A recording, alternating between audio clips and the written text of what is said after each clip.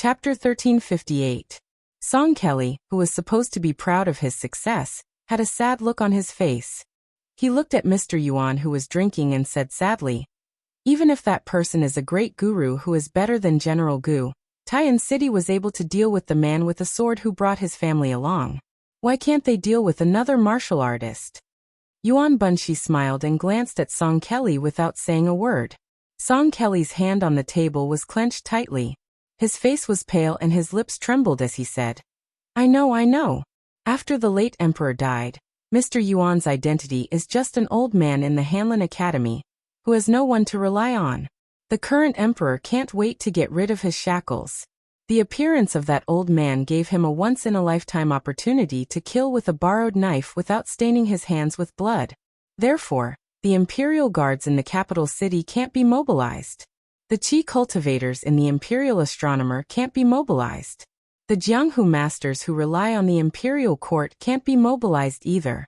Mr. Yuan, is Taiyan City going to burn the bridge after crossing the river again? Does the Zhao family not want any face at all? Song Kelly lowered his head. Mr. Yuan once taught me that serving the emperor as a subject is akin to burning a stick of incense for a Buddha. A new emperor brings in a new subject, and it's because the incense is broken. Yuan Bunshi, whose tongue was cut in half, looked calm. He put down the wine cup and said vaguely, "Yes and no. What I said earlier was only the way of being an official. But there's a more original way of being a person that can't be forgotten. Offering incense to the emperor is actually a skill, not a Tao. Song Kelly, your real Tao is to add oil to the world besides burning incense. This is the foundation that Grand Secretary Zhang Jilu left for Liang. As a counselor, I don't think I'm inferior to anyone. But as a subject, Zhang Jilu is the first person to start a new era. You should learn from his Tao, not my skill. Otherwise, Song Kelly would only be a Yin Maochan or Zhao Yiling at best." What was the point of Yuan Bunshi nurturing Song Kelly?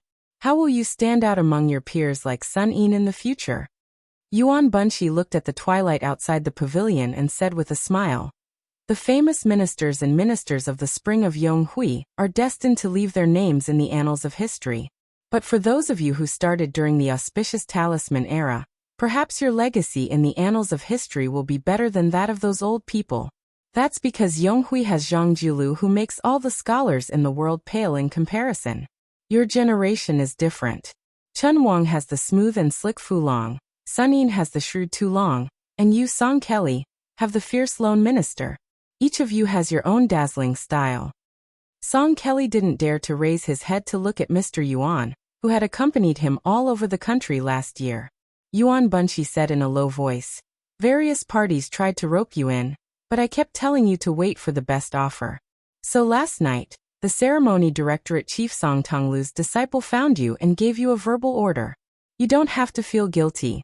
If you can't wait to tell me about Yuan Bunshi, then I will be disappointed." Song Kelly suddenly looked up. Yuan Bunshi smiled indifferently and said softly, "He's here." A person walked over from afar. There was a strange snow-white long blade hanging from his waist. Song Kelly stood up and blocked the steps of the pavilion. The old man didn't seem to move, but Song Kelly, who was skilled in martial arts, was thrown out of the pavilion. After the old man sat down, Yuan Bunshi put 3 wine cups on the table and gently pushed a clean cup in front of the old man. Yuan Bunshi smiled calmly and said, "Back then, I was curious as to why Mr. Qi would force his way through the gate of Taiyan City. Later, I saw Xiefei give me many authentic copies of Mr. Qi's calligraphy. In the early years there were many Chun characters, and in the later years there were many Sunyan characters. Zhao Go had tried to assassinate His Royal Highness 16 times in Beiliang, and 3 of them were most regrettable because of Mr. Qi's interference." The old man didn't raise his cup to drink. Instead, he put the snow-white blade on the table and said, "This old man will still let people drink a few mouthfuls of death wine. Drink slowly." Yuan Bunshi raised his head and drank all the wine in his cup. "Since Mr. Qi has the intention to kill but doesn't have the intention to do so, why are you still pretending?" Qi Lianhua sneered and said, "It turns out that Yuan Bunshi is nothing more than this." Yuan Bunshi shook his head and said, "In life some people are greedy for wine, and some people are greedy for life.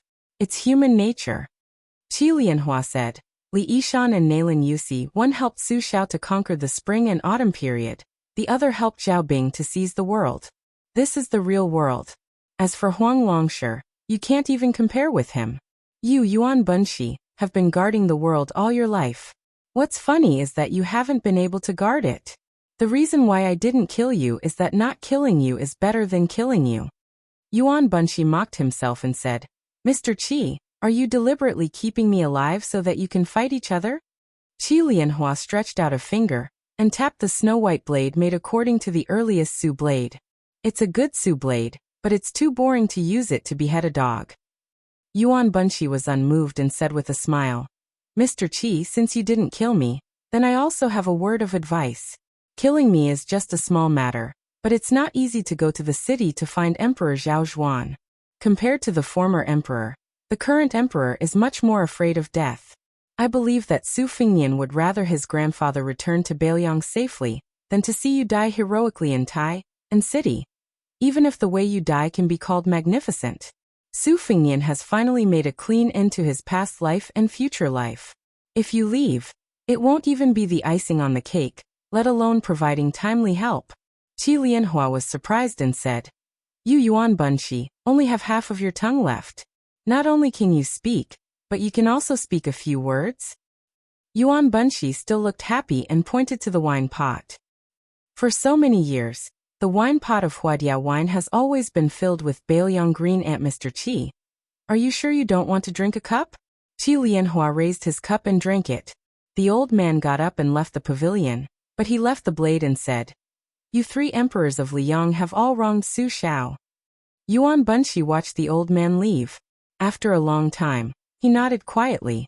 Song Kelly staggered into the pavilion with his hand on his chest. He was relieved to see Mr. Yuan safe and sound. After Song Kelly sat down, Yuan Bunshi stood up and looked at the sky. He said sadly, The sky is going to rain, and the mother is going to get married.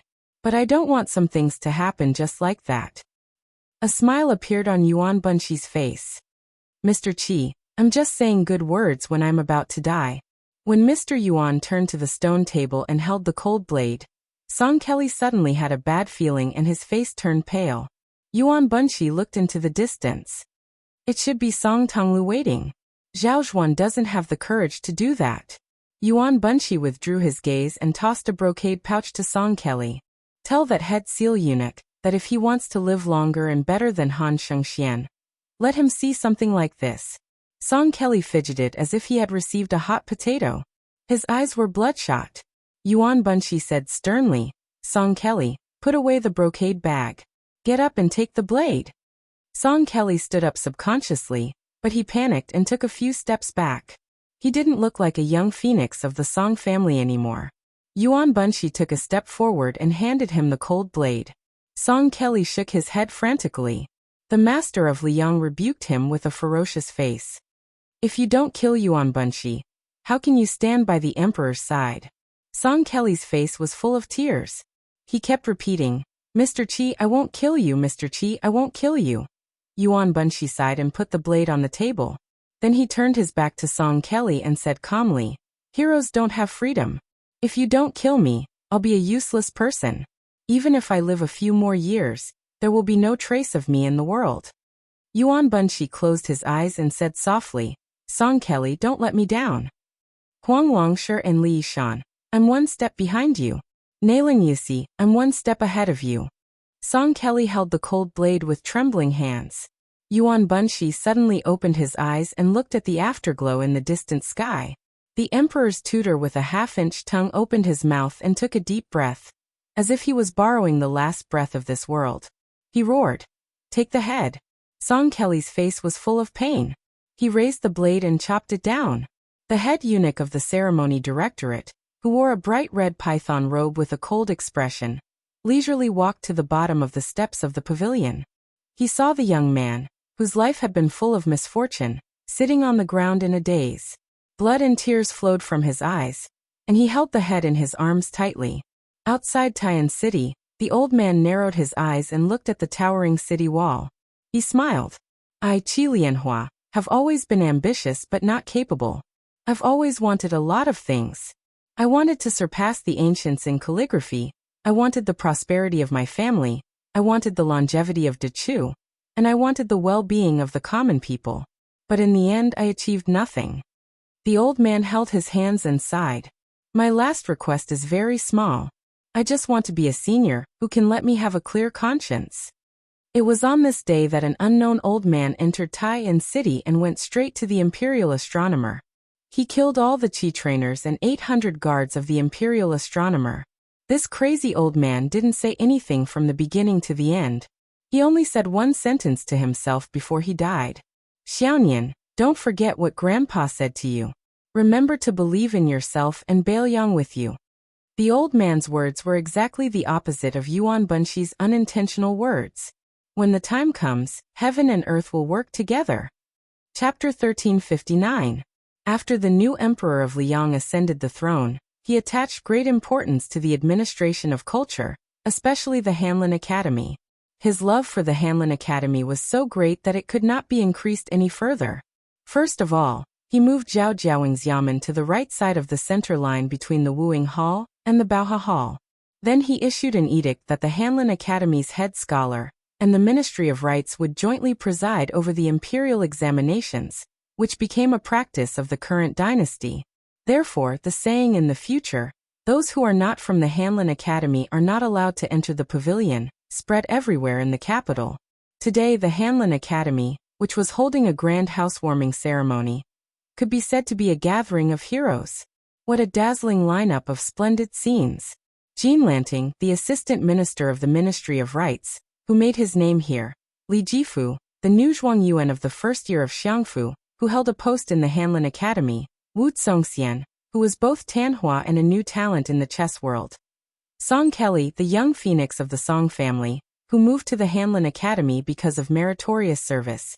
Yin Qiji, the son of the grand scholar of the Dongyuan Pavilion. Chun Wang, the assistant minister of the left-scattered cavalry of Liang Sun Yin, who was once the right chancellor of the Imperial College.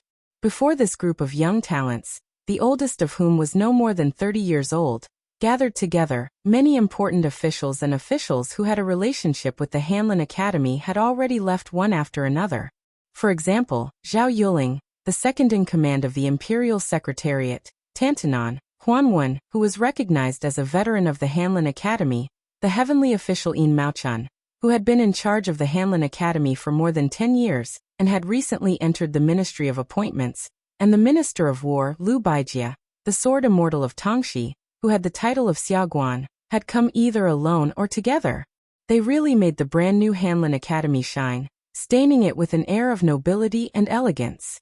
At this time, in the secluded courtyard at the beginning of spring, under a small tree with branches as small as jujube flowers, everyone was enjoying a game of Go. The people playing Go were not national players, nor were they the famous Wu Tsongxian who had defeated 3 national players in a row in the capital. Instead, they were 2 people whom everyone in the court felt were unfamiliar with. There was a huge age gap between the two. There was a stone table and 4 stone stools. On the table was a yellow rosewood chessboard that was very old-fashioned. On the left and right sides of the chessboard were black and white Go boxes that contained white and black Go pieces. On the stone stools were embroidered cushions. The 2 people playing Go were of course sitting and chatting. However, the people sitting on the other 2 stools were the pinnacle of honor in the world. The current emperor, Zhao Zhuan, and the empress, Yin Dongwu. Other than the handsome young man nicknamed Little Bookcase by the emperor, there was also a commoner from Liang who was still a commoner.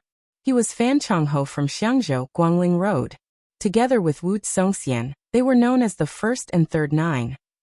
In the past, Fan Chongho was more skilled than Wu Tsongxian, so he was also known as Fan Shi Duan. At the same time, Fan Chongho was good at painting dried rocks, wild plum blossoms and winter bamboo. Among them, wild plum blossoms were the best, and they were proud and unsullied. Now in Tai-in City, there was a saying that Fan Chongho was a tree alone in spring. His paintings could be said to be priceless in the capital's officialdom. Before Wu Tsongxian became famous, the hidden Fan Chongho was specially summoned to the capital by the emperor. The reason for this imperial edict was that his real identity was Little Bookcase from the imperial astronomer. Under the emperor's instructions, he and Wu Songxian played 6 games in a row, 3 slow and 3 fast.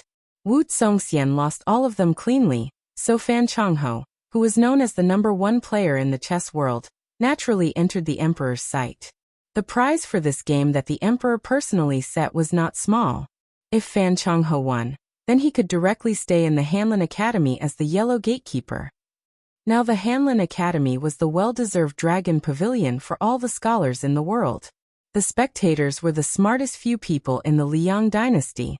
In fact, they were well aware that whether Fan Chongho won or lost on the chessboard was not important.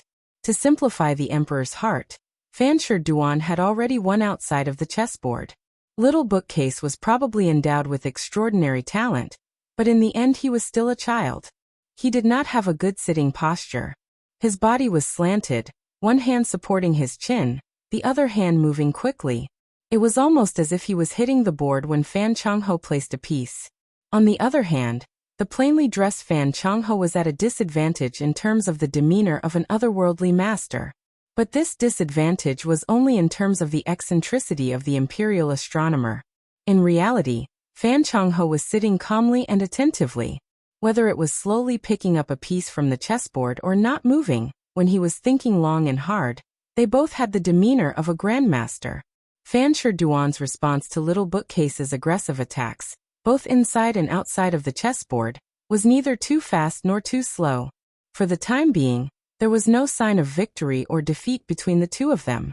Including Emperor Zhaozhuan, the people who were able to stand aside and watch the game, not to mention Wu Songxian, who was very good at chess, even Chen Wang, who had never played chess with anyone before, had good eyesight. Even Empress Yan Dongwu, who was known as the female scholar of Bailiang in the past, could not take her eyes off the game and was very focused. Yan Qiji was standing right behind his elder sister, who was known as the mother of the empire. He was the only one who gave up halfway, when he went to the border to observe the political affairs. He parted ways with the Ministry of War, who was sent from Jibei to Liaoxi, and returned to the capital alone. This incident had damaged Yan Qiji's reputation in the scholarly circle. However, with the great protective talisman of the imperial uncle, no one dared to jump out and criticize him. Yan Qiji looked at the intrigue on the chessboard. He quietly raised his head and looked at the old Chinese parasol tree, whose branches were filled with the joy of spring. His face was filled with fatigue. If the trip to Liangzhou had disappointed him in Kongwuqi, then the trip to Jibei had angered Yan Qiji. The defense line in Jibei had been an important military base for the Central Plains to defend against Bei Meng since the Han family. Although Li Yong paid more attention to the two Liao provinces, the generals who held the military power in Jibei were all carefully selected by the Ministry of War, and candidates who were placed high hopes on by the imperial court. But what did Yan Qiji see in Jibei's northern pass? It was retreating before the battle, and shrinking the defense line. Faced with his reprimand, the few border defense generals were vague. Gao Tingshu, who was picky in Bailiang, was surprisingly silent. Obviously, he had received instructions from someone in the capital. Yan Qiji retracted his gaze and looked coldly at Jin Sanlang, who was not far away from him. The latter also sensed the unfriendly gaze from the young imperial uncle, but he responded with an impeccably gentle smile. Yan Qiji met his gaze. Suddenly, Yan Qiji felt his sleeve being pulled. He lowered his head and saw his sister pointing at a spot on the chessboard. She smiled gently and said, "Eunuch Zheng seems to have made a wonderful move. Don't you think so?" When the child heard the empress praise, he raised his head and smiled brightly. Yan Qiji sighed softly. He stopped arguing with the assistant minister and turned to watch the game. Fan Zhongho's response was still lukewarm. This made Chen Wang, who was also a relative of the imperial family like Yan Qiji, see him in a new light. Ordinary poor scholars would spread their tails like peacocks if they wanted to see the face of the emperor. It was not easy for Fan Zhongho to be so relaxed. The Zhuang Yuan, Li Jifu, was the son of a wealthy family in Liaodong. In terms of poetry, he was not as good as the second place Gao Tingshu. In terms of the four arts, he was far from being as good as Wu Songxian. Thus, most people in the court thought that he was not worthy of the title of Zhuang Yuan. In reality, in the poetry club founded by Jean Lanting, it was rare to hear Li Jifu speak so loudly. However, a few days ago, the Minister of Revenue, Bai Guo, had asked to borrow Li Jifu from the Hanlin Academy. This made people realize that perhaps Li Jifu was not as unlikable as he appeared on the surface. Today, the only person in the group who could compete with Jean Lanting, Chen Xiaobao, only spoke a few words with Li Jifu. Wu Zongxian had originally wanted to go up and get familiar with the Left Sanchi's assistant minister, but soon there was an awkward silence. Compared to everyone present, Song Kelly's appearance today was the most unexpected. The two masters of the Song family who had dominated the literary world for decades were not worthy of the words, extremely tragic. After their deaths, their posthumous titles were only below average. At the time, Song Kelly had been demoted from the noble Hanlin Academy to a county magistrate. Jean Lanting, who was more familiar with the rules of the officialdom, was very curious. How could the young phoenix of the Song family, who had fallen from a high branch into the mud, return to the capital? Who had he latched onto? For the time being, the nobles of the imperial clan did not have this ability. Tantanon had always had a bad impression of the Song family, so all the old people of Zhonglu did not have a good impression of Song Kelly. He had also not heard of the head of the secretariat, Qi Yonglong, having any interaction with the Song family. Jean Lanting pondered for a moment, but could not understand the main point, so he was too lazy to bother. Song Kelly's ups and downs were destined to not affect the overall situation. In the past, Jean Lanting did want to take the initiative to show goodwill to the eldest grandson of the Song family, who was also a member of the Hanlin Academy. He even wanted to personally send him a few hundred knives to make his own signboard, but now, even the assistant minister could turn a blind eye to this person. In a small court meeting filled with officials, he, Jean Lanting, could only respectfully accompany the last seat, but at this time and place he was worthy of being called the head of the Phoenix. As the Hanlin Academy rose in status in the Liang Imperial Court, the position of the Ministry of Rights would also rise. It was certain that he would be in charge of the Ministry of Rights in the future. When the time came, the Ministry of Rights would be in charge, and the Hanlin Academy would be in charge. Then he, Jean Lanting, would be the common teacher of all the scholars during the auspicious era. Jean Lanting smiled and bowed his head, looking down at the chessboard. He placed one hand on the suet jade belt on his waist that the emperor had personally bestowed upon him, and the other hand quietly clenched. The literary vein of the world was in his hands. Why should he worry about the connections in the imperial court? Chapter 1360. Wu Zongxian was probably the one who cared the most about the outcome of the game. With a complicated expression, he looked at Fan Zhongho, who had played against him many times, and felt bitter. Fan Zhongho, a remnant of the spring and autumn period, also known as the son of Buddha, was a thorn in Wu Zongxian's heart that he could not remove. No matter how much they talked in public or in private, Wu Zongxian knew that he both despised and envied this person. He despised Fan Zhongho for ignoring the imperial examinations, and envied Fan Zhongho for having heavenly beings by his side to scheme for him. Before and after he had defeated 3 national chess players in a row, Wu Zongxian had not once mentioned Fan Zhongho. However, the well-informed capital quickly learned that there was a Fan Sherdwan in Xiangzhou. Before the emperor summoned Fan Zhongho to the capital, he had a relaxed monarch and minister question and answer session with him. Wu Zongxian could only bite the bullet and say something insincere. Fan Yuetian and I are evenly matched. Unfortunately, he still could not stop the emperor's curiosity, especially after he had suffered consecutive crushing defeats to the child who was practically the reincarnation of a chess immortal. According to Jean Sabin, the emperor had urged the Ministry of Rights almost every day to ask when Fan Sherdwan would enter the capital. To be able to receive such special treatment, the previous one was the prime minister who had said, "If I don't come out, what will the common people do?" When Fan Zhongho returned to the capital alone, Wu Zongxian went to the courier station that night and, earnestly, told Fan Zhongho about that child prodigy's style of chess. The first move looked sloppy, unintentional and powerless, but in the middle of the game, it suddenly changed. It was as if a towering building had suddenly risen from the rubble and ruins, with the momentum of a lion hunting down a rabbit from above. Of course, Wu Zongxian knew that this kind of illusory saying was equivalent to not saying anything. After Fan Zhongho heard it, it was useless. As for why he only said the middle game and not the end game, it was not that Wu Songxian wanted to hide it, but that Wu Songxian had never played more than 200 games with the child. Wu Songxian, who valued face and reputation the most, was too embarrassed to say anything. Wu Songxian had, with great difficulty, made a name for himself in the capital, so how could he be willing to let Fan Zhongho steal his limelight in Grand Peace City? He wanted nothing more than for Fan Zhongho to suffer a crushing defeat. Simply put, Wu Songxian, one of the top 9 chess players in the world, could lose to the genius youth rumored to have come from the imperial astronomer. It was like the world's top martial artist losing to an immortal on Earth, without any damage to his reputation. But he absolutely could not lose to Fan Zhongho by too much. This was just like how Li Chungang had lost to Wang Xianji, and then Wang Xianji had lost to Su Fengnian. Fan Zhongho's slow play was only compared to the lightning-fast speed of the imperial astronomer's little bookcase.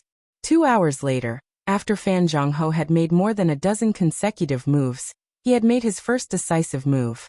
The child with a carefree expression seemed to have seen his opponent for the first time. He no longer rested his chin on his hand or looked left and right. He sat up straight, but he did not look at the game. Instead, he stared straight at Fan Zhongho, who was rolling up his sleeves with his head lowered. Everyone present, including Wu Songxian, could not see the essence of this move, let alone the other spectators. Among them, Jean Lanting could not help but turn his head to ask Wu Songxian in a low voice. The latter did not dare to speak carelessly. Sun Yin stretched out 2 fingers to rub his earlobes and yawned. Song Kelly narrowed his eyes and pursed his lips tightly. Chun Wang was carefully observing the changes in the expression of the imperial astronomer. Li Jifu carefully looked at the emperor, who was leaning forward with a frown. Yan Qiji, whose mind was on the chessboard, bent down and whispered to his sister, Yan Dongwu. If the calm and composed Fan Zhongho was included, not counting the emperor Zhao Zhuan, the empress Yan Dongwu, and that imperial astronomer Jianzheng, then today under the green Polonia tree of the Hanlin Academy, there were as many as 4 people from the northern Liangdao. Chun Wang, Sun Yin, Yan Qiji, and Jean Lanting. Gangnam Du had Wu Songxian, Guangling had Fan Zhongho, Liangliao had Li Jifu, and the capital had Song Kelly. From this, it seemed that the current emperor was more magnanimous than the previous emperor towards Beiliang. The emperor looked at the little bookcase with interest. For the first time, he showed a fierce expression towards a certain person. He tried to smooth things over. Let's close the game for now. You two can play later. Little bookcase Fan Zhongho, try your best to make this game a famous one. If the ending is even better, I will ask the masters in the palace to paint for you. I have to go attend a small court meeting. If I am late, I will be nagged by Tantanon for half a day. Jean Lanting, dressed in purple robes, quickly bowed slightly and made a path for the emperor and the empress. The emperor held the empress's hand and left with a smile. Yan Qiji saw them off alone. As the assistant minister of the Ministry of Rights, Jean Lanting also had to attend the small court meeting. However, the emperor did not say anything, so he could not stick to the emperor's side. After all, he could be suspected of using the emperor's power to intimidate others.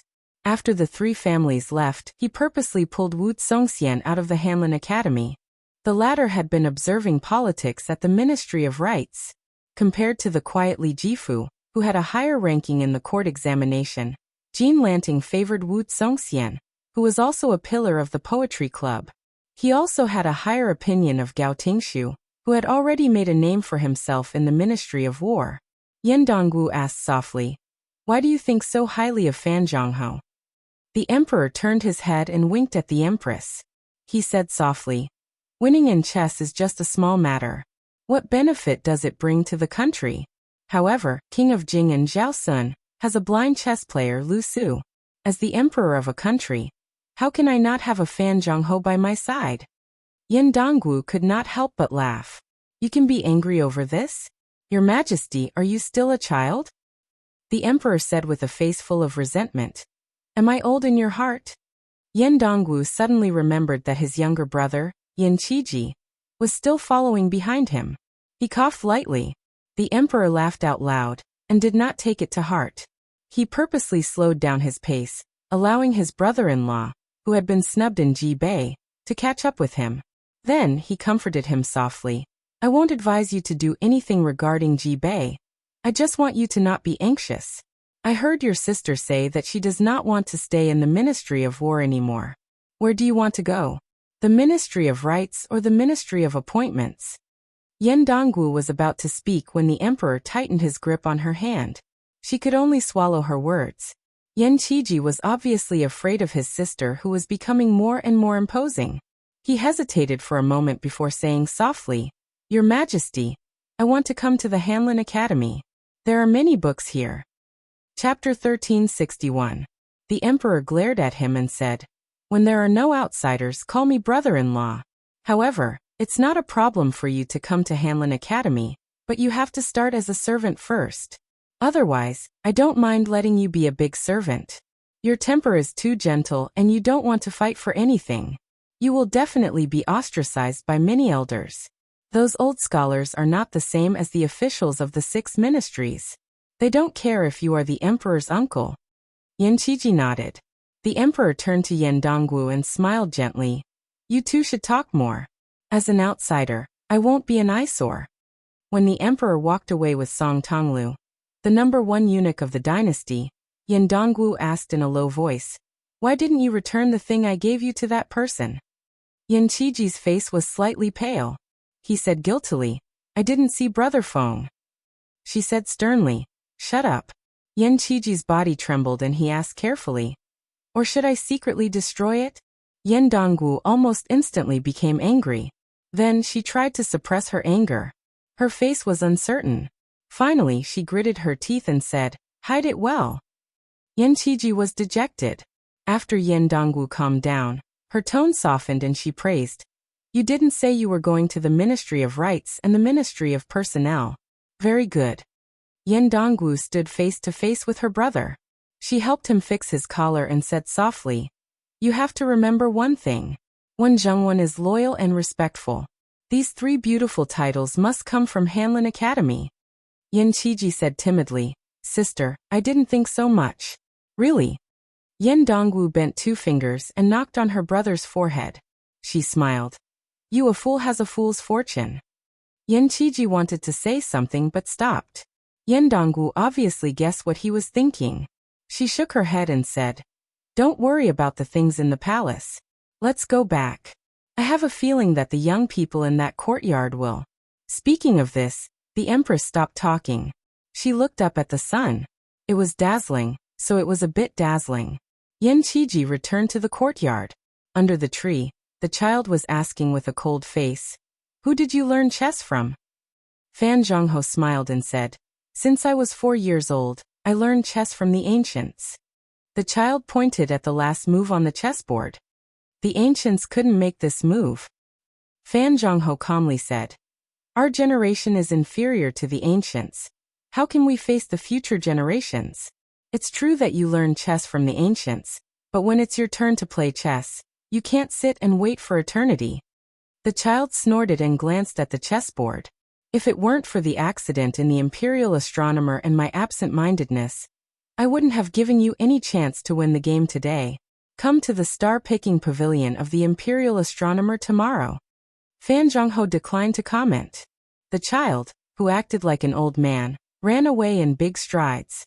Only at this moment did he have the childishness of his age. Ever since he was a child, he had been running around the little bookcase of the Imperial Astronomer. It was not easy for him to find the empress whom he was closest to. Contrary to the imposing manner of this child when he played chess with others, when he saw Yan Dongwu, he had a childish smile on his face, like a child who had met his sister who loved him dearly. Yan Dongwu rubbed the little bookcase's head and said sympathetically, It's been hard on you. The Imperial Astronomer has suffered such a huge accident, and His Majesty still wants you to play chess with others. I'll help you scold him later. In the accident in the tight blockade not long ago, there were more than 800 guards who had died in the battle. Most of them were elite Imperial soldiers who were highly skilled in martial arts, and there were also dozens of masters who had koi fish pouches. Especially the latter, when they were escorting something to Guangling Road. More than 100 of the top Jianghu people who had been recruited by the Ministry of Justice of the Imperial Court had all died mysteriously. Zhao Go had already been seriously injured, and this loss was no different from adding fuel to the fire. But compared to the real loss, the death of the Qi cultivators in the Imperial Astronomer was nothing at all. Among these so-called immortals, there was no lack of experts with the mysterious fingered divine ability, and they were indispensable to the imperial court of Liang. Their existence in itself was a kind of magnificent deterrence that could symbolize the majesty of the heavenly Tao. The emperor was the person who was destined by heaven, so he was under heaven's command. In the end, the Qi cultivators of the Liang North faction who supported the dragon were all killed in that bloody battle. Why did the current emperor, who had always regarded chess as an idle hobby, move the Hanlin Academy in a hurry? Why did he personally create momentum for Fan Sherdwan and Fan Chongho? Or was it because he wanted to divert the attention of the officials and try his best to suppress the turbulent ripples that affected the entire capital? Yin Dongwu even saw with her own eyes that the cultured and elegant fourth prince locked himself in the imperial study for an entire night. When he came out, even the head eunuch Song Tonglu did not dare to approach him. It was she who had to personally go forward and bandage his bloody left hand. The little bookcase shook his head and said, "Grandpa Jianzheng said that everyone has to die. I'm not sad. If I didn't have to play 3 rounds of chess with someone for Grandpa Jianzheng, it wouldn't matter even if I died there." Then the child silently said in his heart, "Although the old man is dead, his disciple might have already appeared." He would not tell anyone about this matter, not even his sister Empress. Yin Dongwu laughed angrily and said, "Don't say such unlucky things. How old are you? Live well." The little bookcase laughed and said, "I want to eat osmanthus cake." Yin Dongwu held his little hand and walked in the palace. "That will have to wait until autumn. So, all the more you have to live well." In the Hanlin Academy, when Yan Qiji approached, he found that the atmosphere was a little strange. Chen Wang, who had the highest rank, and Li Jifu stood at the side and chatted. The arrogant scholar Sun Yin, who had once fought with the scholars in the Imperial College, was lying on the stone table. Fan Chongho was reviewing the game in detail. Yan Qiji had already stopped in his tracks. Suddenly he saw Song Kelly, who was alone, smiling at him. Yan Qiji smiled knowingly and walked forward. In the spring of the second year of Xiangfu, there were 6 people in this small courtyard on this day. Chen Wang, Sun Yin, Song Kelly, Fan Chongho, Li Jifu, Yan Qiji. Originally, I had already written more than 2,000 words about the Battle of the Gourd in Yuzhou. However, if I want to combine it into a chapter, I need to write at least 4,000 words. Otherwise, only 9,000 words will be too intermittent. Today, I'll just write 6,000 words. This kind of transitional chapter is probably as unlikable as Li Jifu in the book. However, I hope that everyone can hold their noses and read it. Of course, when I wrote it myself, I was very sentimental. Yes, sentimental, I rarely boast, but when I write this kind of scene that can freeze history, it really is very sentimental. P.S. Don't worry, the next battle will be one after another. Bailiang and Guangling can be considered as fighting a country by one land. Chapter 1362. In a relay station 3 miles away from Chongqing City in Yuzhou, a young man wearing a thick fur coat stood on the side of the road. Beside him was a child who was reading a yellowed book with saliva. Bailiang Road's relay station had many willows planted on both sides, but this relay station was a little different. There were only parasol trees that could tell the difference between spring and autumn. It was said that there was a lot to pay attention to. Back then, when General Su Xiao was conferred the title of king, the rich people of Chongqing City, in order to please this butcher, who was known to kill without blinking an eye, specially changed to nearly 1,000 green sycamore trees. It was all because His Royal Highness had the word Feng in his name. Feng does not rest on sycamore trees. Unfortunately, the army took a detour and continued to head west. Su Xiao did not enter the city at all. This made those rich people feel very embarrassed. However, after His Royal Highness was conferred the title of King of Bailiang, the new King Liang's trusted aide, Huang Fujin, was promoted to General of Yuzhou and became the master of Chongqing City. Therefore, those old people were very happy. Every now and then, they would boast to their juniors about their foresight. Last year, when Huaihua General Zhong Hongwu was in charge of Lingzhou, the officialdom was turned upside down, but Yuzhou was peaceful. These old men were very proud. Huang Fujin also took care of these old people's families. Currently, there was an interesting saying in Chongqing City. It's never too late to flatter someone. Dust rose from the relay station in the distance. The sound of horse hooves was getting closer and closer. The young man put away his thoughts. The leading rider was wearing a rare purple robe in Beiliang. It should be known that the purple robe in the capital was inferior to the red robe in the capital. It meant that the power of the purple robe in the capital was not as good as the local officials in the red robe.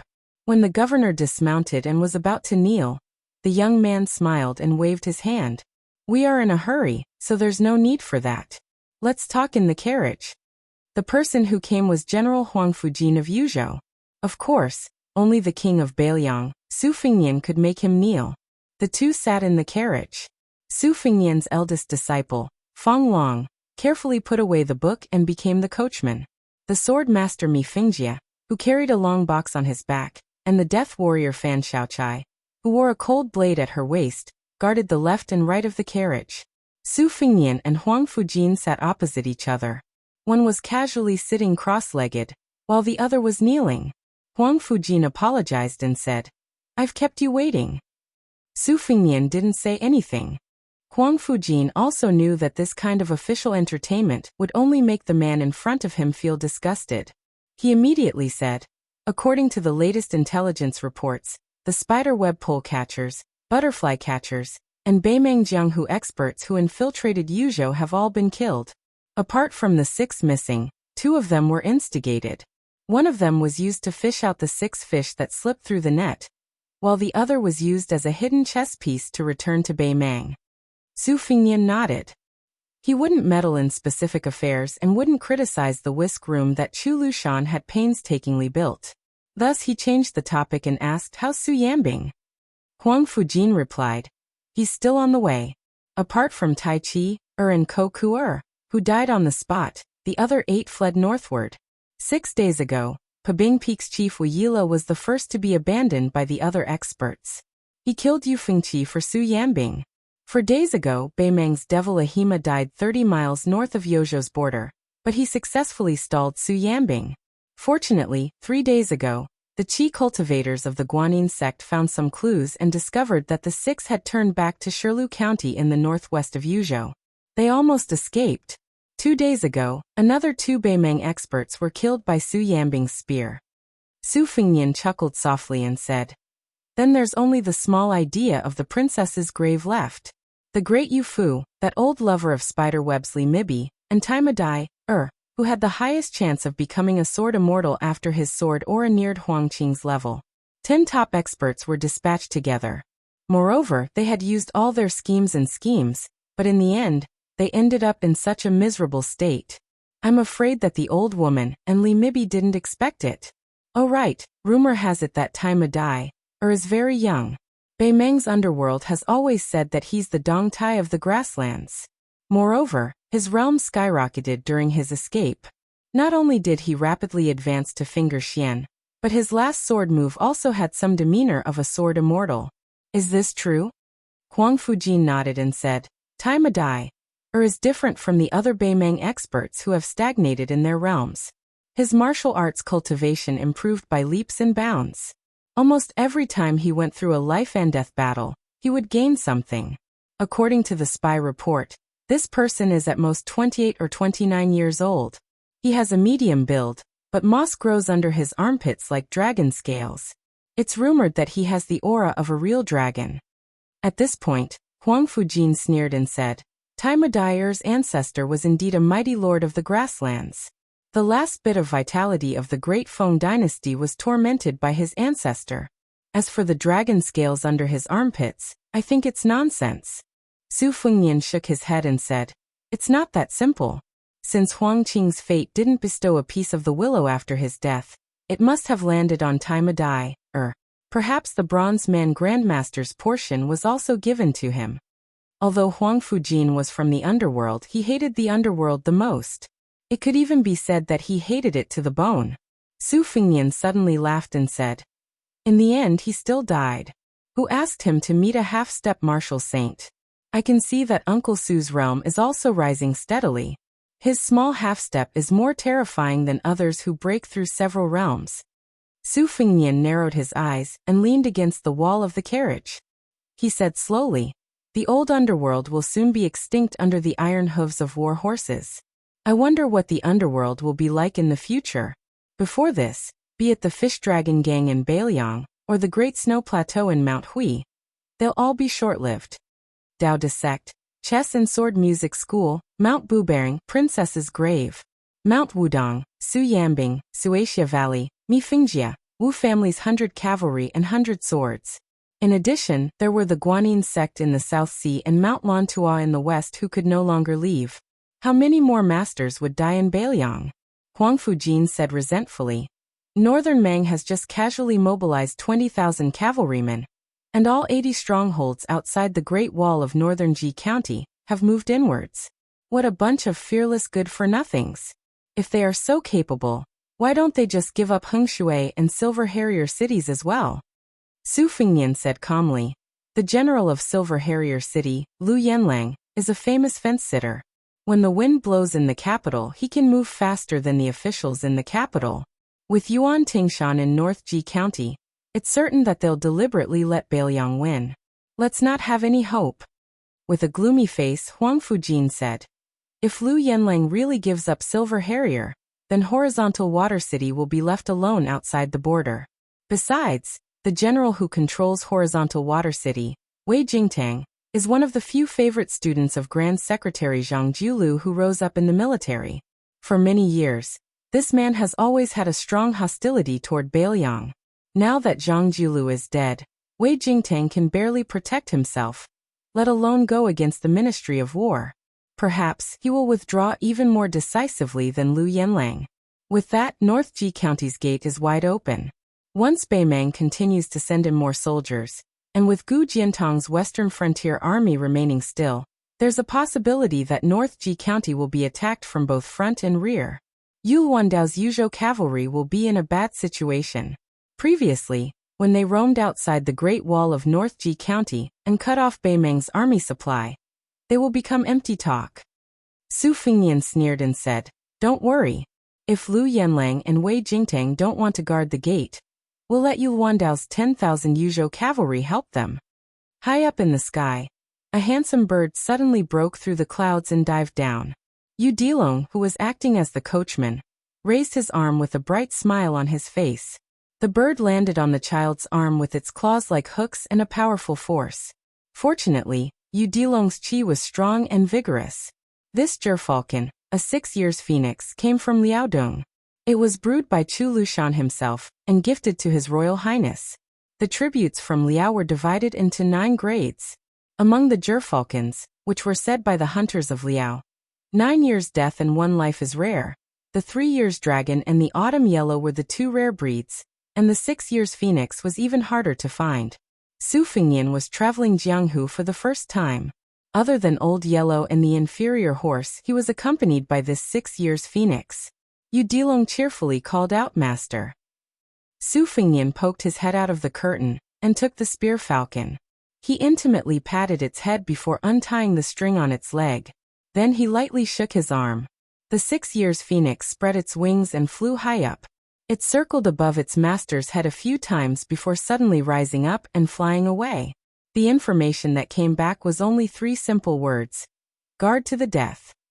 The meaning was very clear. Wei Jingtang would guard Horizontal Water City to the death. Su Fengnian sighed softly and said, "The wind knows the strength of the grass." In his joy, Huang Fushi asked doubtfully, "Why would Wei Jingtang risk his life to guard Horizontal Water City? Could it be Protector General Chu's secret plan?" Su Fengnian shook his head and said, "No matter how skilled Fu Shuifang is, he can't bribe a scholar like Wei Jingtang." Su Fengnian thought for a while and said, "It's probably because his master Zhang Jiulu's death that made Wei Jingtang make up his mind." Huang Fushi was still indignant. "It's a pity that Ji province only produced 1 Wei Jingtang." Su Fengnian said expressionlessly, "Why don't you say that the Liang dynasty only produced 1 Zhang Jiulu?" After a short silence, Su Fengnian smiled and said, "It seems like you have to go to Yuzhou alone. I'll go to Jibei to find Yu Luandao, and take a look at that Wei Jingtang. Huang Fuxi's heart trembled and he said in shock, Your Highness, are you going to take the risk and personally lead the troops out of the calabash? Without waiting for Su Fingyan to speak, Huang Fuxi jumped off the carriage and rushed to the front of the post house. He then knelt down with a thump and did not say a word. He just knelt there. Yu Dilong hurriedly stopped the carriage. After Su Fingyan got off the carriage, he walked over to help this general of Yuzhou who had lost his composure. However, Huang Fuxi, who was once mocked by the officials of Lingzhou as the #1 watchdog under Mount Qingliang, refused to get up. Su Fingyan said in a low voice, Get up. Chapter 1363.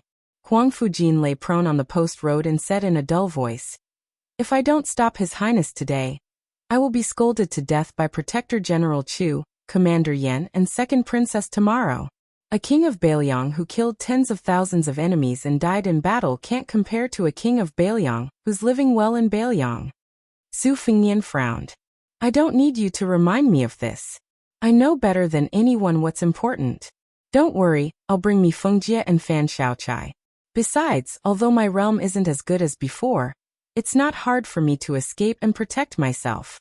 There aren't many top experts left in Beimang. Huang Fujin was determined to be stubborn to the end. He looked up at Su Fingyan and asked, What if Tuoba Bodhisattva comes to kill you? Su Fingyan said helplessly, Tuoba Bodhisattva is on his way to Lu Province. Besides, have you forgotten about Su Yambing who's about to finish things off at the border of Yuzhou? Seeing that Huang Fujin was still unwilling to get up, Su Fingyan kicked him and said angrily, Huang Fujin, your death remonstrance is 1,000 miles away from the imperial censor of Grand Peace City. Get up. Huang Fujin got up slowly and hesitated for a moment before saying softly, Your Highness, I'll say something rebellious. You can't die. If you die, I'll never be able to become the Gu Jiantang of Bailiang. Su Fingyan only glanced at Huang Fujin's heartfelt words and dismissed them with a smile. Then he and Yu Dilong each got on a horse and rode away with Mi Fengjie and Fan Shaochai. Huang Fujin didn't wipe the sweat off his forehead. Both sides knew that what Huang Fujin really wanted to say wasn't the Gu Jiantang of Bailiang, but the Su Shao of Liang dynasty. One day he would be crowned king. Huang Fujin didn't mind that Su Fingyan knew about his ambitions. The four riders galloped eastward on the post road. Lulong, whose horsemanship was already very exquisite, turned his head to look at the cavalry and asked, Master, what did this Yuzhou general say? What oil and what lantern? Su Fingyan laughed and said, You want to say that he's not easy to deal with? Who did you learn from? Junior sister Wang Sheng or junior brother Lu Yinzhong? The child chuckled. Su Fingyan teased, Missing Wang Sheng? Then why didn't you go to Beimang with her? The child quickly put on a straight face and said seriously, She went to Beimang with that white fox face to train her martial arts. How can I be a burden to her? She said that when we return to MT Qingliang, she will definitely beat me and Lu Yunzhang alone. Su Fingyan said meaningfully, You've already lost half the battle. Yu Dilong was stunned. Junior sister, are you really able to master the most powerful sword art in Beimang? Then he couldn't help but laugh to himself. Su Fingyan shook his head. The taciturn Mi Fengjie said worriedly, In the end, Ji province is not Bailiang. There are many hidden spies. Your Highness should be careful. Su Fingyan nodded. Mi Fengjie secretly glanced at the female sacrificial warrior, Fan Shaochai. This mysterious grandmaster didn't understand why Su Fingyan wanted to bring her along. Mi Fengjie was determined to keep a close eye on her, just in case. Fan Shaochai looked ahead with an indifferent expression. Ji province was once part of northern Han. In fact, it wasn't just the Han family of Ji province. Northern Han's rule had lasted for more than 160 years. Too many aristocratic families had once been Northern Han's subjects. As for her Fan family, it had been loyal for generations. Su Fingyan suddenly said, This time you might not have the opportunity to visit the graves of the Fan family's ancestors. If you decide to stay in Ji province, I can agree to it right now. You don't need to be in a hurry to answer. We can talk about it when we get there. Fan Shaochai suddenly bit her lip, causing blood to seep out. Her eyes were crazed. She laughed. I don't have the face to visit the graves of my ancestors. Since I can't kill you, and don't even dare to attack you, I can watch you die on the battlefield with my own eyes." The famed sword in Mi Fengjia's case shook violently. He angrily shouted, "Fan Xiaochai, are you seeking death?" Fan Xiaochai's shoulders trembled slightly. Her laughter grew louder and louder. Sitting high on her horse, her face was full of disdain. "TSK, a mysterious finger expert. I am truly afraid of death." Su Fengnian calmly said, "Enough." Mi Fengjie took a deep breath. Fan Xiaochai immediately retracted her crazed aura. Their mounts paused for no reason. The neglected child, Yu Dilong, looked at the old man who reached out to support the sword case, and then looked at the young woman whose fingers were a little green from holding the reins. This eldest disciple of Su Fengnian secretly curled his lips. Su Fengnian closed his eyes. He knew that many people had already begun to die in Yuzhou. The Hanlin predecessors of the Liang dynasty were not stingy with their writing when they wrote the history of Northern Han. Unlike the deliberate belittling of Vietnam and Tang, they were especially appreciative of Northern Han, especially Ji Province. They called it, Ji Province is full of heroes. They were all brave warriors who died with a clear conscience. However, in the confrontation with the butcher Su Shao, the Fan family, the mainstay of the Northern Han army, had one soldier after another bravely sacrificed themselves. After the Han family had submitted to the Liang dynasty and had their entire family executed, the veteran General Yang Shenxing was the first to be trapped in the Guangling circuit. Ji Province was like an old man past his prime who refused to accept his old age. In the end, it was truly old. As the sun set in the west, two people stood side by side on the city walls of Transverse Water City, located at the forefront of Northern Ji. The man wearing the uniform of a Liang civil official was in his 40s. He had a scholarly and refined temperament, but his face had the rough and weathered appearance of someone who had lived on the border for a long time. He was Transverse Water City's garrison general, Wei Jingtang, second in the imperial examination in the 9th year of Yonghui. However, he did not choose to use the Hanlin Academy as a springboard for his career. Instead, he first observed politics in the Ministry of War for half a year. Very quickly, he requested to be transferred to the border of Liaodong. As a result, Wei Jingtang came to Ji Province. First, he served as the county magistrate of southern Ji. As his official rank grew higher and higher, the area under his jurisdiction grew closer and closer to the border of Ji Province. Finally, he became the commanding officer of the military administration of Transverse Water City. He was only at the 4th rank. In terms of profiting, as long as he did not touch the border trade, he could not even compare to the county magistrates of Jiangnan. In terms of official prestige, he was far inferior to the outstanding figures who had passed the imperial examinations. There was a man from the same hometown as him who was only a top 3 jinshi. When he was young, he had a grudge with him. In the capital, he was only the commanding officer of the Ministry of War. Over the years, he had been making things difficult for him. Previously, when the Ministry of War was observing politics at the border, there was a man from the same year who brought a letter to Wei Jingtang.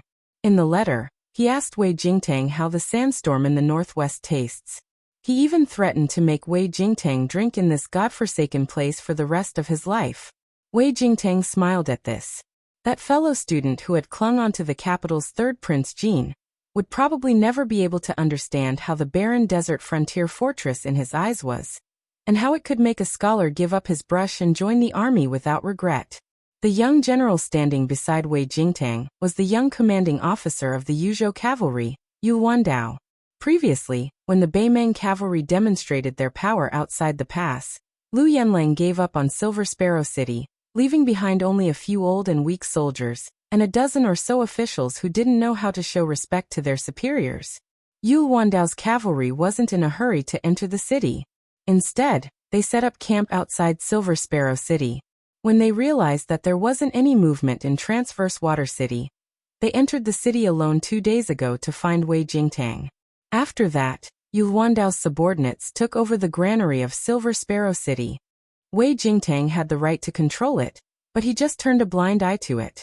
Some of his subordinates were angry, but Wei Jingtang only said one sentence: Transverse Water City can't touch Silver Sparrow's grain. If we take even 1 grain, someone will lose his position. However, instead of being treated as an invasion by the Beimang barbarians, what's wrong with handing it over to someone who is willing to draw a blade against the Beimang? The extraordinarily handsome Yu Wandao didn't just have the peerless blade passed down from his ancestors, Great Yuan. On his waist, he also had a brand new cold blade that was equally eye-piercing. He asked softly, Lord Wei, I still don't understand. However, I still want to thank you on behalf of the Beiliang. Wei Jingtang was silent. His expression was resolute as he gazed at the endless desert of yellow sand. Not moving south was a crime. Allowing the Silver Sparrow's grain to be taken by the Yuzhou cavalry was an even greater crime. If that official from the Ministry of War returned to the capital and wrote a report, saying a few words of incompetence in governance, it would be another crime. Being punished for several crimes was already enough for Wei Jingtang to lose his head. Those old brothers of his who had exchanged their lives with him in Transverse Autumn City didn't understand either. Some of them almost wanted to tie him up and take him to Jinan, saying that Transverse Water City could be defended to the death by them. They didn't need Wei Jingtang alone. However, Wei Jingtang still stood here in the end. Yu Wandao laughed. Although there are some people from Jizhou who risked their lives to support the grain supply for my 10,000 cavalry, without the Silver Sparrow's granary, we would still be stretched thin today. That Yuan Tingshan can't wait to give me a taste of his own medicine. Wei Jingtang said impartially. Although his character is like a clown and is loathsome, I have to admit that this man's management and command of troops is not bad. Yu Wandao looked at the wisps of smoke rising from several tens of miles away, then smiled and said, Lord Wei, just take it that I'm just trying to spite you. Today, I'm going to teach you one thing. Although the cavalry of Tranquil Province is not as strong as the cavalry of Liang Province, they are much stronger than your northern Ji cavalry. Wei Jingtang smiled faintly and said helplessly, I'll wait and see. Yu Wandao turned around, and was about to leave when he suddenly turned back. He took down the cold blade from his waist, and placed it on the city wall. With a solemn expression he said, Lord Wei, whether you accept it or not, I'll give you this cold blade. I, Beiliang, respect all those who dare to fight to the death. Wei Jingtang didn't pick up the cold blade. He smiled and asked, Even if I'm the Grand Secretary's disciple? Even if I've been scolding General Su Xiao as a traitor to the country? Yu Wandao laughed and cupped his fists. He left the cold blade behind and left in a carefree manner. Wei Jingtang watched as the eldest grandson of the Yu family, who was supposed to have a bright future in Li Yang's officialdom, walked down the city wall. He retracted his gaze and looked at the Beiliang blade. He said softly, What a Beiliang! Chapter 1364. Wei Jingtang raised his head to look at the sky, his eyes brimming with tears. He smiled and said, Teacher, in your letter, you asked me if I dared to go down and drink with you. Student Wei Jingtang is more than happy to do so. Outside the mouth of the gourd in Yuzhou, in a massive commander's tent that was heavily guarded by soldiers, the coals produced by the finest carp kiln burned fiercely, blocking out the spring chill. Of the 30-some people in the tent, half of them were dressed in the armor of Beimang's high-ranking military officers, while the other half were dressed in the uniform of the Southern Dynasty's Ministry of War. The latter were all between 20 and 30 years old. At this moment, the vanguard of the army had already begun to break through the mouth of the gourd. The vanguard had over 90,000 people, with the main general, Yang Yuanzhan, commanding the various troops. The main force was the 30,000 personal soldiers of this great general of Beimang, while the various garrisons of Dragon Waste Province had 40,000 soldiers. However, the true elites were the 20,000 Ruran cavalry under the command of the Southern Dynasty's assistant minister of the Ministry of War. The Ruran Mountains had always been an important source of troops for the elite cavalry of the northern plains. It produced fine horses, but it also produced strong soldiers. Most importantly, compared to other places, the Ruran cavalry were more obedient, willing to give up their lives and daring to fight to the death. Beimang and Liang had fought so many great battles during Yonghui's reign. The valiance displayed by the Ruran cavalry had even caused many famous generals of the Central Plains to raise their eyebrows. Back then, even the old Grand Secretary of Liang had to admit that the barbarians here had the style of the Great Qin. Other than the vanguard led by Yang Yuanzhan, who had already driven south, the remaining 200,000 soldiers were still biding their time outside the mouth of the gourd. Compared to the invasions of the nomads in history, this expedition south to Beimang was clearly more methodical. Yang Yuanzhan was the nominal commander-in-chief of Beimang's eastern front. However, after Yang Yuanzhan led the troops out, there was no chaos in the seemingly leaderless commander's tent. Countless orders for the deployment of troops were accurately issued from here to the various armies. This was all thanks to Dong Zhuo, the #1 military and political figure in the Southern dynasty. After he became the king of the Southern courtyard, he focused on restructuring the Ministry of War and added the position of strategist in front of the curtains. He took the opportunity to promote a large group of young people to become the staff of the Ministry of War. Everyone was bestowed with fine clothes and jade belts by the emperor. Hence, they were nicknamed strategist in front of the curtains. Even though their ranks were not high, they were considered to be of low status and power. As long as the strategies they formulated were reviewed by the Ministry of War in the western capital, not to mention the generals of the towns and the prairie lord, even the prefectures of the various provinces and generals like Yang Yuanzhan and Hong Jingyan had to follow the rules. After the start of the war, these strategists all left the Ministry of War and followed the army. Most of them rushed to the Eastern Front. Dong Zhuo gave them the power to act according to the circumstances. Of course, it was impossible for there to be no opposition in the imperial court in the western capital. However, Fatty Dong didn't pay much attention to them, and even shamelessly used Her Majesty's imperial edict as a shield. Furthermore, the young people who rose to the center of the imperial court overnight were mostly from the Yelu and Murong surnames, or the flaming and plump aristocrats from Longguan. They were the young talents from the north, 7 south and 3 surnames A in Beimang. It could be said that Dong Zhuo's exceptional promotion had captured almost all the top aristocrats in Beimang in one fell swoop. As a result, the saliva in the western capital didn't even need to be refuted by the king of the south courtyard, who knew how to conduct himself. However, Beimang soon realized how insidious and cunning Fatty Dong was. These strategists were divided into 2 groups. One group went to the eastern front to impede General Yang Yuanzhan, and the other group went to the western front where General Lu Gui was. Only the central front didn't have any strategists. However, the general situation had been determined. In addition, the war in the north of Liangzhou was destined to be the deadliest and bloodiest. It wasn't easy to gain military merits there. Therefore, the old and cunning elders behind the strategists could only pinch their noses and admit defeat. However, when almost everyone thought that the Battle of Heluku in Yuzhou was just a side dish to the war in Liangzhou, the king of the south courtyard, Dong Zhuo, actually came here in person and joined a group of strategists. In the military tent as spacious as a hall, Dong Zhuo stood at the northernmost position at one end of the long table. On the table was a sand table with mountains, rivers, and cities. The terrain of Heluku could be seen at a glance.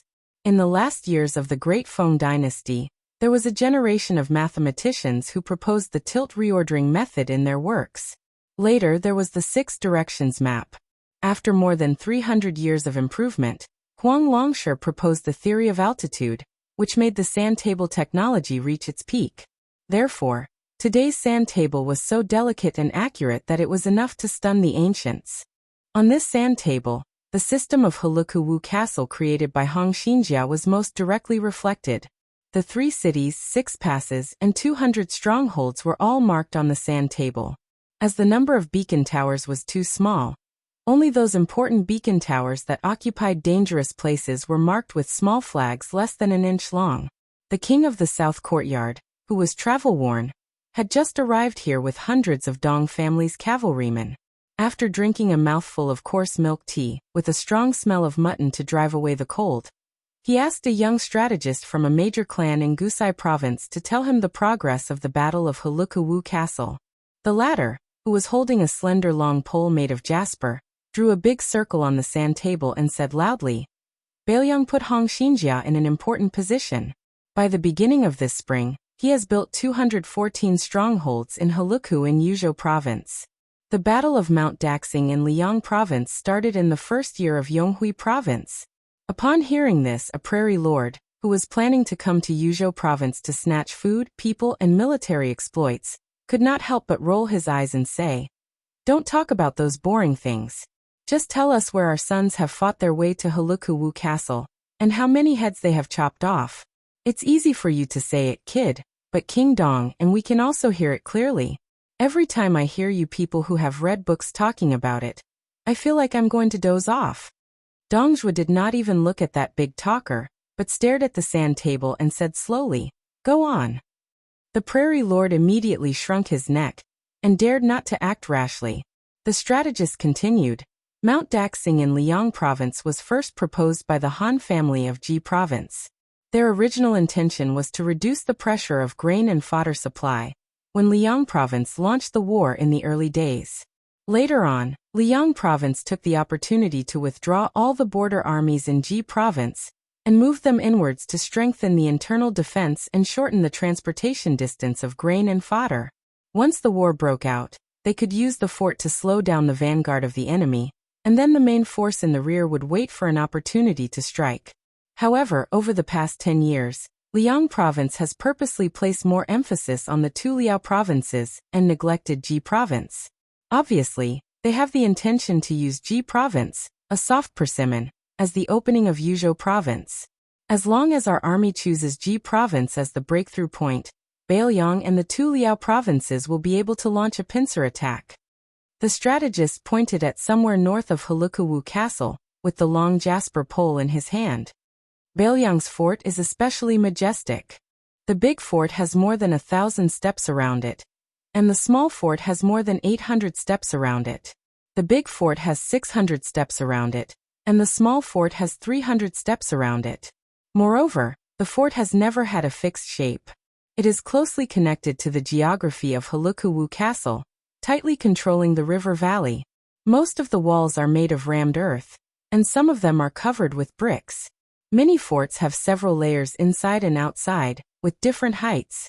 If we are careless, even if we successfully break through the fort's gate, we will still have to fight a tough battle. This is enough to show Hong Xinjia's sinister intentions. For example, the group of forts here at Helukuwu Castle, with the Jujube Horse Fort as the core, and the Green Wind Fort Be Rising Fort, and the other 18 forts surrounding and protecting them. In total, there are 3,400 garrison soldiers. The first fierce battle between the two sides will definitely take place here." The jade pole in his hand shifted slightly to the south. If Beiliang's Helukuwu Castle was only blocked by these forts, it would not be worth mentioning. However, after Chen Jibao became the governor of Beiliang, 3 towering and sturdy cities were built at Helukuwu Castle. Although they are far inferior to the number 1 town in the northwest, Huta City, they are definitely not to be underestimated. This Crouching Bao City, built against the mountain, is one of them. In fact, all the forts in the northern line of defense at Helukuwu Castle are attached to Crouching Bao City. Unlike the forts that only defend to the death, the 3 cities of Helukuwu Castle each have a different number of elite cavalry troops from Yuzhou. A major third-rank general from Ju Province laughed and said, "That Yuzhou also has a capable cavalry troop? I thought that Yan Wenlwan's subordinates were only a group of soldiers crawling like turtles." The story of turtles crawling like turtles had been circulating in Beimang for a long time. In the past 20 years, most of the battles in Liangmang took place on the northern line of defense in Liangzhou. Yuzhou had always been sparse. Beiliang infantry commander Yan Wenlwan, this old tiger, had no power to speak of in the eyes of Beimang. The younger Beimang generals were somewhat convinced by Beiliang governor Chu Lushan, or the new cavalry commander Yuan Zuozong. After all, Yuan Zuozong's military achievements in the several large-scale battles in the hinterland of Beimang many years ago were obvious to all. That Lu Qiu'er even chased the current king of South Courtyard for almost 1,000 li. Moreover, Beimang's cavalry was like the wind.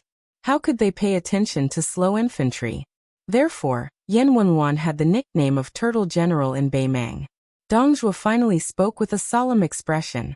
"All of you are clearly aware that my Dong clan army consists mostly of infantrymen. But perhaps all of you aren't aware that I, Dongjue, learned from Yan Wenlwan when I first trained my infantrymen. Although now it's enough to look down on most of the Yuzhou infantry, Yan Wenlwan, who you laughed at as Turtle General, has 1,000 heavy armored soldiers under his command.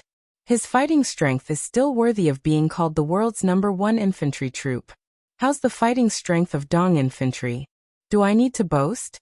Dong Zhuo raised his head and looked at the people present with cold eyes. The Yuzhou cavalry is not good enough? Don't forget that the Longxiang army that turned our Gusai province into a sieve was based on the Yuzhou cavalry.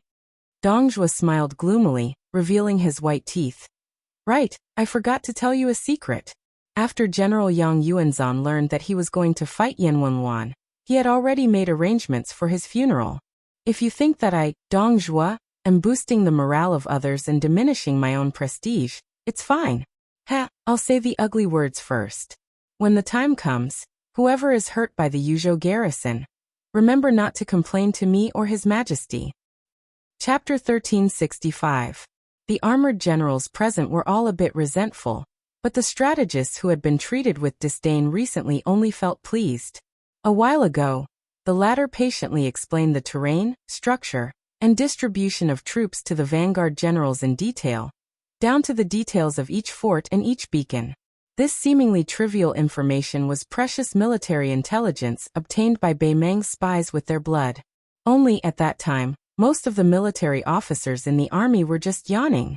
In their eyes, wherever Bei Meng's iron cavalry went, those who surrendered would be killed, and those who didn't would be killed even more. War was just that simple. Why would they need to embroider like a woman? This kind of deep-rooted understanding could not be changed by the strategists who were only minor 6th rank and major 7th rank. However, the arrival of South Courtyard's King Dong Zhuo, who was currently in the limelight, made all of the generals more or less alert. This was especially true when he mentioned Great General Yang Yuanzhan's funeral arrangements. It made several of Yang Yuanzhan's trusted generals break out in cold sweat. Under the hint of Dong Zhuo's gaze, the strategists who felt refreshed began to speak tirelessly. Using continuous forts to block our army's attack was just the naive view of the civil officials in Li Yang's imperial court more than 10 years ago. In fact, back then, the embryonic form of North Ji Castle had already clearly told both sides that without a majestic city as the core of the defense, Li Yang's idea of making Mang cavalry unable to penetrate deep into the enemy was too naive. There were many forts in North Ji Castle at that time, with some 50 li away and some 30 li close. They could be said to be closely distributed to the crucial points of defense. However, back then, our great Mang used countless successful surprise attacks to prove one thing, that forts were indeed the key points of defense. Wanting to stop a nimble cavalry army from advancing south was just a pipe dream. Ji province's forts were like trees in a forest, and the troops were divided into different areas. How could they dare to fight? Therefore later on, Li Yang's imperial censors impeached those North Ji Castle's officers, scolding them that Ko Daji hid like a turtle. Ko Xiaoji still did not dare to fight, only daring to fight when the Ko Daji retreated several hundred li. When he spoke up to hear, the strategist revealed a faint smile. He reached out his hand and pointed at his own nose. And the Li Yang imperial censors' esteemed lords are talking about is precisely our northern Mang cavalry. Everyone in the tent burst into laughter. Even Dong Zhuo had a faint smile on his face. A grassland chief, who had tens of thousands of herdsmen under his command, laughed out loud and said, Huyen Junji, if you had said that earlier, we wouldn't have been so impatient. You always talk about how formidable those forts in Yu province are, but if you don't properly praise us great Mang boys, wouldn't we? The rough men who feel that learning to read is even more terrifying than being beheaded. Not be able to listen? This time, Dong Zhuo came to Yu province mainly to pour cold water on the generals in the East Front. But he also had the intention of improving the stiff relationship between strategists and generals with real power. In Bei Meng, especially in the northern grassland royal court, there was only one word to describe it: rough. As the #1 official in the southern court, what Dong Zhuo wanted to do was to combine the brains of the southern court with the military force of the northern court. Not only should the two sides not hinder each other, they should also try their best to cooperate. This was definitely not a daydream of Dong Zhuo, because those strategists who knew the essence of the war in the Central Plains and were proficient in military strategies on paper were in the same boat as the generals on the front line. After all, they were bound together for good or ill. As long as Dong Zhuo broke through the window paper, The two sides would be able to work together as one. They would earn military merits on horseback and divide military merits on horseback. If they could take down Yu Province and Bailiang in one go, it would be tantamount to taking off the clothes of this pretentious noble lady in the Central Plains. By then the iron cavalry of Baimang would be unstoppable, and the ruler of the Central Plains would be surnamed Murong, just like His Majesty. Dongjua subconsciously clenched his teeth, his eyes blazing. As long as he could take down Bailiang, the general trend would be in the hands of Baimang. In the future, it would be impossible to rely on the famous generals of Liang to stop the iron cavalry from going south. The only real enemy of Baimang was the tall cities that were in the way. Thinking of this, Dongjua walked to a side table in the tent. On the table, there was a wooden model of the three cities inside the gourd mouth. It was made by skilled craftsmen. The Taiping order had ordered the craftsmen in the western capital to make it carefully. There were about 40 of them, including all the important cities in Bailiang. They were specially made for the generals on the front line to know the structure of the cities in Bailiang. There were 8 of them in Yuzhou on the eastern front. 3 of them were placed in the tent for the time being. At that time, the carriage was bumpy, and the wooden model made from Chongqing City was broken into pieces. Many strategists went to the imperial clan official in charge of the delivery to ask for an explanation. That guy, who had the surname Yelu, picked his nose and said whatever he wanted. At that time, there were dozens of strong retainers behind him. They had already taken out their swords and were about to chop those strategists. Then a few days later, an imperial edict arrived. That imperial clan official was beheaded on the spot, and all his retainers were sentenced to death. The brand new wooden model from Chongqing City was also sent. The eunuch who delivered the edict only said to the official's backer, "This model was personally supervised by the Taiping order." Therefore, the trembling Yelu general immediately gave up the idea of crying injustice for his nephew. The strategists once again described the structure of the wooden model to the generals in the tent. They explained what the battlements were, what the parapets were, what the horseface platform was, and what the various crossbow configurations were, interspersed with the battles of the Central Plains in a certain dynasty. When the strategist whose mouth was dry finally finished speaking, Dongjua said in a deep voice, "Everyone, the cities in the Central Plains are filled with traps, and the layout is exquisite. You must remember one thing. As siege generals, the more we know how to defend a city, the more lives we, the northern Mang men, can have." Dongjua raised his arm and pointed in the direction of the gourd. Crouching Bao City is the first city in Yuzhou. In order to uproot it, we will definitely have thousands or even tens of thousands of people die there. It is destined that we will never be able to return to our hometown on the grassland. Of course, I hope that everyone in our army can enter the hinterland of Yuzhou alive. We can even fight all the way to Xiangfan in Liang, and the southern border guarded by the king of Yin. We can see what the sea looks like. But this is not realistic. People will die in war. Otherwise, General Yang Yuanzhan would not fight this battle with the determination to die. Dongjua's face suddenly turned ferocious. He said sternly, "I, Dongjua, came here today just to say a few words from my heart. Even if my Baimang men have to die, they will die in a place further south." Chapter 1366.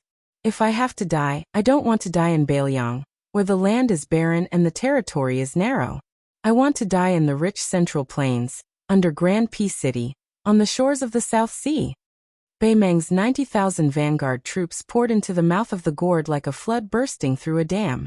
Those forts were like unremarkable pebbles on a shoal, instantly submerged. The northernmost beehive fort at the mouth of the gourd, together with the 6 beacons and 197 Yuzhou officers, all died in battle, without a single arrow remaining. Clear Phoenix Fort was broken through. 362 men, all unsheathed cold blades, died in battle. White Horse Fort was broken through. 213 men, without a single place within the fort, all died in battle. At the heart of the northern group of forts at the mouth of the gourd was Jujube Horse Village. Corpses were strewn everywhere.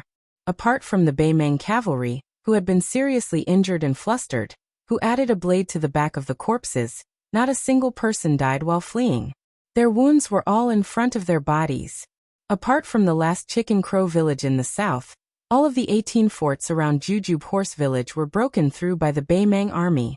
Not a single person surrendered. Chicken Crow Village was different from the other forts, which were mostly built in river valleys. It was located on a precipitous cliff of a short mountain. Countless Baimang cavalry quickly passed by the two sides of the mountain, whistling through the air like the wind. Most likely in pursuit of speed, they wanted to push out of Crouching Bao City as quickly as possible. They didn't pay any attention to this isolated and unimportant little village. Within the village, there wasn't even a commander-in-chief, but a mere deputy commander-in-chief. When all of the soldiers were gathered together, there were more than 230 of them. Everyone could clearly hear the loud trampling of Baimang horses at the foot of the mountain, as well as the strange cries of those northern barbarians as they galloped forward. Chicken Crow Village's deputy commander-in-chief, Tang Yanchao, was a tall, middle-aged man. He was a classic veteran ruffian from the border. Alcohol was prohibited in the army, and there were several times where he had messed up matters because of alcohol. This man, who could have become a commander-in-chief long ago, was wasting his time in Chicken Crow Village. Every time he drank, Tang Yanchao would brag to his mostly young subordinates about how he had once been the personal guard of the previous cavalry deputy commander, Wei Tai's Han, and how he had followed the commander-in-chief in his early years and slaughtered his way through Baimang territory.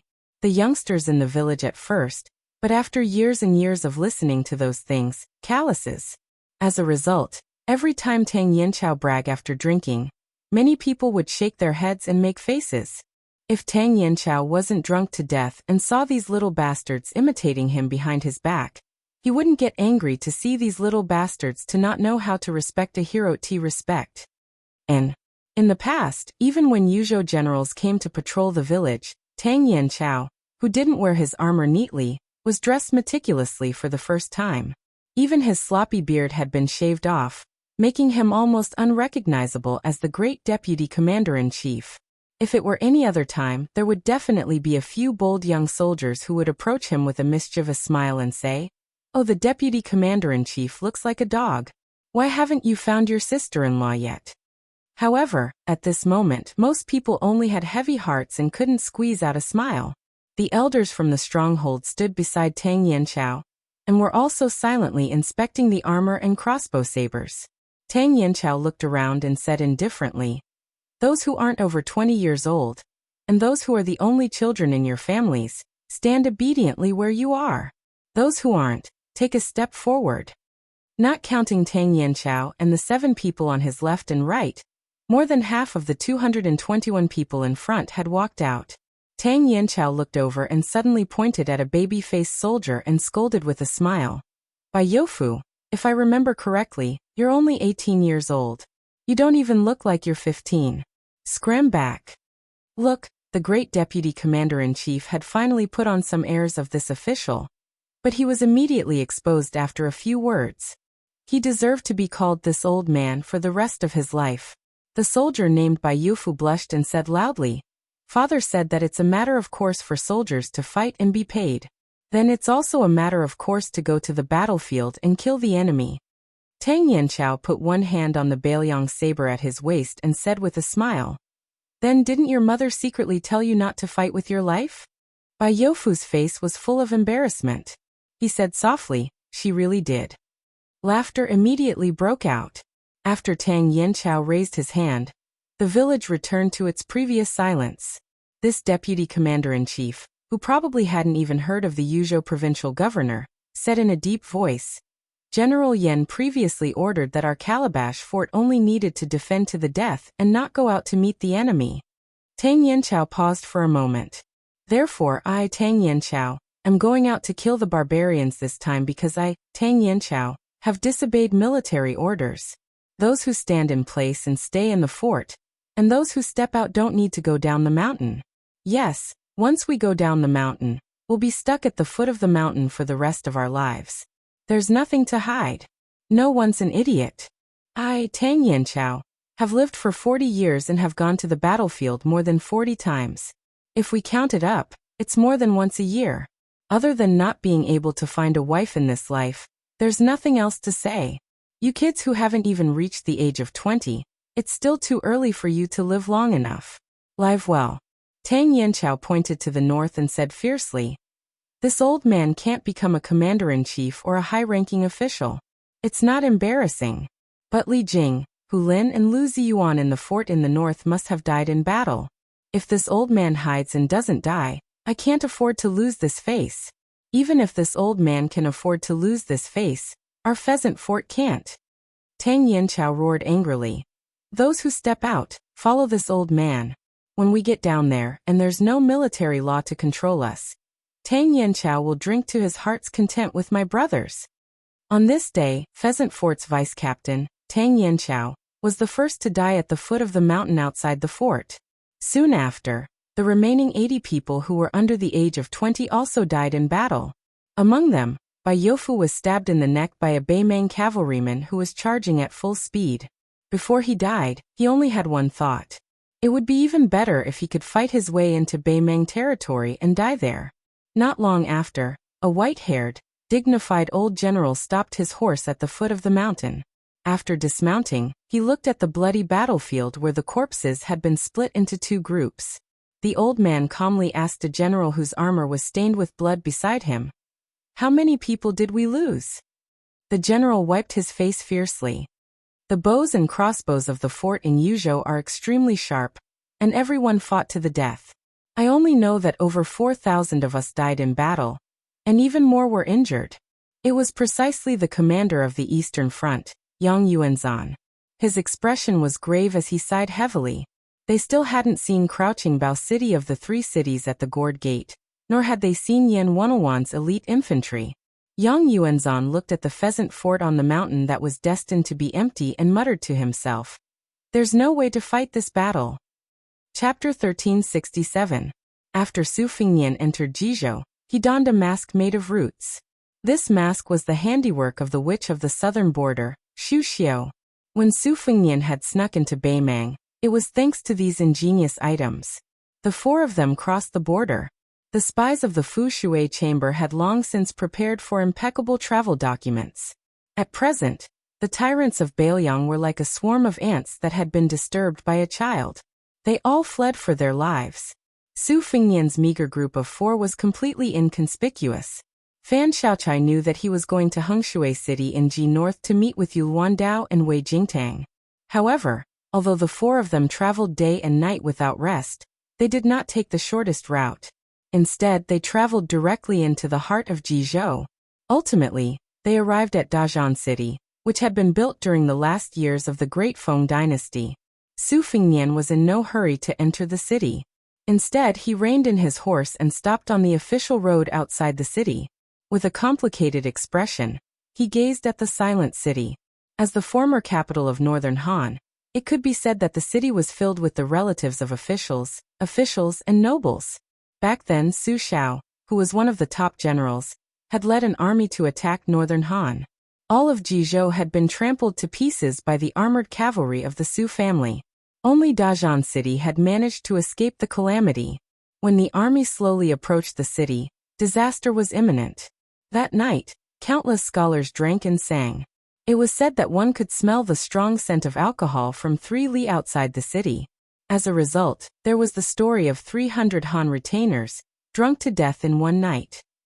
Fan Xiaochai had wandered from place to place due to the destruction of her country and her family. However, as a descendant of the loyal and fierce Fan clan, even though she had been fleeing for her life was generally stable. She had once lived in Dazhan City for more than half a year. She did not have to worry about food or clothing, enjoying the lanterns during the Lantern Festival, and going on field trips. At that time, she still had many naive thoughts. If Northern Han were still around, perhaps she would have lived a more extravagant life. She would have married a handsome young man from an aristocratic family of equal social status. They would have helped each other in difficult times, assisted her husband and taught her children, and grown old together. Her grandfather, father, and so many uncles wouldn't have died on the battlefield. In the end, she was the only one left. If she hadn't been chosen by Zhao Go, then the Fan family wouldn't even have a single person to worship their ancestors. Mi Fengjie, who was obsessed with martial arts, did not have such sentimental feelings. The sword case on his back was already wrapped in a cotton cloth. Just by looking at his posture, this hidden sword cave master, who had left the orthodox Jianghu for too many years, did not have the demeanor of a grandmaster. He looked more like a rigid old servant who did not know the ways of the world. Su Fengnian softly said, "Enter the city." The four riders immediately galloped toward the city gate. Aside from Fan Xiaochai, whose appearance was enough to arouse pity, who was fiercely glared at by the city guards, nothing else happened. After entering the city from the south, Su Fengnian familiarly led them to the north of the city. Along the way, they passed through streets and alleys. Fan Xiaochai was inevitably surprised. Logically speaking, Su Fengnian should not be so familiar with the layout of Dazhan City. In the end, the four of them stopped at a place called the Green Bamboo Restaurant in the north of the city. The restaurant's business was booming, and it was difficult to find an empty chair on the first floor. The waiter who welcomed the guests was not very good either. He was so greedy that he couldn't get out. He casually led the four people's mounts to the stable. After that, he didn't care whether the guests lived or died.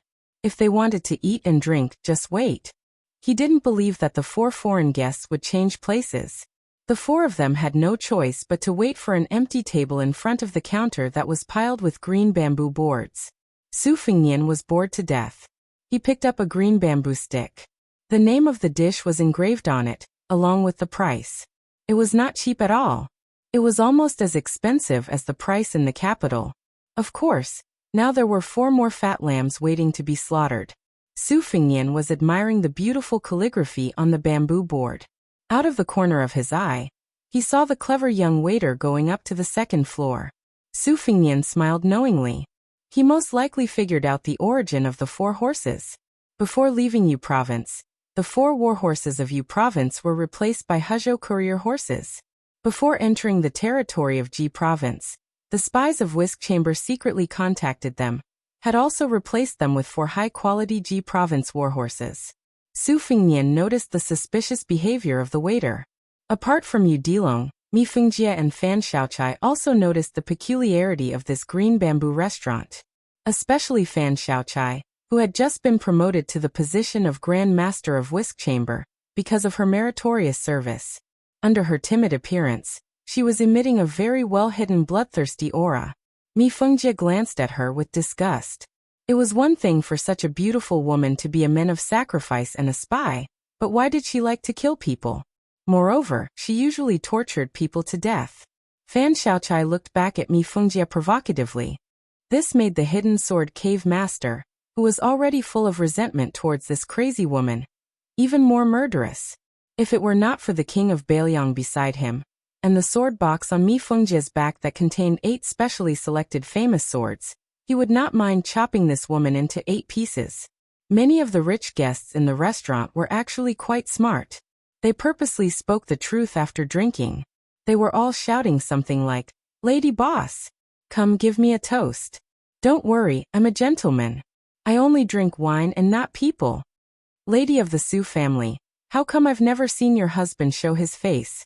What a bastard. In this frigid weather, aren't you afraid that Lady Su will suffer at night?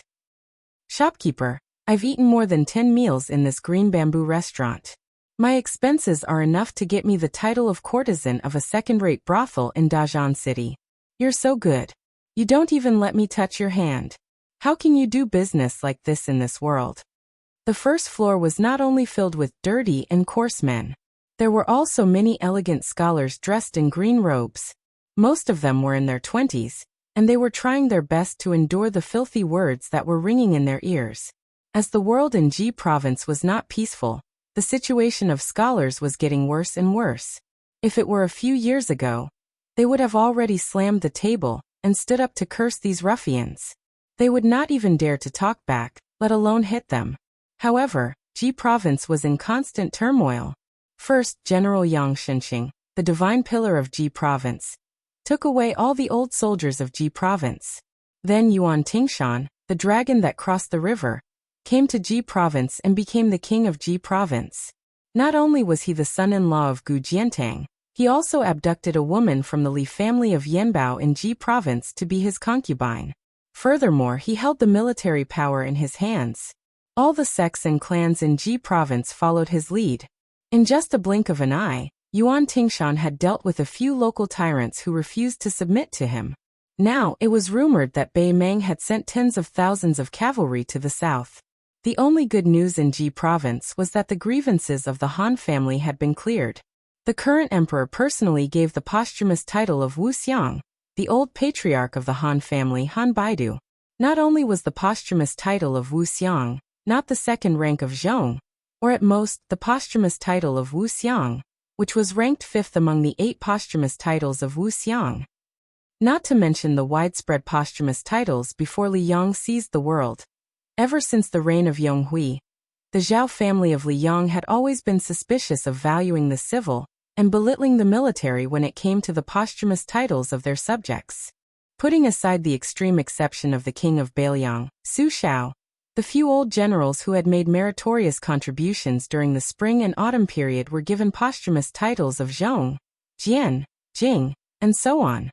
Perhaps only General Gu Jiantang had the chance to ascend to the throne after his death.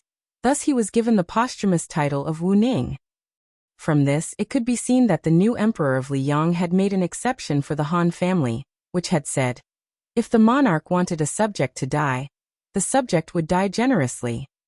Even more exciting was the fact that before the Han family had been cleared of wrongdoing by the imperial court, an astonishing piece of news had already spread from Jizhou.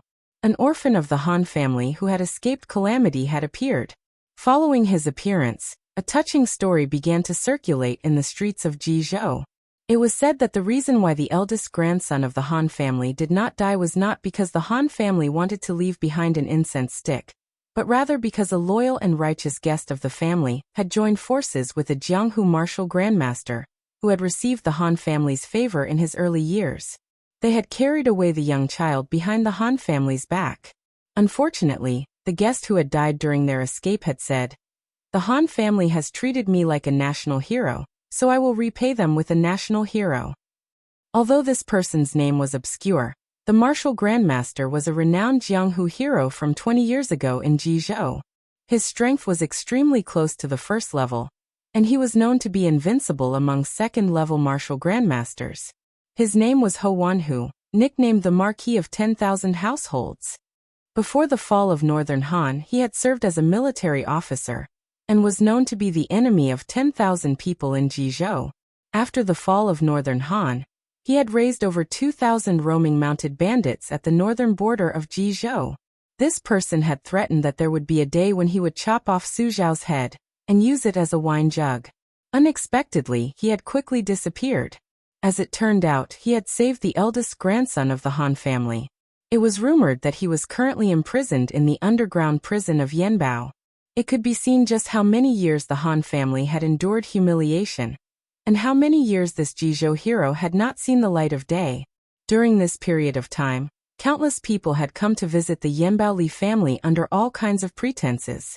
If it weren't for Yuan Tingshan personally dispatching a cavalry with bright crossbows to deliberately station on the main road of Yanbao, perhaps Yanbao wouldn't even have a moment of peace. A graceful figure appeared at the top of the stairs, but for some reason, it immediately turned around and disappeared in a flash. The sharp-eyed men downstairs immediately hissed. They slapped the table with their hands and knocked the bowl with their chopsticks. As it turned out, the shopkeeper's wife, Lady Su, had given the drinkers downstairs a performance of hugging the pipa half covering the face. How could these men, who never lacked money, let it go? They screamed again and booed to death. This caused those young scholars who couldn't bear it any longer to glare angrily at the neighboring tables. Those with better tempers rolled their eyes, while those with worse tempers directly spat on the ground. There were also some who used hand gestures to greet the scholars' many generations of ancestors. Speaking of which, it was strange. It was true that the proprietress's appearance was outstanding, but she couldn't be considered a devastatingly beautiful woman. However, regardless of whether it was the coarse men or the refined scholars, even if they didn't fall in love at first sight, the more they looked, the more they liked her. The former had shallow eyes, drooling over the woman's heavy breasts, round and perky buttocks, as well as her soul-stirring foxy eyes, as well as her unique style that allowed her to exchange vulgarities with them. The latter had all sorts of reasons. Some said that the Lady Su's occasional dazed expression while lying behind the counter was very charming. Some said that they saw the proprietress's staunch and chaste nature. There were even more who said that she was naturally close to scholars. It was possible that she was the daughter of one of the old northern Han's aristocratic families who had wandered among the common people. Chapter 1368. However, there was only one reason why customers only dared to take liberties with their mouths, and did not dare to lay their hands on them. There was only one reason why Green Bamboo Restaurant's business was booming. It was because the eldest grandson of the Han family, who had been promoted to the position of commandant of South Luguan by the imperial court, was Su's sworn brother. The waiter had a bright smile on his face, but he was full of suspicions as he ran downstairs. He respectfully invited Su Fengnian and the others to take a seat upstairs. Su Fengnian took out a piece of silver and tossed it to the waiter. The waiter's smile became even brighter as he shouted, "Thank you, young master, for your reward." The waiter was not surprised that the four of them went upstairs, but it was strange that they went directly to a private room on the third floor. There were so many rich guests in Dijon who came here with ulterior motives, but none of them had such an honor. The waiter led the four of them to the door of the room on the third floor and stopped. Su Fengnian pushed the door open and entered. Mi Fengjie stood at the door while Fan Xiaochai followed Su Fengnian over the threshold. Fan Xiaochai glanced at the woman who stood motionless with a face full of surprise. She was indeed somewhat enchanting, especially the view on her chest, which could make ordinary men want to run over and hold it with both hands to reduce the burden. However, that was all there was to it. Fan Xiaochai's beauty was above the woman's, and her style was the complete opposite. Generally speaking, each of them had their own merits, so they minded their own business. After Su Fengnian calmly sat down, he smiled and said, "Qing Junyang, why are you standing there like a fool? Pour the wine. Even if you want to go back to your old business of selling human meat buns, you still have to get the customers drunk first, right?" The woman who was called Qing Junyang by Su Fengnian, who was wearing Zhang Sheingen's mask, covered her mouth. It was unknown whether she was crying or laughing. She was none other than Qing Junyang, whom Su Fengnian had met in Beimeng's Zhuzhizhou. She was the owner of an unscrupulous inn that sold black wine.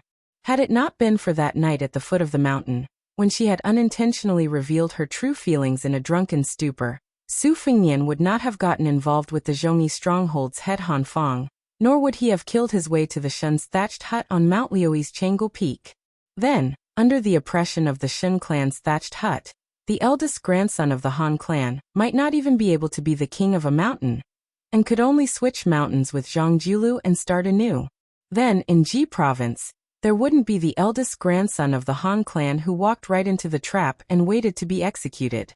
There wouldn't be the change of day after day, where Han Fong suddenly turned from a prisoner to a first-rate martyr in the Liang dynasty, and became the last straw that crushed Grand Secretary Zhang Jiulu to death. It could be said that in these 2 years, the whisk room's men of sacrifice and spies that had been hiding in Ji province were all revolving around a single person, carrying out a secretive and cautious complex operation. This lucky person was precisely Han Fong, who had led 21 riders back to Ji province. Even though the whisk room had spent a great deal of effort, manpower, and resources, Han Fong was able to successfully distinguish herself from the others time and time again, probably because of the protection of more than 10 generations of the Han clan's heroic ancestors. Even Su Weisheng and Chu Lushan, who were far away in Beiliang, who were in charge of Ji province's spy affairs, clicked their tongues in amazement. This chess piece was personally planted by Su Fengnian.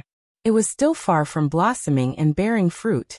However, for Beiliang, who was now in an even worse situation, with and without Han Fong in Ji province, there was definitely a world of difference.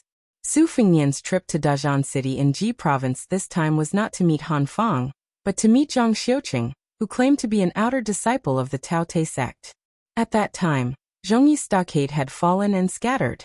Only this person had firmly placed his bet on Han Fong, and regarded her as a Tao enlightened immortal, who could help him rise to the top. Reality proved that this Beimeng Taoist, who was born as a scholar in the Southern Dynasty, had not only made the right bet, but also made a lot of money. Now he had the official position of Liang official, and was assisting Lieutenant Han Fong in Nanlu Pass. Of course, Su Fengnian would not recklessly meet Han Feng directly, even though the Liang Zhaogo, who had been severely injured, was no longer as strong as before in Ji province. The old military chief Yang Xinqing had left, and the new noble Yuan Tingshan had arrived, causing the Zhaogo in Ji province to be severely reduced. Han Feng's luck was good, but Su Fengnian did not have much confidence in his own luck. After Qing Junyang sat down, she poured a cup of aged Huadia wine for Su Fengnian. The wine's aroma quickly filled the air. After the excitement, she was obviously a little uneasy. She asked softly, "Su Lang, why did you come to Dajun City?" Qing Junyang did not know about Han Feng's identity as the orphan of the Han family until he was imprisoned. As for Su Fengnian's identity, even Han Feng was only told by an old spy from the Fu Shui house after he had settled down in Ji province. Of course, Han Feng would not say a word about this kind of secret to Qing Junyang, who had no relatives or friends. This time, Su Fengnian came to Dajun City to meet Zhang Xiuqing, who also did not dare to reveal anything. Han Feng's situation was turned upside down, and Qing Junyang naturally rose along with it. She opened this restaurant in Dajun City, where every inch of land was worth its weight in gold. She, who lived at the foot of Jiui Mountain, was so miserable that she did not even use her name. Perhaps even the lowest-level Beimang spies in Ju province had not heard of her, not to mention Zhaogo in Ji province. To this day, Qing Junyang only regarded him as the son of a rich family from Longyao province or Gusai province. As for Su Lang's skills, she was not clear from the beginning to the end. That night in Zhongyi village and the Shen family's thatched cottage, she was dead drunk on the table outside the hotel. Later, the Taoist priest Zhang Xiuqing casually mentioned a few words. He only said that young Master Su's martial arts skills were rarely seen in his life. Even if he was not at the first level, he was not far away. But what she really wanted to know, Zhang Xiuqing did not say. What she really wanted to hear, Zhang Xiuqing did not say either. She did not even know if she would be able to see him again in this lifetime. Today, when she finally saw him, she actually wanted him to leave Dajun City as soon as possible. After all, this was an important military base in Liang. You are a young master from the southern Beimang dynasty. Aren't you afraid of losing your head? Su Fengnian joked. What? Can't I come? Afraid of freeloading? Qing Junyang did not say anything. She subconsciously reached out to touch the hair on her temples, afraid that he would find fault with her. Although she did not look at the weak woman for a long time, the quick exchange of glances was enough to make her feel ashamed of her own inferiority. What a handsome young lady! Her temperament was excellent.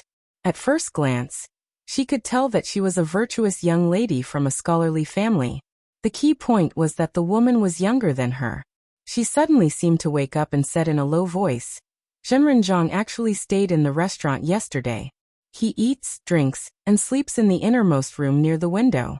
He saw you earlier than me and said that he would be here in a while. He had to wait until there were no customers coming in and out. He asked me to pass on a message to you, saying that he hoped that you would be magnanimous enough to forgive him." Su Fengnian grunted in acknowledgement. When they arrived at the Green Bamboo restaurant in Dajun City, and were about to meet Zhang Xiuqing, who was now using the pseudonym of Zhang Fuling, Su Fengnian could not help but think of another hidden spy. It was not in Ji province but outside Tuma Pass, right outside the mouth of the gourd.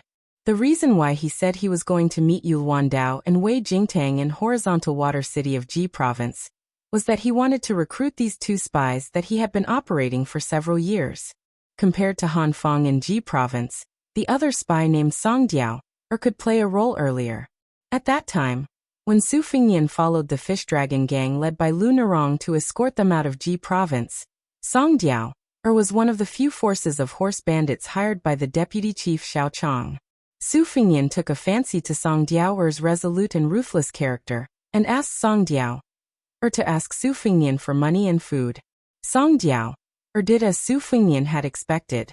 If not for his mediocre martial arts and pitiful background, he actually did not lack anything. If he were in Jiangnan of Liang Central Plains, it would not be difficult for him to pass the Jinshi exam, or become a famous scholar. Therefore, with the support of Captain Gua Yi who had real power, Song Diao soon became one of the top leaders of horse bandits at the border of Yuzhou. On the surface, He had more than 1,000 strong men under his command. Although this number was not big when compared to the armies of other regions, it might not even be comparable to a paid captain. However, Song Diao was able to roam freely outside Ji province with only 36 horse bandits.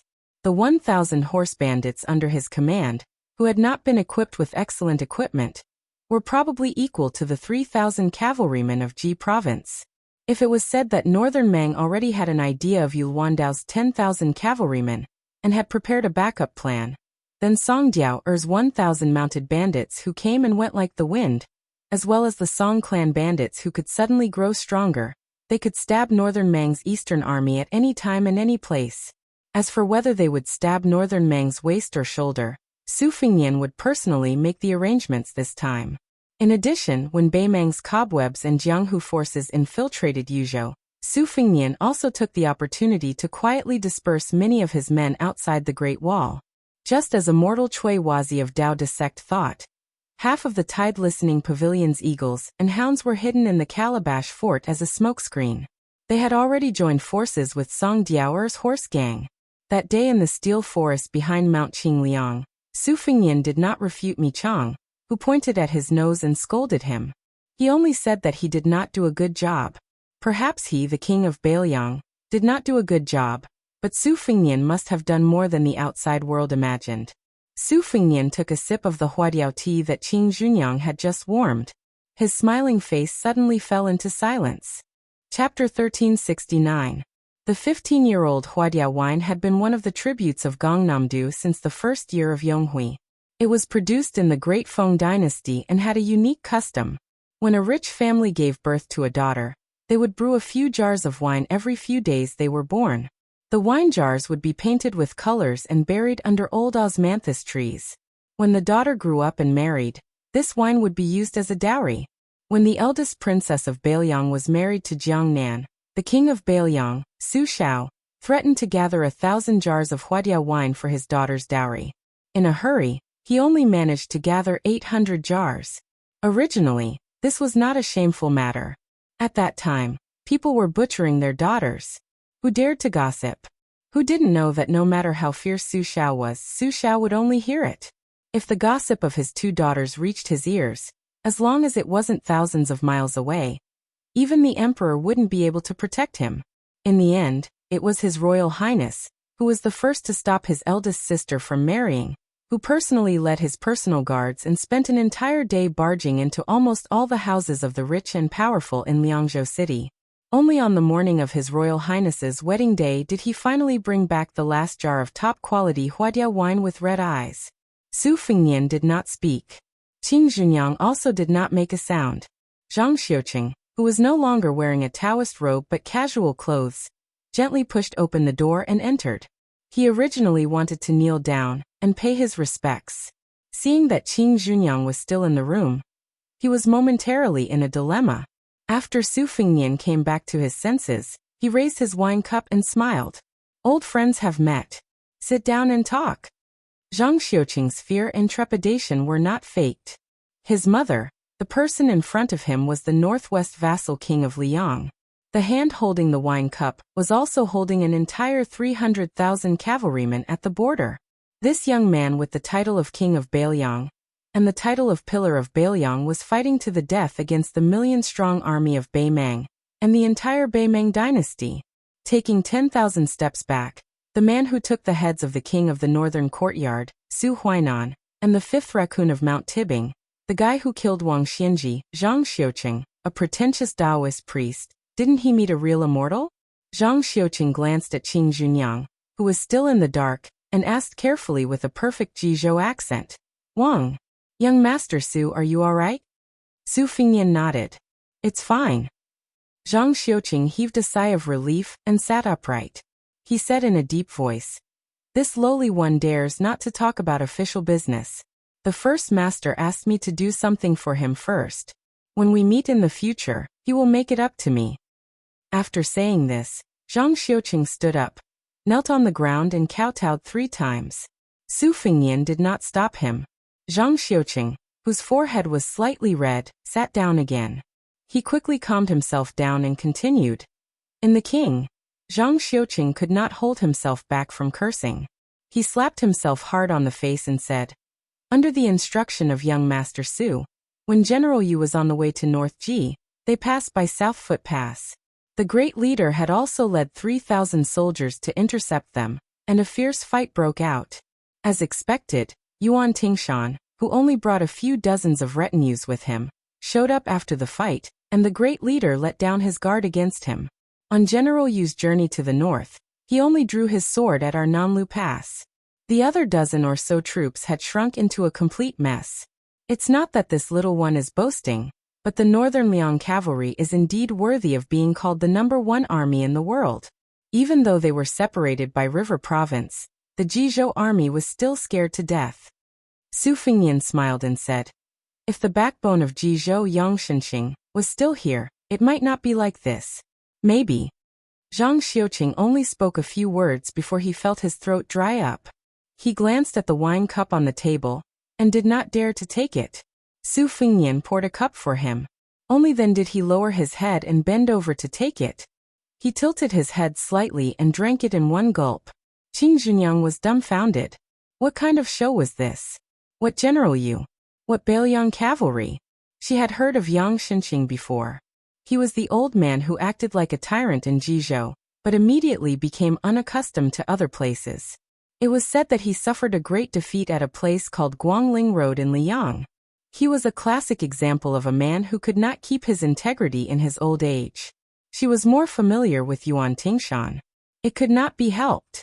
Everyone in Jizhou knew about Master Yuan. He was a legendary figure who had both praise and blame.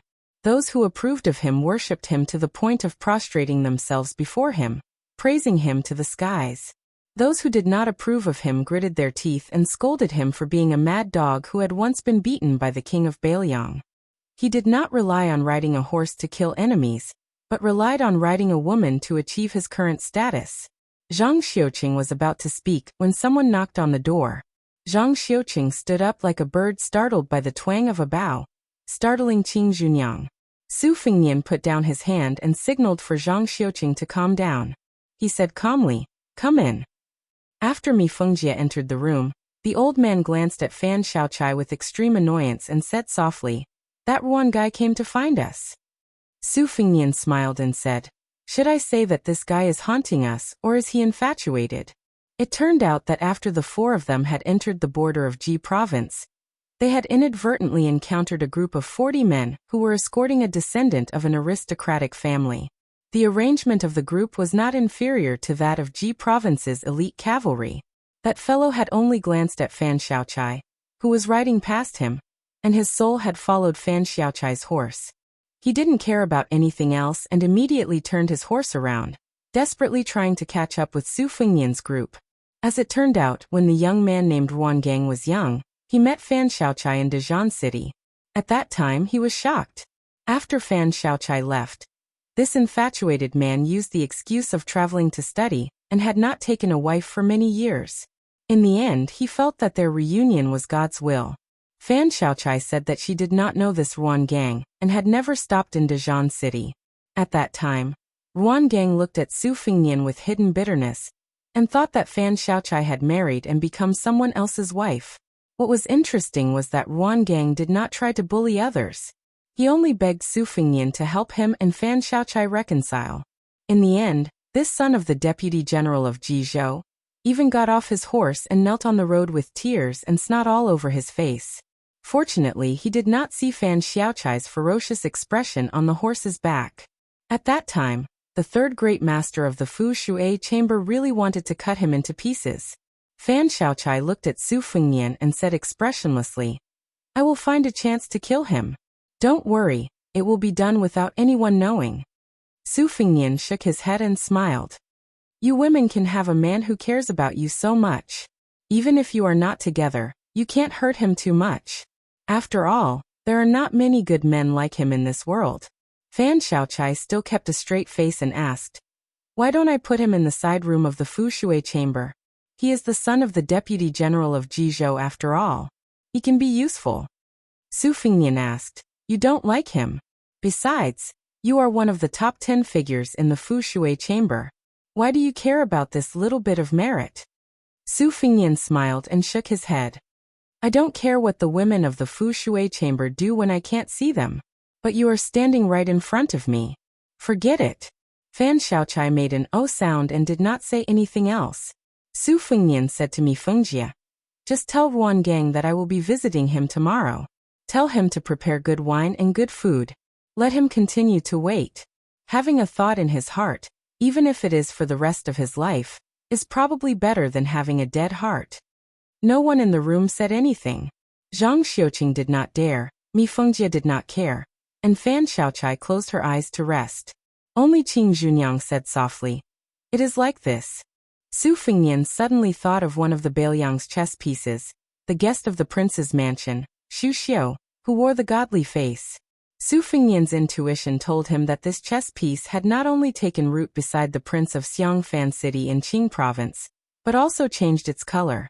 His master, Li Yishan, had always regarded Go as a small Dao. Most importantly, he believed that Go was divided into black and white, and it would always be black and white. But the human heart was the most changeable. How could it be divided into black and white? Even if they were thousands of li away from the Bailiang.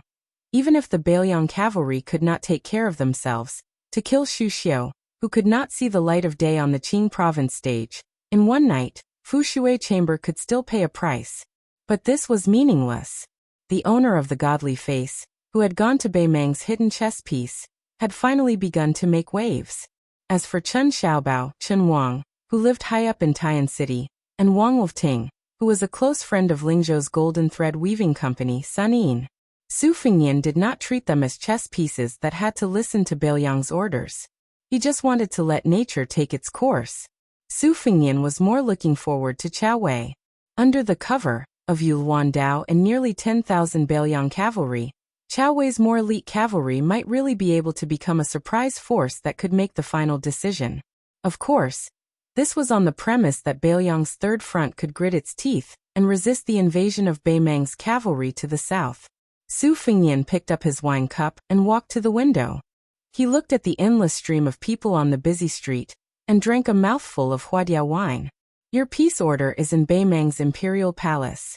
Using hundreds of large satin pieces to piece together the picturesque mountains and rivers of two dynasties, you want to buy peace for that old woman with black and white. This technical work should be rewarded. But this reward is my Bailiang's 300,000 cavalry. It depends on whether or not your Bei Meng can eat it. Be careful not to burn your intestines.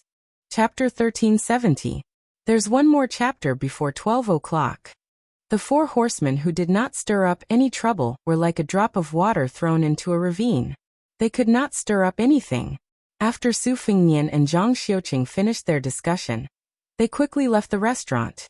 Qing Junyang only said one sentence when she saw them off. She said that the last time they parted, he gave her a sentence, and this time she returned it to him. Su Fengnian smiled and accepted it. Zhang Xiuqing returned to the window of the private room and watched the four horsemen leave on the street. He did not turn around. The woman was slowly tidying up the wine jug and wine cups on the table, as well as the exquisite plates with side dishes. Zhang Xiuqing asked curiously, Qing Junyang, what was that sentence? Can you say it? Qing Junyang smiled gracefully. Why can't I say it? Last time he told me to live well. There's no greater reason than this in the world. Zhang Xiuqing sighed. The world is going to be chaotic. Qing Junyang asked softly, who is he? If you can't say it, don't say it. Zhang Xiuqing turned around and was a little confused. I really can't say it. But I talked to him for so long. Qing Junyang, can't you guess? Qing Junyang's cheeks were slightly red. I don't know what I was thinking at that time. Anyway, I feel like I can't remember anything now. Zhang Xiuqing was stunned for a moment and held back his laughter. Just think of him as Su Lang. Anyway, his real identity will be revealed one day. When that time comes, even if you escape back to Bei Meng and close your ears, it will be useless. From the details of how he treated the servant girl, I can see that he is not a good person, but he can't be bad. Qing Junyang rolled her eyes at this Taoist priest who always liked to laugh at himself and only knew how to subdue demons in old books. She said softly, he is bad. Zhang Xiuqing did not know the inside story, and was not willing to get involved in this matter, so as to avoid being in a difficult position. Oh right, after the Shenzhou continent sank in the eyes of scholars of the spring and autumn period, some scholar who did not accumulate virtue with his mouth said a derogatory sentence that spread far and wide. It said, Su Xiao is not a person when he looks at himself in the mirror. After Zhang Xiuqing settled down in Jizhou, he did not understand at first. Later, he found out that they were scolding the old Prince Liang for killing too many people, and that he was a malicious spirit who had intruded into the world of the living. As for others, such as when the great general walks, one is high while the other is low. This was simple and clear. It was insinuating that Su Xiao was a cripple, and if the upper beam is not straight, the lower beam will be crooked. This was once used to mock the hunchback butcher and his eldest son, Su Fengnian, for being hedonistic and unscrupulous. However, with the rise of Su Fengnian's reputation, very few people brought it up. Zhang Xiuqing sighed. It was a pity that he would not be able to take a look at the great general who had achieved great merits, and had met a good end. Putting away these useless thoughts, Zhang Xiuqing looked at the sky outside the window. It was time for him to leave the city. The first master was still waiting for him. With his own news, Zhang Xiuqing suddenly returned to his seat, and asked Qing Junyang to put back the cup, chopsticks and dishes. He poured himself a cup of wine and drank slowly. She leaned against the window and quietly watched the bustling streets of the foreign city. After Su Fengnian's group of 4 passed through the Wild Goose Stop Pass north of Dazhan City, they abandoned their horses and traveled on foot to avoid any unexpected problems. They quickly traveled north on the mountain roads where woodcutters and hunters rarely went. Both Mi Fengjie and Fan Shaochai had a whole new level of respect for the child. It was not strange for him to have such a high level of comprehension at such a young age, but it was completely inexplicable that his internal energy was so strong. Of course, they would never have guessed that the shepherd boy, Yu Long, had inherited half of Wang Xianji's legacy. During the trip to Jizhou, the 6th-year Fengzong was able to accurately find Su Fengnian and pass on the situation of the battle in Yuzhou. When the group of 4 was running along a high ridge along a canyon, Su Fengnian suddenly stopped again. He raised his arm to support the handsome sea eagle that was falling through the clouds. Mi Fengjie saw that the usually calm king of Beiliang was somewhat dignified this time. He stood at the edge of the cliff in a daze. Yu Long sat on the ground and took off his sturdy leather boots. He lifted them upside down, and threw away the gravel that was sticking to his feet. Mi Fengjie could not help but ask, "Is the battle at the Calabash Gate not going well?" Su Fengnian shook his head and said, "In the first battle at Zayoma village, the losses on both sides were actually within the expectations of Chu Lushan and Yan Wenwan. However, based on the intelligence reports I've received so far, there are some accidents outside of the battlefield that we must pay attention to." Yang Yuanzhan personally led the vanguard to attack Crouching Bao City. Since ancient times, the nomads of the north have lived half their lives on horseback.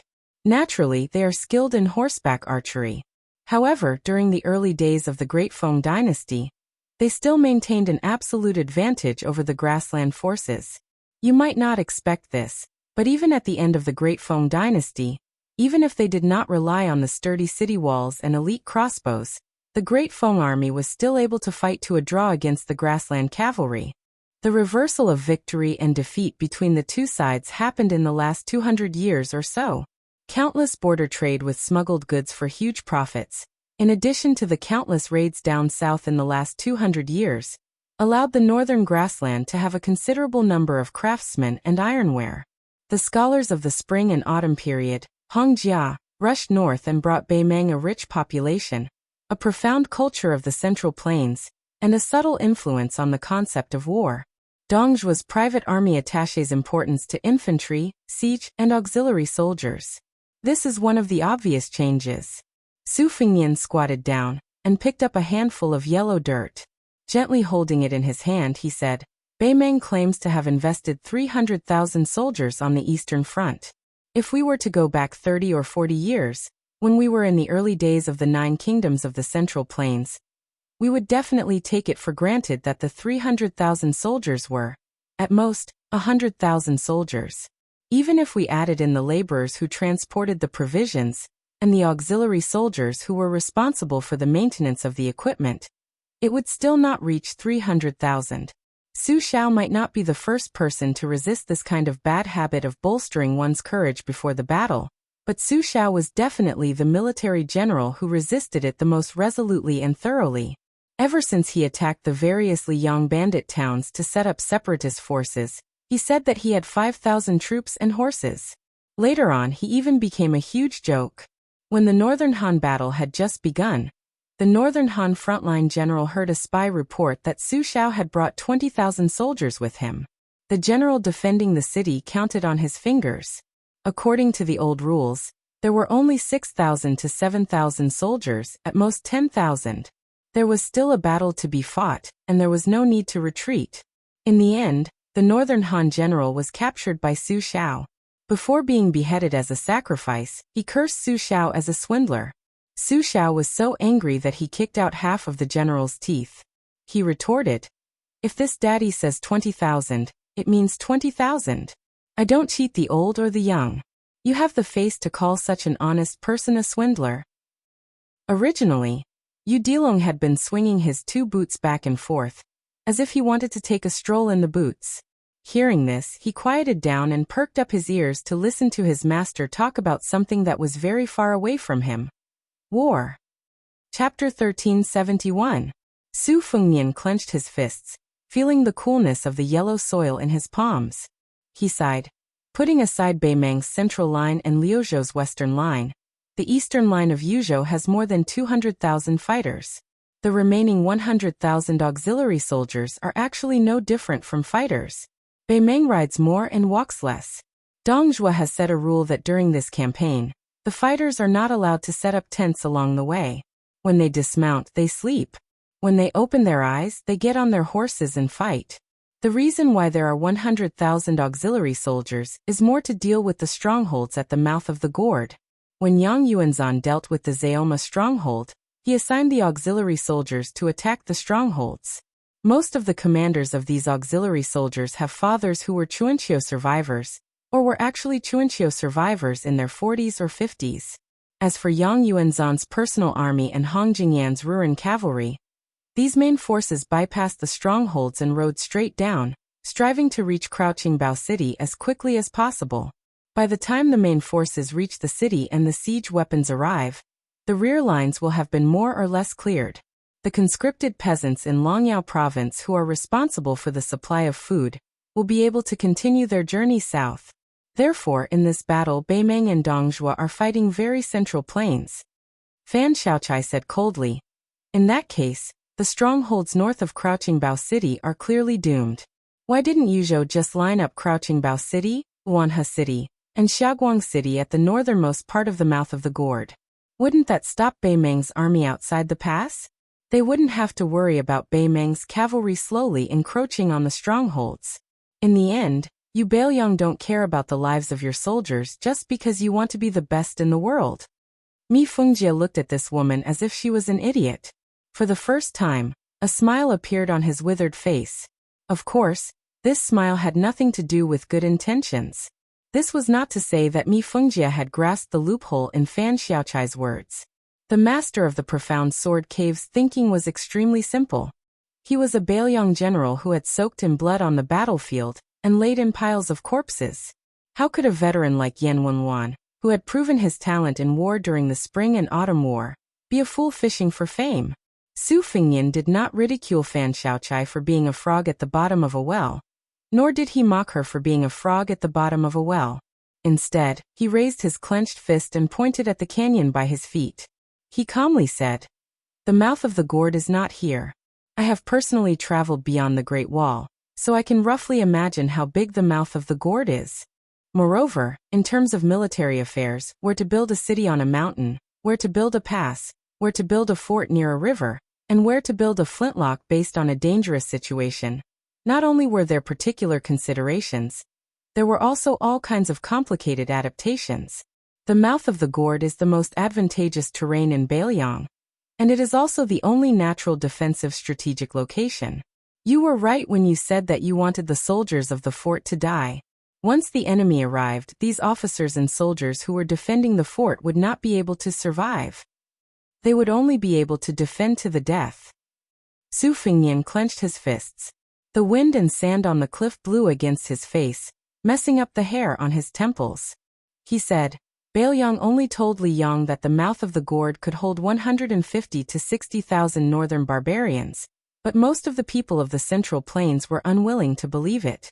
If from the beginning, Yan Wenwan wanted the 50,000 Yuzhou soldiers in the 3 cities and 200 forts at the mouth of the gourd to all die in battle at the mouth of the gourd, Su Fengnian, whose tone had always been calm, paused for a moment and then smiled. I'm afraid that even if the Central Plains heard about this, they would pretend not to have heard it. Perhaps they would just say, oh, and then say nothing else. One should drink wine, one should admire the snow, one should enjoy the snow, one should enjoy the pleasures of life. Fan Xiaochai bit her lip, stubbornly asking, if one person is willing to fight to the death, 100 people are willing.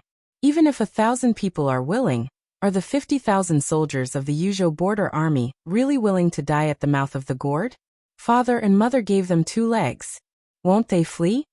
Finally, Mi Fengjie could confidently teach this woman, who knew nothing but killing, a lesson.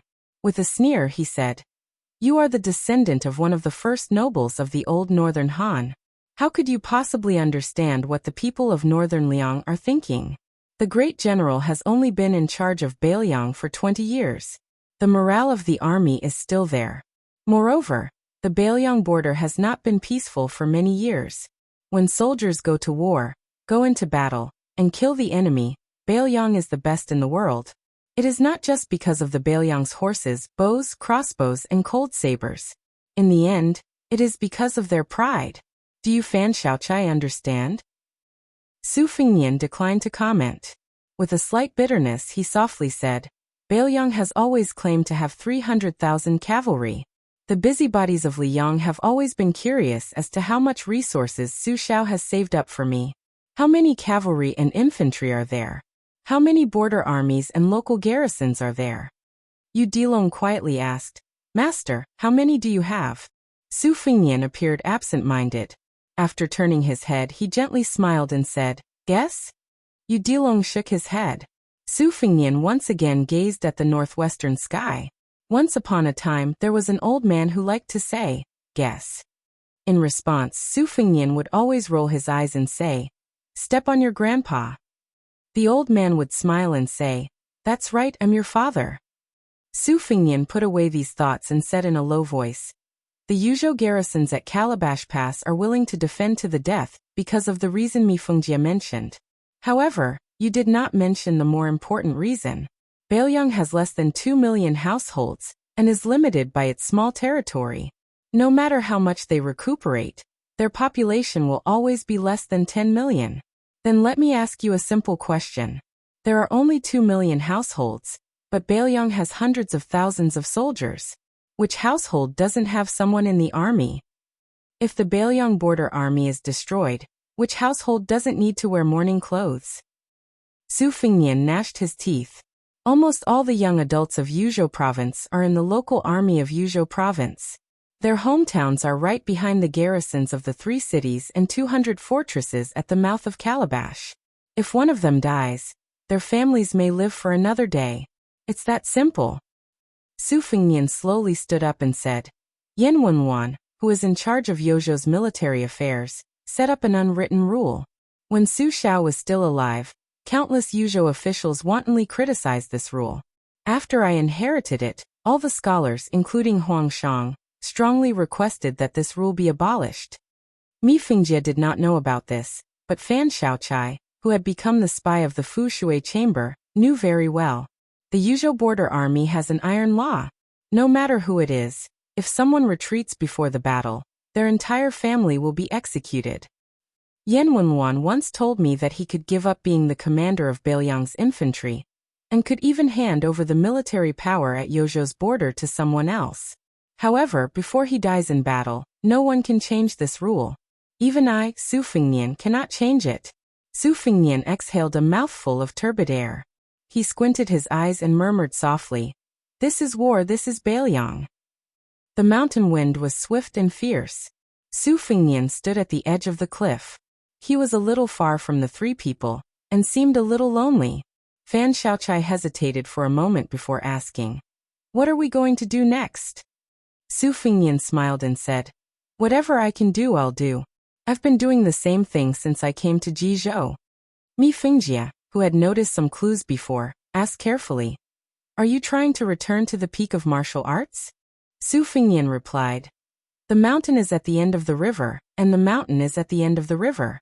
Even if there is no road under my feet, I have to find one." Outside Dunhuang, there was a huge stone Buddha with a majestic mountain as its embryo. Day after day, year after year, the Buddha looked at the world with a smile and pity. In the main hall of Mount Wudong, there was the Zhenwu Great Emperor, who had stood with his sword for hundreds of years. In the Holy Temple, the Absolute Saint, the Quasi-Saint, and the many sages who accompanied the sacrifice still had the aura of death. He murmured softly, "Zazai, zazai, zazai, zazai, there is no one, there is no self. Ask yourself where you are, and you will naturally be at ease. Tathagata Buddha, Tathagata Buddha, there is a future, there is a future. How did this life come to be?" Taoism sat in forgetfulness to comprehend immortality. Buddhism visualized to let go. Confucianism guarded benevolence and great fortitude. Su Fengnian closed his eyes and stretched out his hand, allowing the wind to blow away the handful of yellow sand in his palm. When Su Fengnian finally arrived at Transverse Water City, a middle-aged man dressed in a simple and clean Confucian robe came out of the city alone to welcome him. He said a few words and gave him a gift. When Su Fengnian urged his horse to leave, the sixth-year banknote scholar of Yonghui Academy bid him farewell. "When I left Jiangnan in Yonghui Academy's seventh-year banknote, I brought with me a bag of soil from my hometown. 14 years later, the soil has long since disappeared, leaving only this old bag. I sincerely ask that after I die, when the hooves of Beiliang can one day step on the hinterland of Beimang, please take a handful of soil from Beimang and offer it as a sacrifice to Wei Jingtang." Chapter 1372. In the north of Jetlu Commandery in Yuzhou, after hundreds or thousands of years of erosion by flowing water, the ground was fragmented and crisscrossed with gullies of different sizes. A dark-skinned young swordsman with a short stature was standing on a flat-roofed gully with a broad view. He was using his arm to wipe the long sword that had never been sheathed since it came out of the furnace. The name of the sword was sheathless. Beimang had a good saber and a nameless sword, and Beimang had no swordsman in Jianghu. These were all recognized by Beimang Liang. Although Jianghu Liang was one of the few grandmasters of swordsmanship in the world, and the calm disturbance was a famous weapon on the list of swordsmanship, Liang Jianghu still thought that Beimang had no swordsmanship, and even said that Beimang would still have no swordsmanship in another 100 years. He was much more indifferent to this kind of thing than Jianghu Liang, whose name was specially changed to imply that Beimang's swordsmanship was the combination of green and yellow. For him, practicing his own sword was more important than anything else. Besides, practicing swordsmanship was just practicing swordsmanship. As for the title of Earth Immortal, or the number one in the world, he didn't need to think too much about it. Therefore, he never wasted his energy to think about things other than swordsmanship. The sheathless sword in his hand was a new sword. It had no history or inheritance. The materials used to forge it, and the craftsmanship of the swordsmith were not too bad. However, compared to those famous swords with interesting names on the list, it was definitely a far cry. There was a difference of at least 8,000 miles between them. However, the man who led him on the path of swordsmanship, who was unwilling to admit that he was his master, helped him pay for the casting of the sword before he left, and said a lot of long-winded last words to him. He was like a dying man who just couldn't swallow his last breath and stayed up for a few days and nights. No matter how filial the younger generation was, he wouldn't be able to stand it. A sword is fine as long as it fits the hand. Once it fits the hand, it will be satisfactory. A swordsman who changes his sword back and forth will not be able to practice good swordsmanship. Of course, you might ask if a broken sword can't be replaced. Wrong, you don't believe me? You see, Liang Li Chungang only has a wooden horse ox. He can even open the gate of heaven with a sword. Is it wrong to learn from him? That can't be right. Although I don't practice swordsmanship, I feel that when a swordsman chooses a sword, It's like a man looking for a wife. Love at first sight is the most important thing. Hurry up and take a few more glances at the sword in your hand. I spent a few dozen taels of silver on it. You poor brat, do you dare to not fall in love at first sight? If you have the ability, try shaking your head, and see if I don't break your arms and legs. If you don't even have this bit of eyesight, how can you still practice the sword?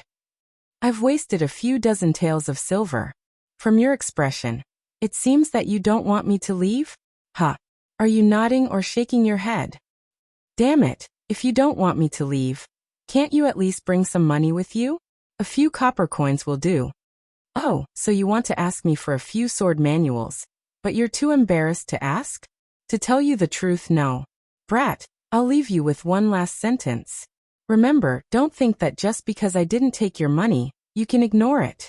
Practicing martial arts, whether it's practicing the sword or practicing the sword, these two words can break all logic. Ridiculous. You don't understand, do you? These two words are enough for you to ponder over for 10 years. Who told you to have such poor comprehension? It's worse than when I was young. Otherwise, I would have taken you in as my disciple long ago. Since your comprehension is poor, don't blame me for being stingy. If you want to blame someone, blame your parents. That's all I have to say. Since I can't find a wife in Beimang, then I'll find one in Liang. Let's not meet again in the future. I'm afraid that when the time comes, my heart will ache for the sword money, and I'll regret helping you pay the bill today. At that time, the swordsmith beside him was so angry that his face turned ashen. Let's not talk about the little pauper, but this big pauper is really your mother. It's fine if you say that 11 taels of silver is a few dozen taels, but you want to round it up and only pay 10 taels? This kind of person, you're bragging so much in my sword shop, and you're even misleading people and teaching them ridiculous? You're the most ridiculous person in the world. Then the bad-tempered swordsmith finally couldn't take it anymore and scolded him on the spot. It'd be strange if you could find a wife in Beimang. Hurry up and go to Liang to harm other girls. Then you'll be thanking the heavens and earth. The young swordsman stopped wiping his sword and looked into the distance with a slight smile on his face. If that unknown swordsmith back then knew of that guy's identity, he probably wouldn't have dared to scold him like that even if he was beaten to death. Now, after Tuoba Bodhisattva became the number one in Beimang, he was still thought to be no match for Wang Xianji. No matter how much Tuoba Bodhisattva's cultivation improved over the years, he couldn't change this fact. However, the previous number one in Beimang before Tuoba Bodhisattva mysteriously disappeared. Everyone in Beimang believed that he could definitely fight Wang Xianji to the death. This genius who was hailed as the one in 1,000 years in the grasslands was Huyen Daguan. He was a sect by himself. And this swordsman who couldn't become Huyen Daguan's disciple was Tai Mu Dai. His ancestors were once the highest flying eagles in the grasslands. They even soared freely in the skies of the central plains. Tai Mu Dai wasn't someone who would reminisce about the past. He had a feeling that he most likely wouldn't be able to return to the grasslands this time. He didn't feel much about the dynasty of Beimang. Most people in the grasslands were like that. A tent was a home, and a surname was a tribe. The reason why he got involved in this mess was because the Beimang royal court used his tribe to threaten him. At that time, the 10 of them joined forces to kill that Bailiang general with the surname Yan. Taichir and Kokur died first. Tibingshan was abandoned by that little idea and died at a certain pass. Later, the 7 of them fell into a deadlock again. Ahema, who always complained about not being able to drink, died laughing. Later, they almost succeeded in escaping danger under the lead of the Great Yu House. Unfortunately, they were discovered by a group of people who were said to be qi cultivators. 2 of the Beimang experts who had been famous for a long time died. Tai Mu Dai, didn't even know their names. He only remembered that they both used sabers. One of them even helped him block a spear from the Bailiang expert. Now, only he, Tai Mu Dai, the Great Yu House teacher, the princess who always covered half of her face, and the gloomy old woman who had lost the flowers on her temples. This should have been a great situation of a group of people ganging up on one person. Why did they lose so badly? The Great Yu House teacher said many things while escaping, but Tai Mu Dai forgot all about it. He only knew that they tried countless methods.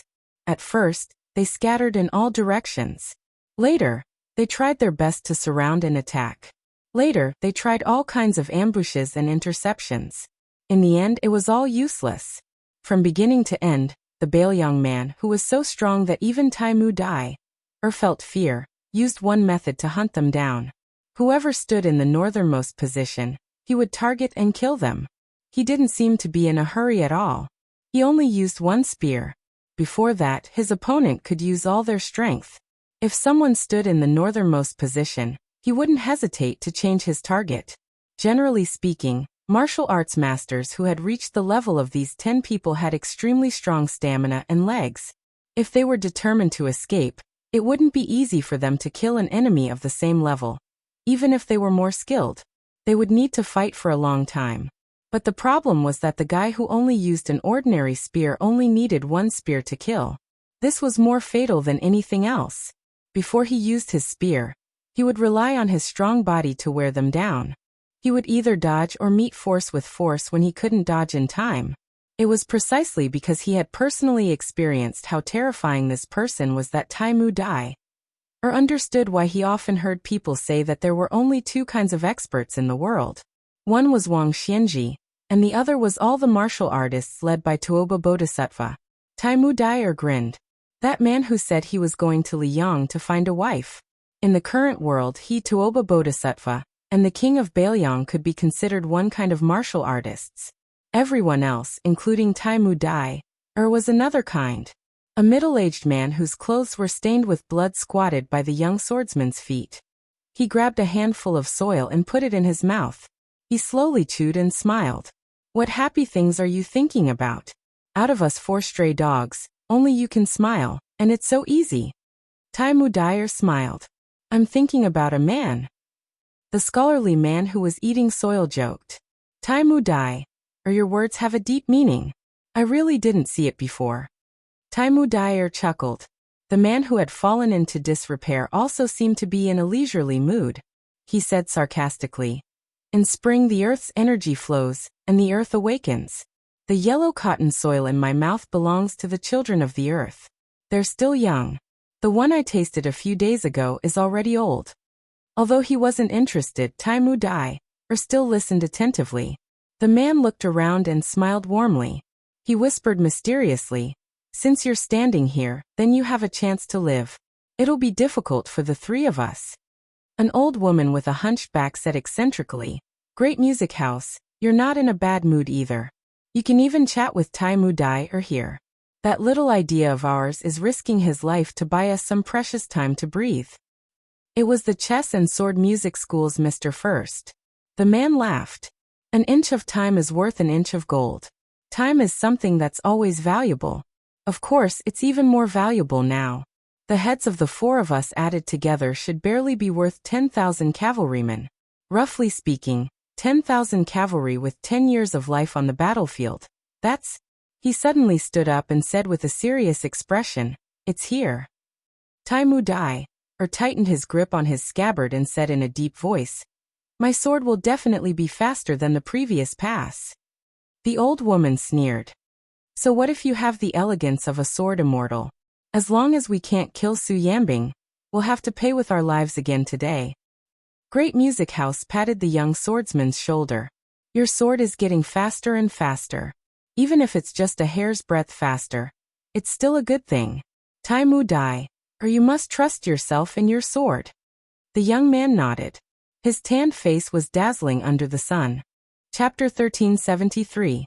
This lightened Happy House's mood. He looked at the old woman who was the oldest and most afraid of death, and said indifferently, I'll stay behind this time.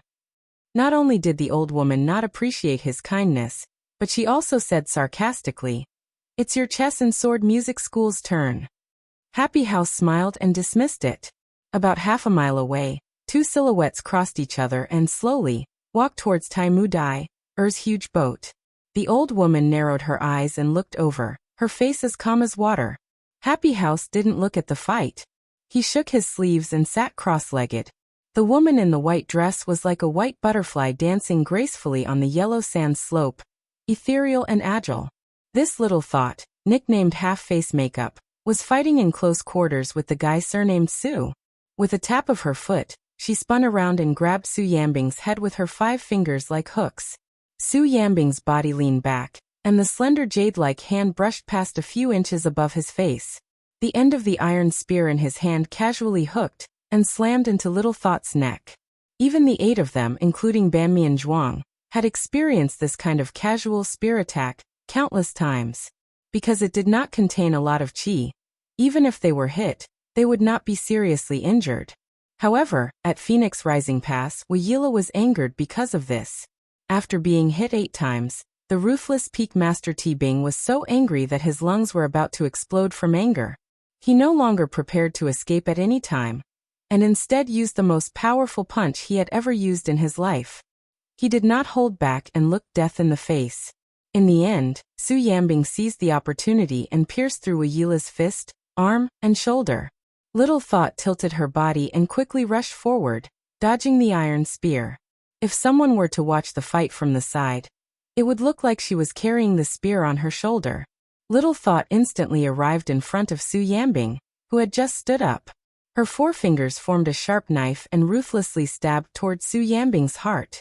Su Yambing's wrist shook slightly, and the shaft of the spear lightly knocked against her shoulder, pushing her away.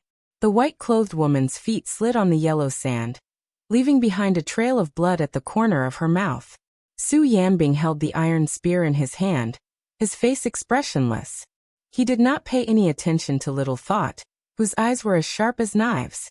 Instead, he looked at the big turtle that was separated by 2 deep trenches.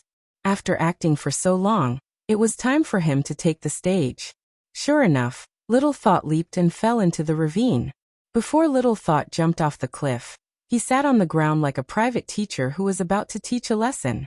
He smiled gently and said, "Heaven and earth have no words, the wind sings." There was a lot of sand in the desert, but if there were only strong winds blowing in the sky without a single speck of yellow sand, it would be illogical. On the plateau where Su Yambing was standing, he could only hear the whistling of the wind, but there was no sand at all.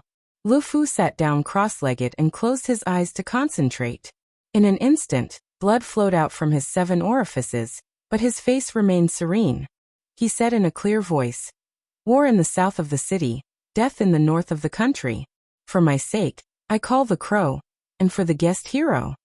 At the end of his speech, a figure rose slowly. Another Lu Fu stood up, like thousands of rays of light converging to form a shape. He took a step forward, directly passing through his sitting self. His sleeves fluttered, and his steps became bigger and bigger. He approached the edge of the big turtle, and turned into a long rainbow, rushing toward Su Yambing.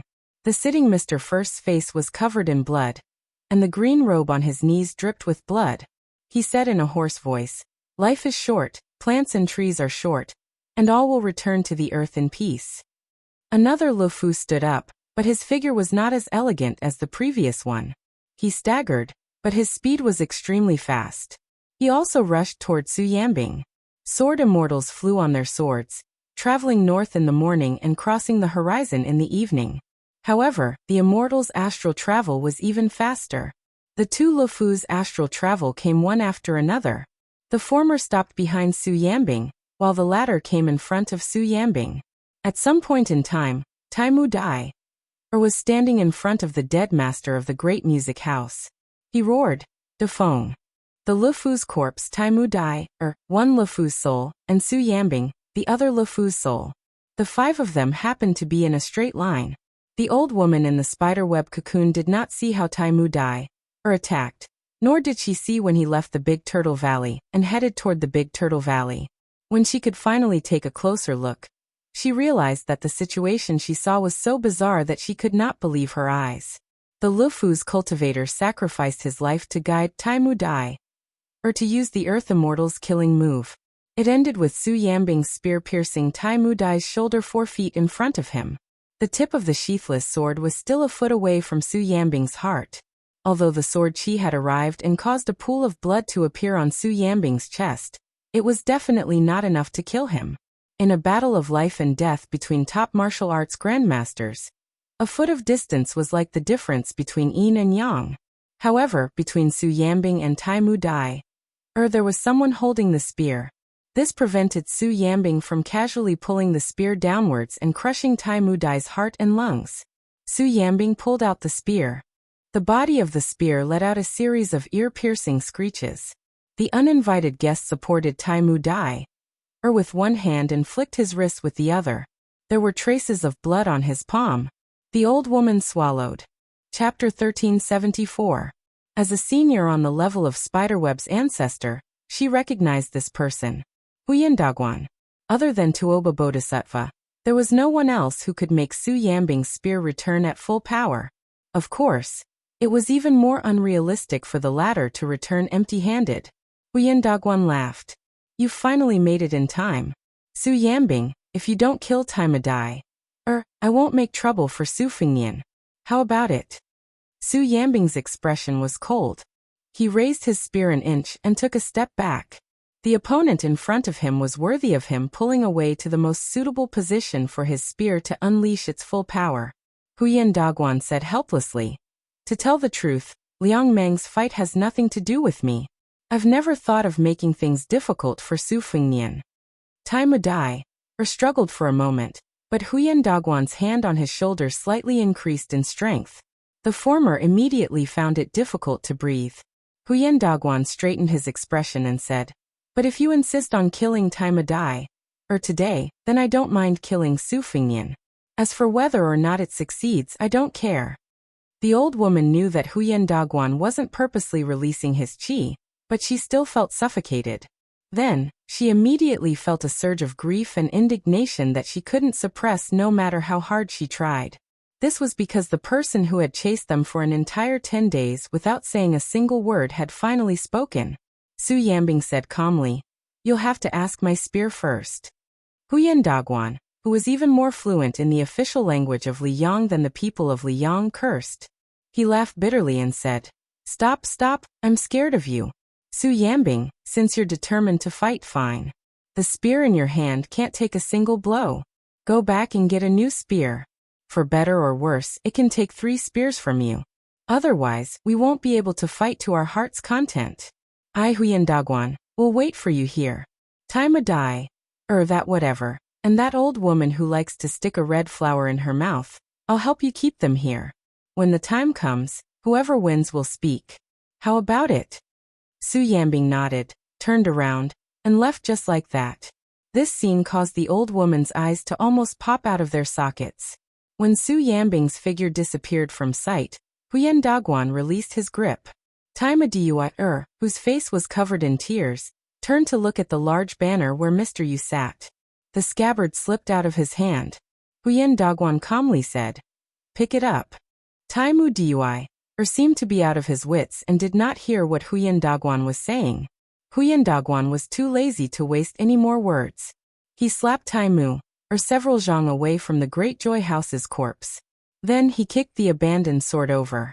Little thought, half of her face covered by a white veil, came to Huyen Dagwan with a complicated expression. Huyen Dagwan sighed. 800 years ago, was it important who we were? It was not strange that Luoyang could not let go. She was Qin Empress's. She had even let go of this so-called Emperor Qin's shadow, so what were you? You were just a woman of the imperial family whose country was destroyed by the Great Qin army.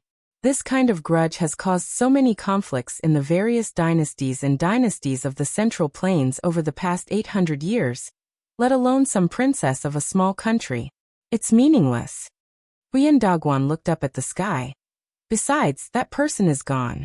Su Fengnian is just Su Fengnian. Who do you hate? Back then, you successfully instigated those 2 women to become enemies. To a large extent, it was you who caused the Great Qin to be destroyed. Are you still not satisfied? Little Thought tore off the veil. Half of her face was extraordinarily beautiful, but the other half of her face was constantly changing between the faces of unfamiliar women. Finally, it stopped. It was actually half a man's face.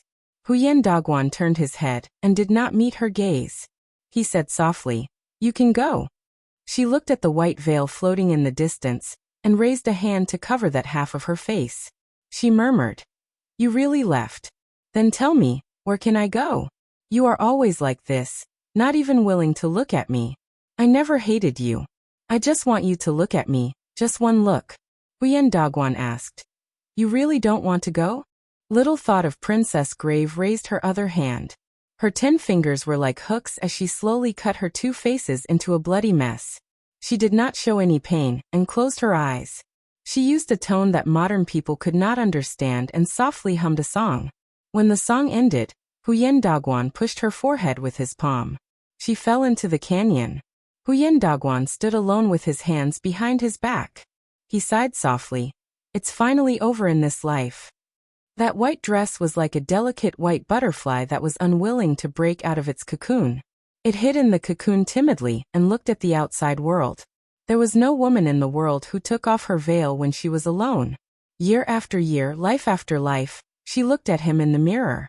In the corridor under the eaves of a private school in Bailiang, an old man was lying on a rattan chair, basking in the warm sunlight. Young children sat around him. Every time the old man sang a line, the children would sing a line with him. It was an ancient song that spread not long after the Great Qin was destroyed.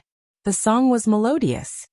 A daughter of the Yang family has just grown up, and no one knows her. Born beautiful, she can't give up on herself. She chose the king's side. Looking back with a smile, the beauties of the 6 palaces pale in comparison. Chapter 1375. The furthest distance between 2 beacon towers was no more than 30 li, and the closest distance was less than 3 li. Hong Xinjia was extremely strict and meticulous in choosing the location of each beacon tower. Standing on the watchtower of any beacon tower, one would definitely see more than 2 neighboring beacons. Bianfeng exchanged glances with each other. Among the many beacons that stretched into the distance, the deer-tail beacons located in a desert corridor was only an unremarkable one. According to the rules, there was 1 beacon commander, 2 vice-commanders and 4 sons of beacons. After the northern Mang came knocking, the deer-tail beacons were supplemented with 5 sons of beacons and a post horse. Deer-tail beacons was set up on the left side of the gourd. It belonged to the group of strongholds with the bell and drum stronghold as the core. Compared to the date horse stronghold, it was closer to the left and to the rear. As the Beimang vanguard drove straight down, although the bell and drum stronghold had not been attacked by a large number of Mang cavalry, the beacons of deer-tail beacons could already clearly feel that the battle was approaching. Those armored Beimang cavalry roamed nearby to scout the terrain. Yesterday, there were even more daring than 10 Beimang scouts who suddenly charged toward deer-tail beacons. The distance between the 2 sides was less than 80 paces. The dozen or so Beimang soldiers with excellent eyesight could even clearly see the faces of the northern barbarians. The beacon commander Sima Jinming drew his bow and shot down the leading Beimang scout with a single arrow. The leader of the Beimang scouts was clearly shocked. After collecting the corpse, he resentfully left. Before he left, he even raised his saber and pointed at deer-tail beacons. At dawn this morning, Sima Jinming, who was personally responsible for guarding the rear half of the night, stood on the high platform and looked up at the cage called Do Ling. As the head of deer-tail beacons, he was different from most of the illiterate beacons in the bell and drum stronghold. Sima Jinming was a somewhat famous scholar near the bell and drum stronghold. His writing was very beautiful. At the same time, Sima Jinming also had excellent archery skills. Therefore, he was promoted to beacon commander in less than half a year after joining the army. The Sima family was a prestigious family in Bailiang. Although Sima Jinming was a concubine's son, he could have relied on his status as a general family to become a government official in a nearby county. It wouldn't have taken him more than a few years to become an official. The reason why he came to Calabash Pass was because of Sima Jinming's impulsiveness. Everyone knew that His Royal Highness had 800 bodyguards called the White Horse Righteous Followers. They were all riding Liangbei horses from Xianli Ranch. They were armed with swords, crossbows and white armor. If it was a few years ago, the White Horse Righteous Followers were of little value in the eyes of first-class families. Only third-rate general families in Bailiang would be willing to put their children in the White Horse Righteous Followers. However, after Su Fengnian's successful hereditary succession, the White Horse Righteous Followers became the White Horse Righteous Followers. Unfortunately, Sima Jinming was not selected. Instead, a close friend of his from a prestigious family in the same county was selected. Last autumn, That guy went to Liangzhou full of ambition. It was said that a few noble ladies in the county who had their eyes on the top of their heads almost recommended themselves to that guy. While Sima Zhenming was happy for his best friend, he inevitably felt that he had lost face. In a fit of anger, he ran to Calabash Pass, which was almost the northernmost border line. At first, those deer-tailed old soldiers didn't like to talk to him, and the previous Feng Shui didn't like this weak scholar, with a handsome face. He even threatened him to clean his butt at night. At that time, Sima Zhenming was furious and had a fierce fight with that old soldier. After that, he thought that he had beaten up his superior, and would definitely be sent back with his tail between his legs. He didn't expect that the Feng Shui, who looked like a bear, to be so strong-willed. Although he didn't give Sima Zhenming a good face afterwards, he didn't do anything to deliberately make things difficult for this troublesome Feng Shui who didn't know the rules. He only made Sima Zhenming cook for 2 months. Sima Zhenming didn't pay attention to the fact that a gentleman should stay away from the kitchen, and just accepted it. At the end of last year, when the Feng Shui of each fort went to the Bell and Drum village to practice martial arts, Feng Shui of Deer Tail Ba Feng Shui had forced Sima Zhenming to do something beyond his ability. Unexpectedly, Sima Zhenming received a personal commendation from the Deputy General of Yuzhou Province. Until now, Sima Zhenming still remembered that on the way back to Deer Tail Ba Feng Shui with the Feng Shui of Deer Tail Ba Feng Shui with the Feng Shui of Deer Tail Ba Feng Shui. At the beginning of this spring, the scouts of Beiliang and Beimang almost exchanged lives with each other every day. At this moment, the Feng Shui of Deer Tail Ba Feng Shui suddenly promoted to the head of Birais Castle. Sima Zhenming heard from Old Sui that the Feng Shui of Deer Tail Ba Feng Shui was comrades in many forts of Date Horse Village and Chicken Cry Village. They had been friends for over 20 years. When they were young, they were all brave men who had killed Beimang barbarians in Beimang. The two Feng Shui of Deer Tail Ba Feng Shui came to the high platform on time. Hearing the footsteps, Sima Zhenming turned around and looked at the two different faces. One was immature and vigorous. After all, he was only 16 or 17 years old. The other was weathered and mediocre. The former was one of the Feng Shui of Deer Tail Ba Feng Shui. In the words of the old Feng Shui of Deer Tail Ba Feng Shui, he was a new recruit from Yuzhou Province. Even his fart was fragrant. The latter was an old senior of Deer Tail Ba Feng Shui. His surname was Shui, and it was said that he was one of the earliest Feng Shui soldiers. After Deer Tail Ba Feng Shui was built, he became the first batch of Feng Shui. After many years of hard work, he finally became the deputy commander. However, the younger generation of Deer Tail Ba Feng Shui liked to call him Xiao Shui. Even the previous commander said that he did not know where this nickname came from. Old Man Shui had a good temper and did not mind. Whenever he smiled, he would smile. The other deputy commander of Deer Tail Ba Feng Shui, Guoxi, was in the prime of his life. He was the only one who called the old man Master Shui. He was also a strange person who did not smile much. There were many round logs in Deer Tail Ba Feng Shui. Guoxi would practice a set of boxing moves on the logs every day for an hour. When he was on night watch, he would practice boxing moves on the edge of the high platform. Sima Zhenming had learned martial arts from a famous boxing master in Yuzhou since he was young. He had a rough understanding of Guoxi's skills. Perhaps his style was not good, but his foundation was solid. Therefore, after he became the commander of Deer Tail Ba Feng Shui, Sima Zhenming had always treated Guoxi with respect and treated him as an elder brother. Sima Zhenming smiled at the young man Feng Zi, and said, "Spring sleep is hard to come by. Go sleep for a while. I'll keep watch for you." The young man shook his head and smiled brightly. "No need. Third brother Xiao and the others are snoring like thunder. Commander Feng, you should go rest. With me and little Shui on duty, nothing will go wrong." The old man smiled amiably.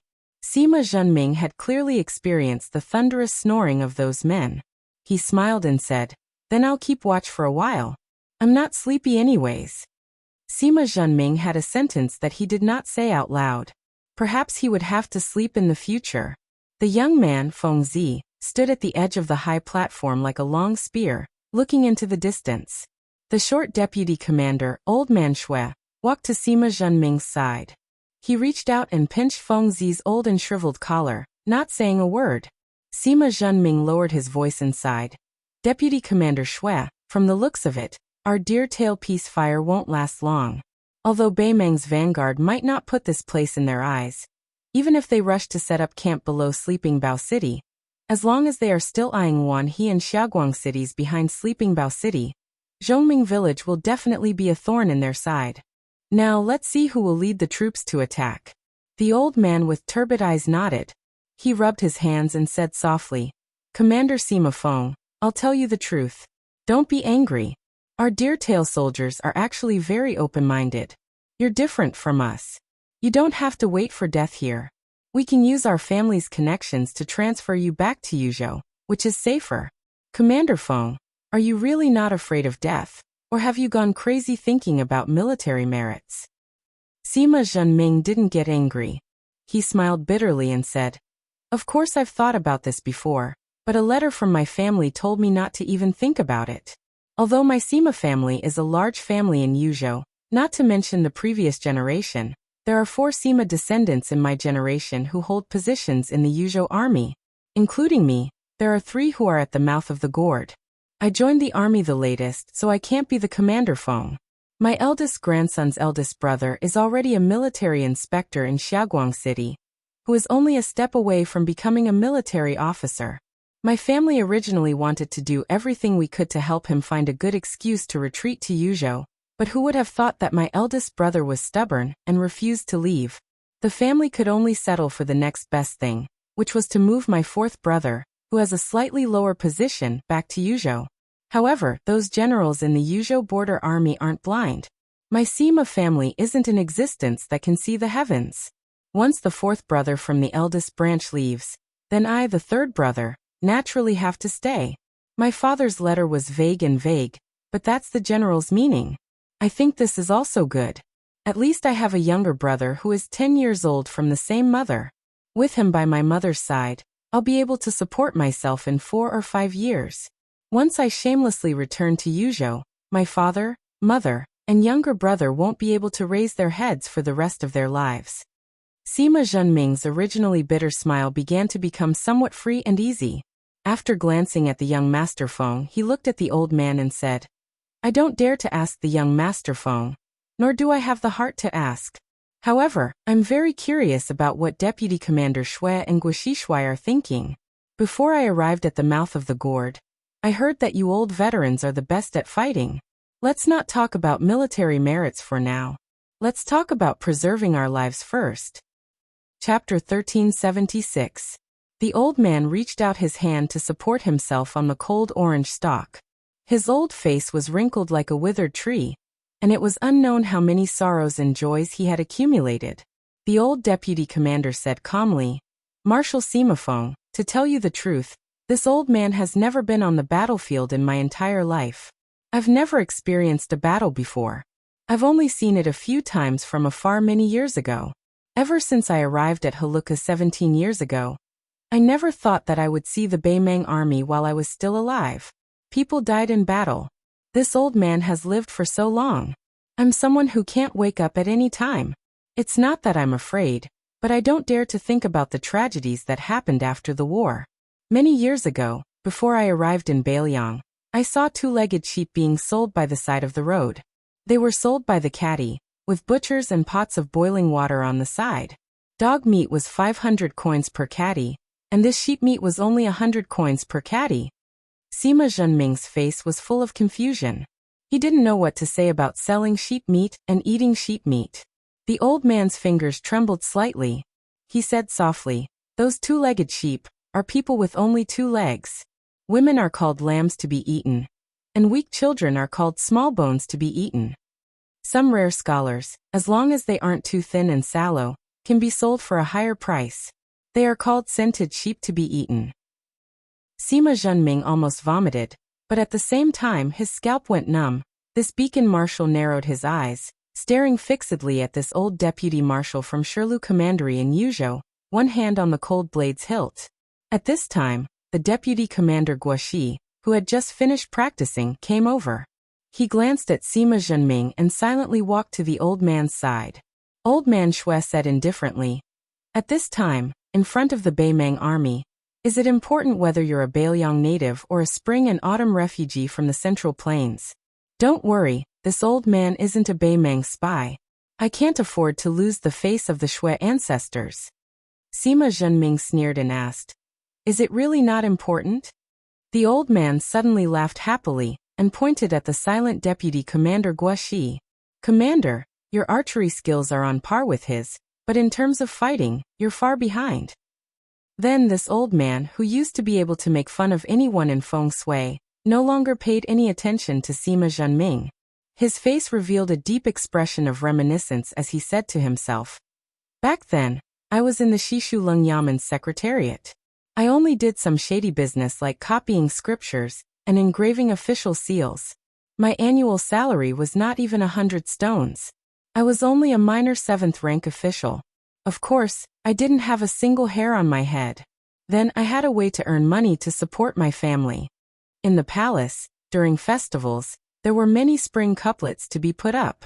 It was our turn to take the stage.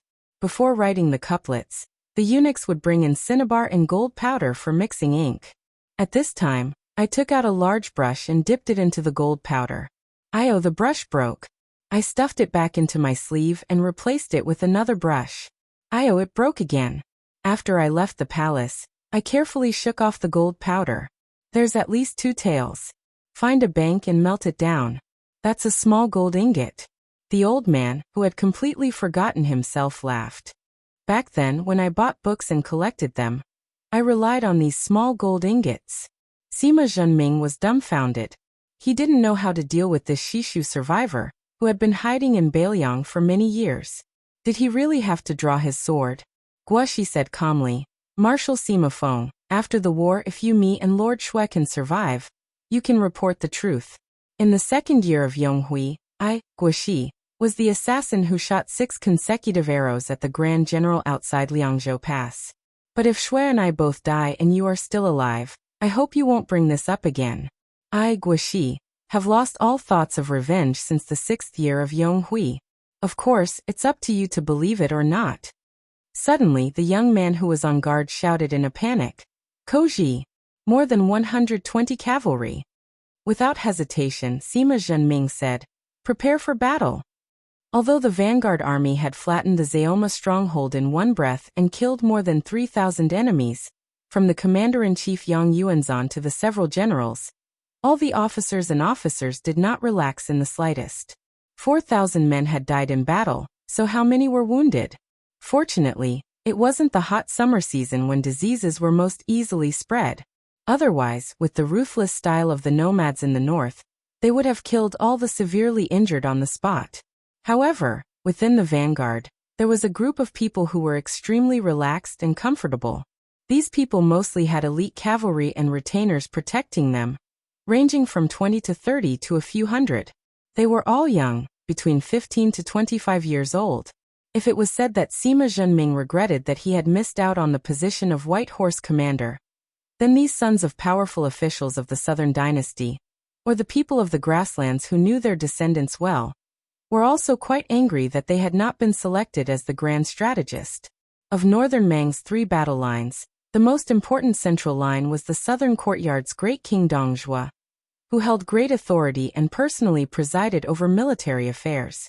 Apart from the Dong family's private army, the rest of the troops were mainly elites from the various border towns.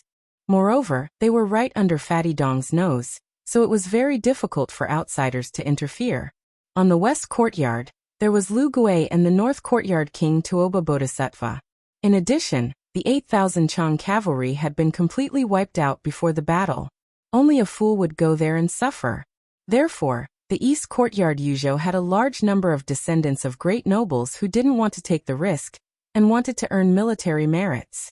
General Yang Yuanzhan, who had always had a good relationship with various forces, was not unreasonable. He acquiesced to the actions of the various families and allowed them to leave the army and take the initiative to search for the Zeoma stronghold. If they had the courage and strength to fight to the death with the stronghold, Yang Yuanzhan wouldn't stop them. During this period of time, groups of cavalry of varying numbers were constantly rushing in and out of the camp. There were even many small groups of cavalry that had been left outside the mouth of the calabash who had rushed over after hearing the news and joined the hunting game. It was like a bloody feast that was slowly unfolding. It was said that the second young master of the Xie family from Dragon Waste province returned with 80 cavalrymen at dusk yesterday with 16 bloody heads of the Yuzhou beacons, hanging on both sides of the horses' backs. There were also 2 war horses that deliberately dragged the corpses of 2 beacon commanders into the camp. The 2 corpses were dragged all the way across the yellow sand, their flesh and blood badly mangled. One could even see the white bones on their backs. In the latter half of the night, another group of grassland Rong soldiers returned. It was a group of over 400 cavalrymen gathered from 3 tribes. They directly broke through a Wu castle in a valley at the edge of Crouching Bao City. These blood-soaked Rong soldiers waved their sabers as they entered the camp. The sabers that were clearly different from the Rong scimitars were all the famous Bailiang sabers of the Su family. A few young leaders of the Rong soldiers even threw down a few crumpled things as they rode into the camp. When someone picked them up, they realized that they were actually the Su flags. The Battle of the Zaoma stronghold had shaken the morale of the vanguard army, but their morale had been greatly shaken. At dawn this morning, another 7 or 8 groups of cavalry rushed out of the camp. With the arrival of a large number of siege weapons, the attack on Crouching Bao City was imminent. A tall man with a full beard whose age couldn't be determined was casually walking in the military camp. Beside him was a maidservant who was countless times more eye-catching than him. The young woman had an exquisitely embroidered brocade pouch hanging from her waist. Unfortunately, that bit of fragrance had long been covered up by the stinky smell of the military camp, leaving not even the slightest bit of it remaining. When these 2 people walked past, the Beimeng soldiers sleeping on their horses all looked at them as if they wanted to eat them alive. In the early years of Northern Mang, there had never been a rule of bringing women into battle. Wasn't it all because those officials of the Southern dynasty had led them astray? As long as one's family background was sufficient, even the military supervisors who came from the royal court could only turn a blind eye to it. Of Northern Mang's 10 first-rank A surnames, there were 7 in Northern Mang and only 3 in Southern Mang. However, when it came to the number of B surnames, the influential families of the Southern dynasty held a slight advantage. On the eastern front of Yuzhou right now, there were plenty of descendants of the dragon-waisted clans. They weren't people that these soldiers who couldn't even afford to live in tents could afford to offend. The man who was accompanied by a woman walked and stopped along the way. From time to time, he would look up at the towering Crouching Bao City. Finally, when he passed by a large pile of tents, he was spotted by a sharp-eyed young master wearing a mink coat. The latter hurriedly ran up to the man and whispered with a flattering expression, "Big brother Zhong, what a coincidence." The man stroked his beard and glanced at the scene behind the young master. He smiled and said, "It looks like you've been hung by the horse's head all night. What? You can't hold it in anymore and want to go and get some firecrackers?" The young man chuckled and said, "I've made an agreement with a few brothers. We're going to get some firecrackers to warm up our hands before the siege. We're going to work together to take down a big stronghold before the siege. When we go back, our elders at home will be proud of us, lest they say that we're useless." The man whose surname was a little strange compared to the southern court's big clans nodded and didn't comment. He looked past the head of the 3rd generation of Gusai province and saw 4 or 5 young men wearing brocade clothes and mink coats standing together. Obviously, they didn't recognize him. Their arrogant eyes were a little unfriendly. The man glanced at the horses behind them. They were all war horses that were ranked high on the grassland.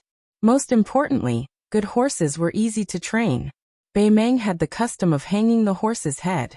Once the horse was hung well, not only would the war horse's pace be the same when charging, but even the height of the horse's head would be the same.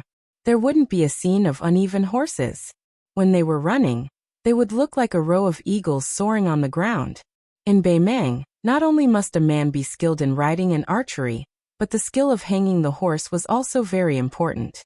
It was probably like the zither, chess, calligraphy, and painting of the scholars of the Central Plains.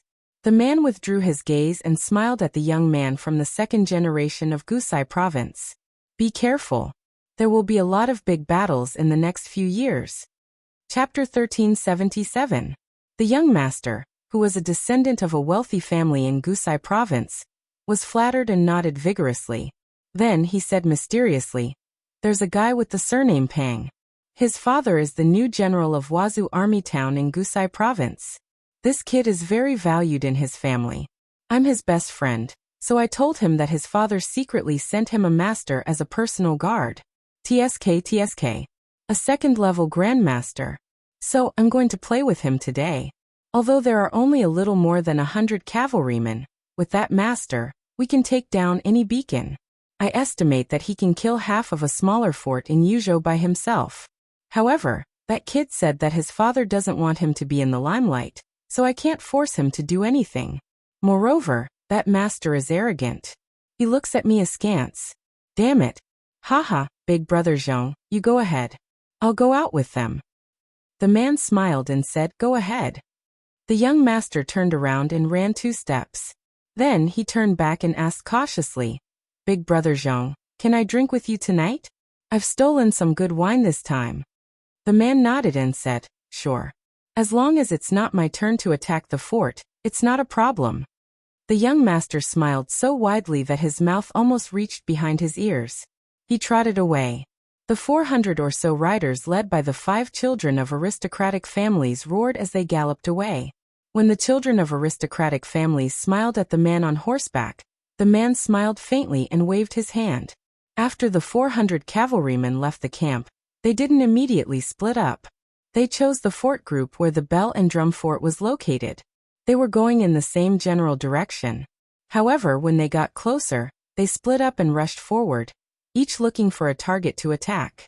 Along the way, they saw many beacons and forts that had been casually uprooted by the main force. The ground was in a mess. The corpses of the Yuzhou soldiers were all beheaded. After all, these heads were all heavy military exploits. After reaching their destination, the cavalrymen finally split up. The other 3 didn't find it strange that the 2 best friends didn't split up. Instead, they were full of sarcasm in their hearts. 2 descendants of a dignified second-class family only had 120 cavalrymen. 120 riders. That was really a pitiful sight. The cavalrymen began to go deeper and deeper. They didn't dare to get too close to the beacons attached to the forts. In fact, they had already asked someone about the details of this hunting expedition yesterday. After knowing the truth, they restrained themselves.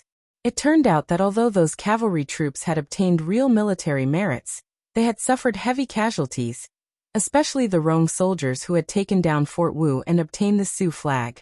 The reason why they looked like they had returned victorious was because they did not retrieve the corpses of their comrades and left them on the battlefield. Furthermore, according to various sources, although those sparrow-sized beacons were small, the archers were often very troublesome to deal with. Even if they managed to break in, they would still have to engage in close combat to the end, and would not rest until they were dead. What a joke! Northern Mang and Northern Liang had been fighting fierce battles for so many years. Who had ever heard of anyone accepting surrender? It was rumored that the former king of the South Courtyard, Huang Songpu, had made a suggestion in the court after his return to the throne, to see if he could recruit people to surrender. At that time, not to mention the generals who were holding the edict as if they had smelled shit, even the emperor's face had turned green on the spot. In the end, it was still the imperial decree of peace who helped Huang Songpu out of this predicament, saying that the matter of surrendering wasn't urgent, that they could talk about it after Bailiang was defeated.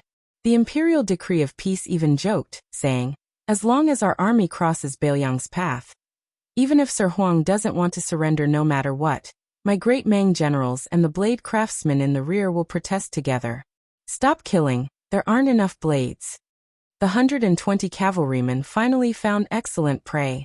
Young Master Pang, whose father was tile-building army's town general, raised his arm, producing a sheepskin map from his bosom. That South Dynasty third-generation ancestor, who was trying to worm his way into being close to this man, bent over to take a look, saying with shock, "Pang Rue, you really are something. You even have this kind of thing. It seems like on our Eastern Front, only 1,000-men commander has the qualifications to carry something good like this, right?" The corners of the youngster named Pang Rue's lips curled up. He put away the map, looking towards the small deer-tail beacon on the map, nodding and saying, "Every 1,000-men commander has a copy, a total of 16 sheepskin parchments. This is something I borrowed from one of them last night. He only found it after searching for half a day, directly giving it to me with a wave of his hand. They don't need it, nor do they care about it, but for us it is quite useful. Sung Pingshan, let's make things clear first. We will take down as many beacon towers as we can, but in the end, we will have to split the heads of Yojo's soldiers, so an equal split definitely won't work. I will take 70, you take 30. Sung Pingshan, whose grandfather was the assistant minister of revenue of South Dynasty's West capital, shouted strangely, "Bullshit, is there anyone who doesn't uphold justice like you? You and I each have 60 riders, and I won't hide behind you. No matter what, we should split it 50-50. Peng Rui tilted his head and raised his chin slightly, secretly pointing at the old rider, who was resting with his eyes closed beside him. Sung Pingshan's imposing manner immediately deflated, and he said softly, "Peng Rui, my brother Peng Sai, we have been friends for many years. How about you take 60 and I take 40? Peng Rui narrowed his eyes and said slyly, 60-40. It's not impossible, but you have to tell me who that bearded man with a woman beside him is." Sung Pingshan looked like he was in a dilemma. Peng Rui curled his lips. "If you don't hurry up, I will give the order to attack the beacon towers." Sung Pingshan threw down his whip and snorted heavily. He leaned closer and whispered, "Zhong family." Peng Rui's expression instantly turned serious. He muttered to himself, "Zhong family, there is no other family in Beimang like them. Great General Zhong Shintong, Great Demon Zhong Liang." Among the younger generation of the Zhong family, Zhong Gui was originally quite famous, but after he married the Lu family of the Zhong family, there was suddenly no news of him. There was news that he was killed. But he has an even more powerful elder brother called Zhong Tan, right? Why, that sloppy man is one of the vanguard generals of the Eastern Front, Zhong Tan. Sung Pingshan nodded, his face full of admiration and fascination. Zhong Tan was a famous person in Beimang, who could compete with the second son of the martial god, Tuoba Chunsun. Not to mention Sung Pingshan, who had no achievements. Even his grandfather would have to obediently greet Zhong Tan with a smile. Peng Rui cracked his neck, raised his hand high, and waved it forward. More than 100 riders suddenly clamped their bellies and began to charge. At the deer-tail beacon, Sima Zhenming gave orders to his 11 subordinates in an orderly manner. He, Deputy Commander Guoxi, and 2 of the stronger sons of Beimang went to the observation tower. 5 of the remaining 7 were to guard the entrance and try to shoot 2 to 3 rounds of arrows to stop the enemy. After that, they didn't need to care about anything else and just tightly shut the door. Once someone broke through the door, they were to draw their swords and fight to the death. The other 2 were to wait for an opportunity to shoot down the Beimang cavalry. Sima Zhenming told them that what they needed to do was very simple. They just needed to wait for the enemy to come closer before killing them. They only needed to kill them at close range, and not from a long distance. 1 less round of arrows was fine. After giving the order, Sima Zhenming, who was about to climb the tower, glanced at Old Man Shui. The latter didn't say anything and only nodded. Arriving at the tall platform, Sima Zhenming gestured downwards with his hand, having the 2 men with bows and quivers on their backs squat down first. After all, Sima Zhenming still didn't know if there were any Northern Mang master archers in that cavalry troop. Moreover, he and Deputy Commander Guoxi were proficient in martial arts. Even if they were unfortunate enough to encounter them, they would be able to dodge and not be caught off guard and killed on the spot. The 120 cavalry formed a neat charging line and began to madly charge. Sima Zhenming sized up the heads of the war horses and calmly said, "These aren't ordinary cavalry." Guoxi's face was expressionless. He had already taken out an arrow from his quiver and nodded. 500 steps. Sima Zhenming glanced at Guoxi's iron bow and asked, 200 steps? Guoxi calmly said, "No need for consecutive arrows. 200 steps will pierce through armor. 150 steps, 3 consecutive arrows. Within 100 steps, for arrows can be loaded on the bow. If you don't want to continuously draw the bow, the furthest you can go is 250 steps. Heavy armor will be broken." Sima Zhenming coldly snorted. "Beimang isn't a fort. It's only equipped with light crossbows and not large crossbows. Otherwise, you would be able to experience the power of my large crossbow. 400 steps. Guoxi's expression was strange as he quickly glanced at this commander of Beimang. It's not like I haven't experienced the range of an arqueballista in the past. I've seen even more powerful giant crossbows. Guoxi didn't say that the arqueballista wasn't strong. Sima Zhenming was panicking. 300 steps. Guoxi took a deep breath and suddenly raised his bow to gather power. This Shishu remnant had an almost imperceptible smile on his face. 200 steps. Pum. Almost at the same time, from the deer tail Ba Feng Sui's cavalry and the watchtower, a loud noise sounded. A tall soldier of the Beimang cavalry shot an arrow. Guoxi's arrow just happened to be the same target as that soldier. Guoxi's head suddenly tilted to the side. An arrow grazed his cheek, leaving behind a deep groove of blood. This deputy commander's ears were ringing. And that Beimang master archer had his head pierced by an arrow and fell off his horse. The distance between the two sides was reduced by another 50 steps from the rapid galloping of horse hooves. Guoxi shot 3 consecutive arrows. 2 of the 3 riders at the front had their chests pierced by an arrow. The war horses continued to charge forward, but their corpses flew off the backs of the horses and fell heavily on the yellow sand. One of the riders quickly leaned back, his entire body leaning against the back of the warhorse. Only then was he able to dodge the arrow. Sima Zhenming also shot a quick arrow, but it was deflected by the soldier who hadn't drawn his bow from start to finish. However, although the arrow was deflected, the scimitar in the hands of the Beimang young master was knocked out of his hands. Guoxi opened his mouth and said, "Kill the easy ones first." Sima Zhenming, who had moved his feet to dodge the 3 arrows, lightly grunted. Chapter 1378. 150 steps. Almost all of the Beimang cavalry had fired a volley of arrows, and their accuracy wasn't bad either.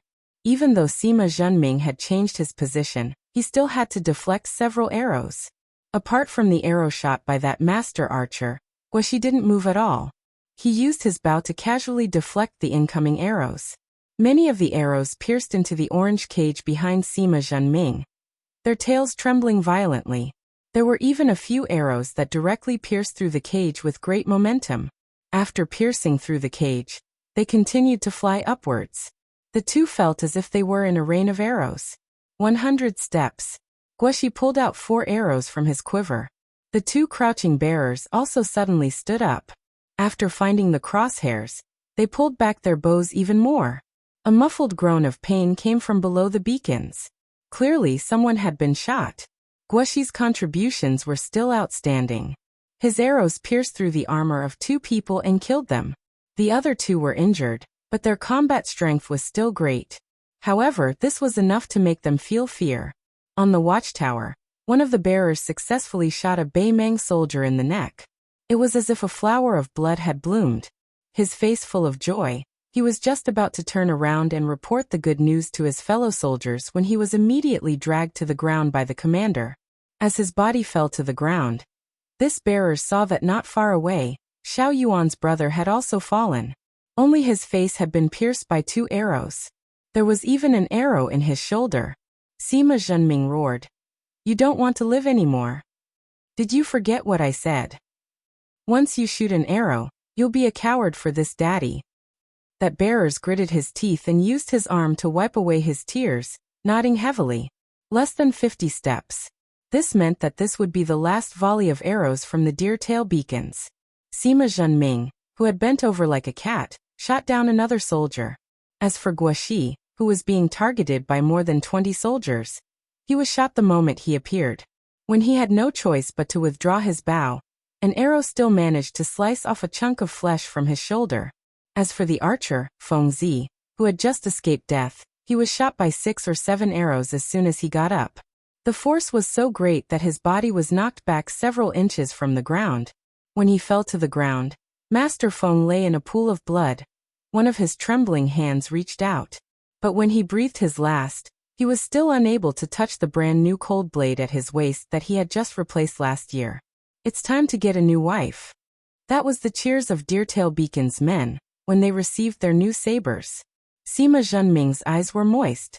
After putting down his bow, He squatted down and helped that Fengzi cover his eyes. He turned his head and asked, "Do you dare to have another match?" Guoxi, who had already pulled out his cold knife, nodded. 120 enemy cavalrymen, and they were elite cavalrymen at that.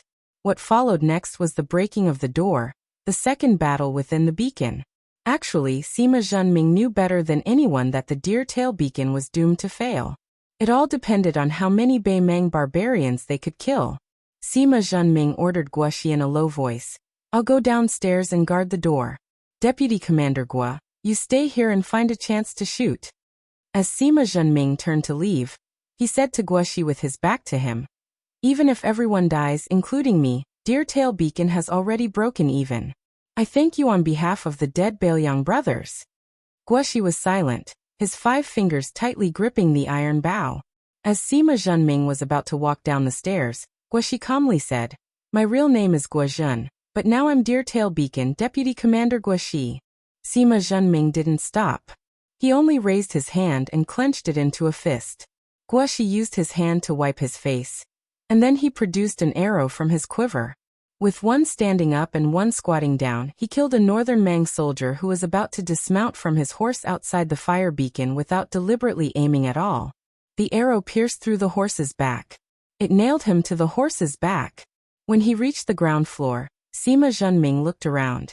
Of the 5 people downstairs, 2 had died, but the one on the stairs was already dead. On the other hand, the enemy cavalry had 11 dead and 6 injured. Without waiting for Sima Zhenming to speak, the door was knocked open and they swarmed in. Sima Zhenming walked out with large steps, bringing his blade down on the head of a tall and large northern Mang barbarian. Drawing out a bone-deep scarlet wound on that person's face and chest. Blood splattered all over Sima Zhenming's body. In the blink of an eye, he stabbed a second barbarian in the chest with both hands and roared, "Deputy Commander Shui, take all our brothers upstairs and help Guoxi guard the stairs." Sima Zhenming charged forward with the collision saber style, knocking 3 barbarians in a straight line out the door in one go. Taking advantage of this opportunity, Old Man Shui ran towards the stairs with the 3 barbarians.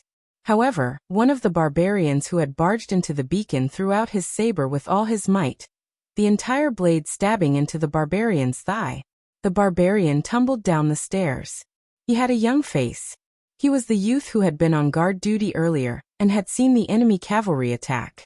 His face was pale as snow as he leaned against the stairs, his eyes filled with fear. However, at that moment, the youth, who usually spoke in a soft voice when speaking to his seniors, used the loudest voice he had ever used in his life to shout at the 2 barbarians at the top of the stairs, "Don't worry about me." The youth raised his crossbow and shot an arrow at the barbarians charging at him.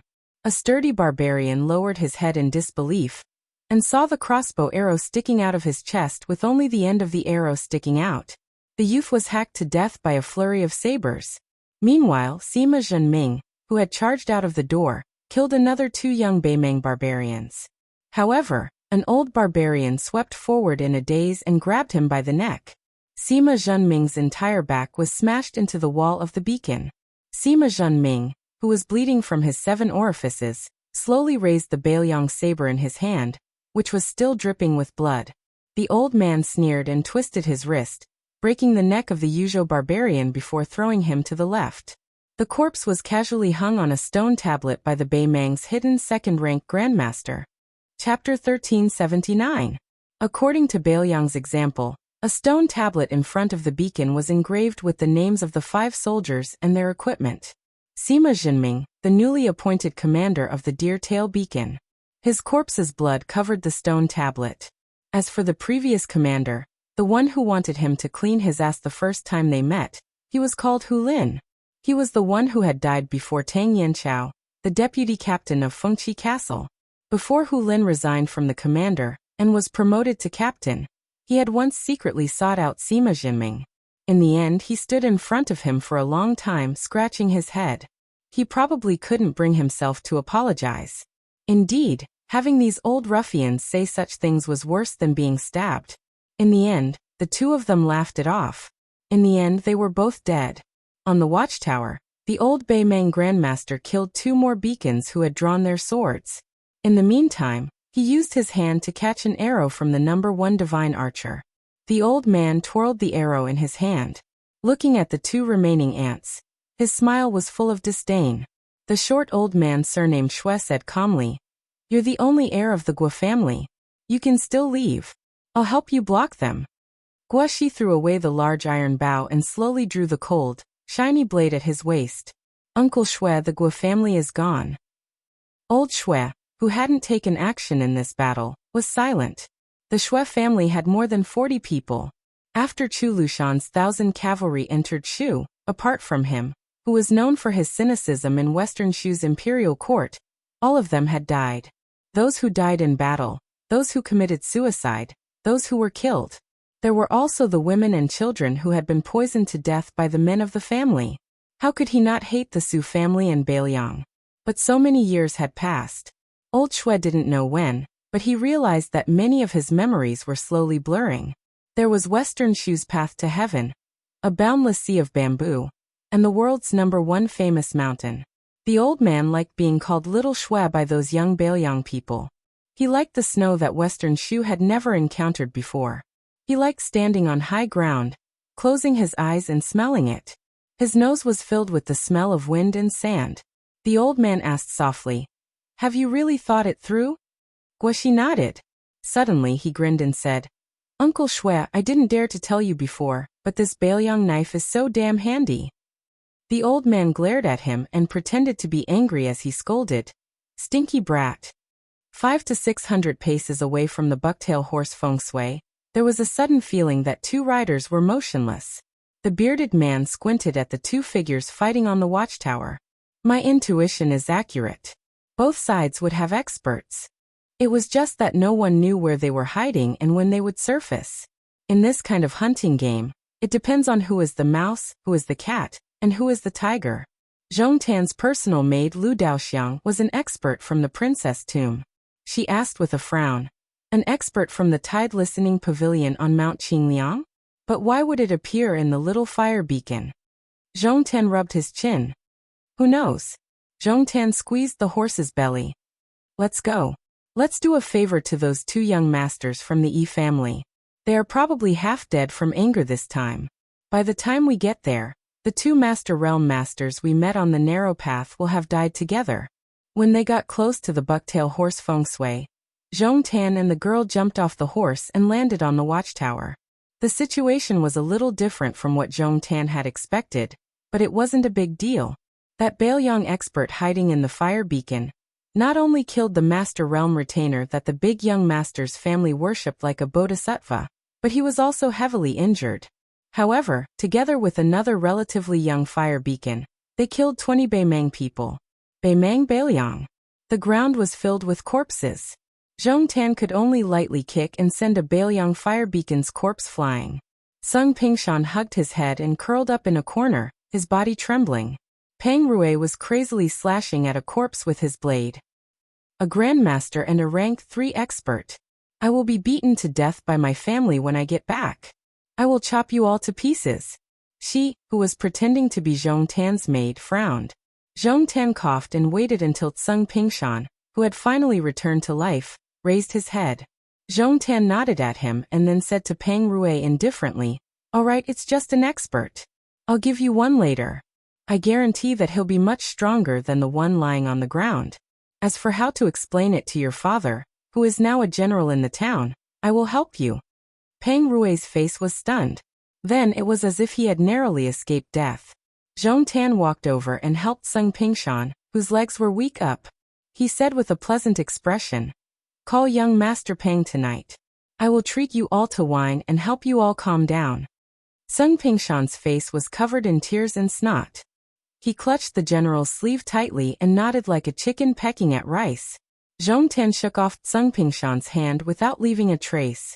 He came to the battlement and saw the corpse hanging on the beacon flintstone tablet. This important person in the entire Beimang dynasty just stared at it for a long time. The woman asked, "What's wrong?" Zhong Tan's gaze didn't move at all. He said softly, "A few unknown experts popping up is nothing. But what is truly terrifying is where." Zhong Tan stretched out her finger and pointed at the stone tablet. The woman was puzzled. Zhong Tan smiled and stretched. No matter what, let's take down Crouching Bao, Luanhe and Xiaoguang cities first. Otherwise, our general will ask my uncle to bring me back personally. The group of people went downstairs. Under the dumbfounded gaze, Zhong Tan suddenly walked to the stone tablet and gently carried the corpse down. She let the corpse of the bucktail Ba Fengzi, whose name they didn't know, sit against the stone tablet. That Fengzi seemed to be looking towards the south. Zhong Tan left in large strides. After getting on the horse, he turned back and looked deeply towards the north. She said softly, "You won't die." Zhong Tan was expressionless. He muttered to himself, "But the 40,000 people at the gourd mouth of Yuzhou all know that they will die." What they were afraid of was if one day, Yuzhou Liangzhou Liuzhou Lingzhou, everyone in Beiliang would think so. Chapter 1380. Because it's almost 8,000 words, it's a bit late. There's still one more chapter before dawn. Outside of Crouching Bao City, there were no more peace fires lit. Beimeng's vanguard arrived at the city gates. Strong winds, yellow sand, and barren land blew the dry yellow sand into the air, hitting the flapping flags. Outside of the city, in front of Beimeng's formation, there were constantly elite cavalry passing down orders. On top of Crouching Bao City, large ballistae were ready to fire. All the generals on top of the city walls subconsciously tightened their grip on their blades. A loud and shrill horn suddenly sounded. If it was in the past when Beimeng attacked a city south of the river, they would usually order the civilians and surrendered soldiers to charge forward. Not only would they fill up the trenches, they would also use up a large amount of arrows from the defending side. At most, they would use the auxiliary troops to push the cart forward, and the cavalry would swarm out. Once they arrived at the city walls, they would fire tens of thousands of arrows at the same time. As long as the defending side's morale was shaken, the Beimeng soldiers would be able to crush them in one battle. However, today, when the army arrived at Crouching Bao City, under the command of Northern Meng's great commander Yang Yuanzhan, they displayed a completely different siege style compared to the past 200 years of northern barbarians invading and raiding. At the same time the two flanks of 3,000 cavalry began to charge forward, there was a type of military heavy weapon that rarely appeared in the northwestern border fortress that appeared on a large scale. Catapult carts. Yang Yuanzhan had set up no less than 600 catapults in one night. The largest catapults required 200 people with outstanding strength, and each rock weighed 100 pounds. Not only did the 600 catapults bring a considerable amount of rocks with them when they went down south, they also swept up all the rocks north of Crouching Bao City. At this time, all of the northern Meng soldiers who were biding their time couldn't help but raise their heads, quietly waiting for that spectacular scene. Countless giant boulders would be flung high into the sky, and then smashed into hidden Bao City's walls, or landed on Ring City's military path. The 600 catapults seemed to be facing Crouching Bao City, but from the top of the city walls, one would know that they were arranged in an arc. The stronger ones would be placed in the center of the arc furthest away from the city, while the weaker ones would be placed on the left and right, and so on. No one knew who was the first to shout, but the Beimeng soldiers near the catapults shouted the same words in unison. When the first 50 kilograms of flint, wrapped in oilcloth, was ignited, it flew high into the air and was thrown towards Crouching Bao City. It was as if a fire spirit of the heavenly court had descended to the mortal realm.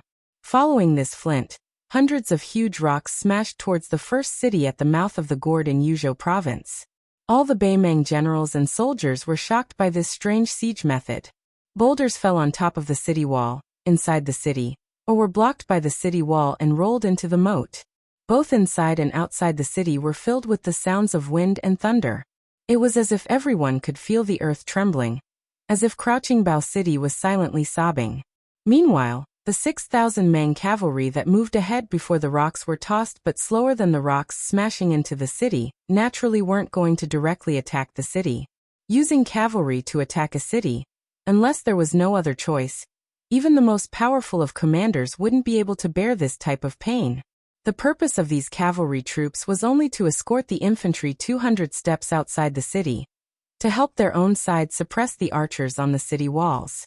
After the cavalry troops on the two wings that had opened up some distance with the infantry, After firing a rain of arrows at the top of the city walls, they no longer continued forward, instead quickly moving diagonally outwards to make room for the cavalry troops behind them.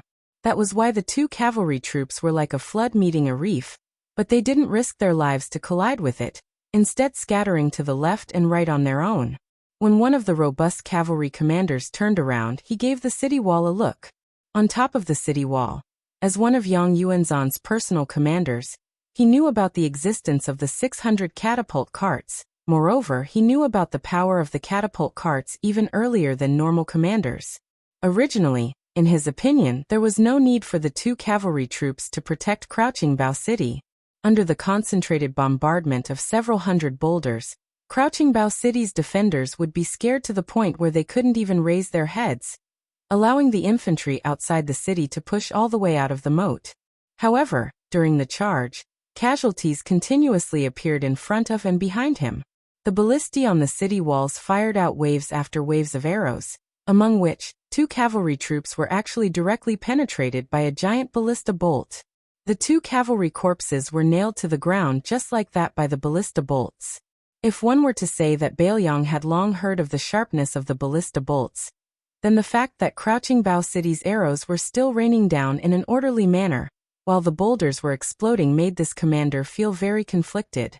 He had personally seen two Yuzhou soldiers being smashed by boulders, yet the nearby archers on the city walls still shot out arrows that were above standard. The commander curled his lips. Were these Yuzhou people really not afraid of death? There was a pile of rotten meat right next to their feet. Under the cover of the boulders and the two flanks of Beimang, the ballista bolts from Crouching Bao City were increasingly concentrated on the attacking infantry of the Beimang army. More and more infantry were pierced through by the ballista bolts, and there were even some unlucky ones who were shot in the chest by a single bolt. The inertia of the bolts caused them to slide back a dozen or so steps, causing the foot soldiers and shield soldiers behind them to fall to the ground. Even more of them were shot to death by the ballista bolts on the city walls. This was especially true when the infantry's battle line became uneven. The soldiers and auxiliary soldiers who were the most courageous and daring to charge at the very front were targeted by the master archers on the city walls. The ballista bolts weren't weak, but they were like a drop in the bucket in the face of the dense swarm of locusts. There was still no end to them. Like a swarm of black locusts, the slightly crowded foot soldiers did not care about the corpses and the wounded at their feet, and continued to charge forward. A burly armored archer on the city walls drew his bow to the fullest. Just as he was about to shoot at a Beimang barbarian leader, who was loudly giving orders to fill the trenches, an arrow pierced through his throat. His corpse was randomly dragged to the side, and the archer behind him quickly took his place. Continuously drawing the bow, especially to the fullest, would damage the arm the most. In the Yuzhou army, there were strict military orders regarding the distance between the enemy and the angle of drawing the bow, and when to use the crossbow was deeply ingrained in everyone's hearts. Crossbows followed by crossbows were the unshakable laws of Bailiang. Among them, crossbows first were ballistas, waist crossbows, and pedal crossbows. As one of the three cities at the mouth of the gourd in Yuzhou, Sleeping Bao City didn't have as many ballistas as Liangbei's Huta City. However, it wasn't that Great General Yan Wenwan didn't have enough ballistas. It was just that the size of Sleeping Bao City limited the number of ballistas. However, in the previous exchange of fire, the Beimang army still suffered heavy casualties. At a glance, there were more than 100 enemy soldiers killed by the ballista bolts. Two of the Beimang generals who were holding the line were even shot to death by the ballista bolts due to carelessness. Presumably, these two Kiliarchs who were already extremely far away from the city walls would die with everlasting regret. After all, their craftsmen from the Southern Dynasty always said that their ballista bolts didn't lose to Bailiang in terms of range and strength. However, when they actually arrived on the battlefield, they discovered that this wasn't the case at all. Under the cover of the rain of arrows from the cavalry on the two wings, and even before the Beimang had fired their own ballistas, Sleeping Bao City's ballistas and waist crossbows had already been fired from the top of the city walls. If it weren't for the giant rocks from the catapults suppressing the rain of arrows from the top of the city walls to a certain extent, the soldiers of the Central Army would probably have died near the moat. Dismounting and sieging a city was something Northern Mang's warriors were the worst at to begin with. If they were fighting with their lives on horseback against Northern Liang's cavalry, then even if they were at a disadvantage, they still wouldn't feel any fear. However, without a horse to ride on, this really was a vexing matter. Fortunately, the soldiers in charge of attacking the city this time were all soldiers from the various border towns of the Southern Dynasty. They had always been a level lower in the Beimang army, so their lives, such as the elite cavalry on the two wings, weren't of much concern. A bearded Beimang general waved his hand, and the 600 catapults began to move forward, preparing for the second volley of rocks. They didn't want to destroy the city walls, but rather, they wanted to cut off the reinforcements on Sleeping Bao City as much as possible. Commander Yang Yuanzhan was determined to take down Sleeping Bao City, which had less than 6,000 soldiers. Moreover, the old general's request was to take down the city in one day. There was no lack of dissent in the commander's tent regarding this decision. Some said that the terrain outside Sleeping Bao City wasn't conducive to attacking the city. The infantry formation was too long and narrow, so it didn't make much of a difference whether they sent in 10,000 or 8,000. It was better to send them in batches and give Sleeping Bao City a constant pressure. Even if they couldn't take down the city in a day, they would be able to take it in 2 days at most, reducing the number of casualties. It was the son of the Zhong family, Zhong Tan, who was advancing with the catapults. In front of them were many self-made ballistas from the Southern Dynasty, as well as many scaling ladders and battering logs. There were also many siege towers that had yet to be manned by archers. Zhong Tan raised his hand to cover his forehead. Finally, Sleeping Bao City had no choice but to use light crossbows. Zhong Tan heard the constant stream of reports from the roaming cavalry. All he could hear was cold numbers, how many had died, and how many had been injured.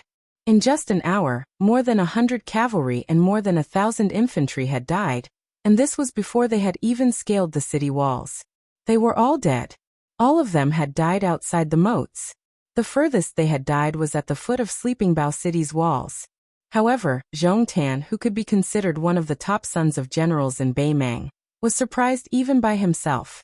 He didn't feel too much emotion. Instead, he began to think of many interesting things, such as when he heard his father, Great General Zhong Shentong, talk about the early spring and autumn war. During the chaotic war between the 9 kingdoms, it was said that Liang had mobilized 60,000 cavalry to attack a majestic city of Dongyue to the south. After 3 days of fierce fighting, they returned without any success. Afterwards, the entire country of Dongyue celebrated, worshipping the general who had defended the country with only 10,000 men as a god. The Dongyue emperor even issued an imperial edict to bestow upon him the title of Grand Tutor. Many years later, the people of Dongyue finally realized that the soul-stirring defeat and victory of 70,000 men had only lost less than 600 men after 3 days of fighting. Chapter 1381. Zhong Tan sighed softly and gazed at the Yuzhou city in the distance. It could be said that it was the old master of Crouching Bao City, who had stripped off the clothes and faces of the 8 kingdoms of spring and autumn step by step. He had turned the warm and affectionate war into a bloody tragedy from beginning to end.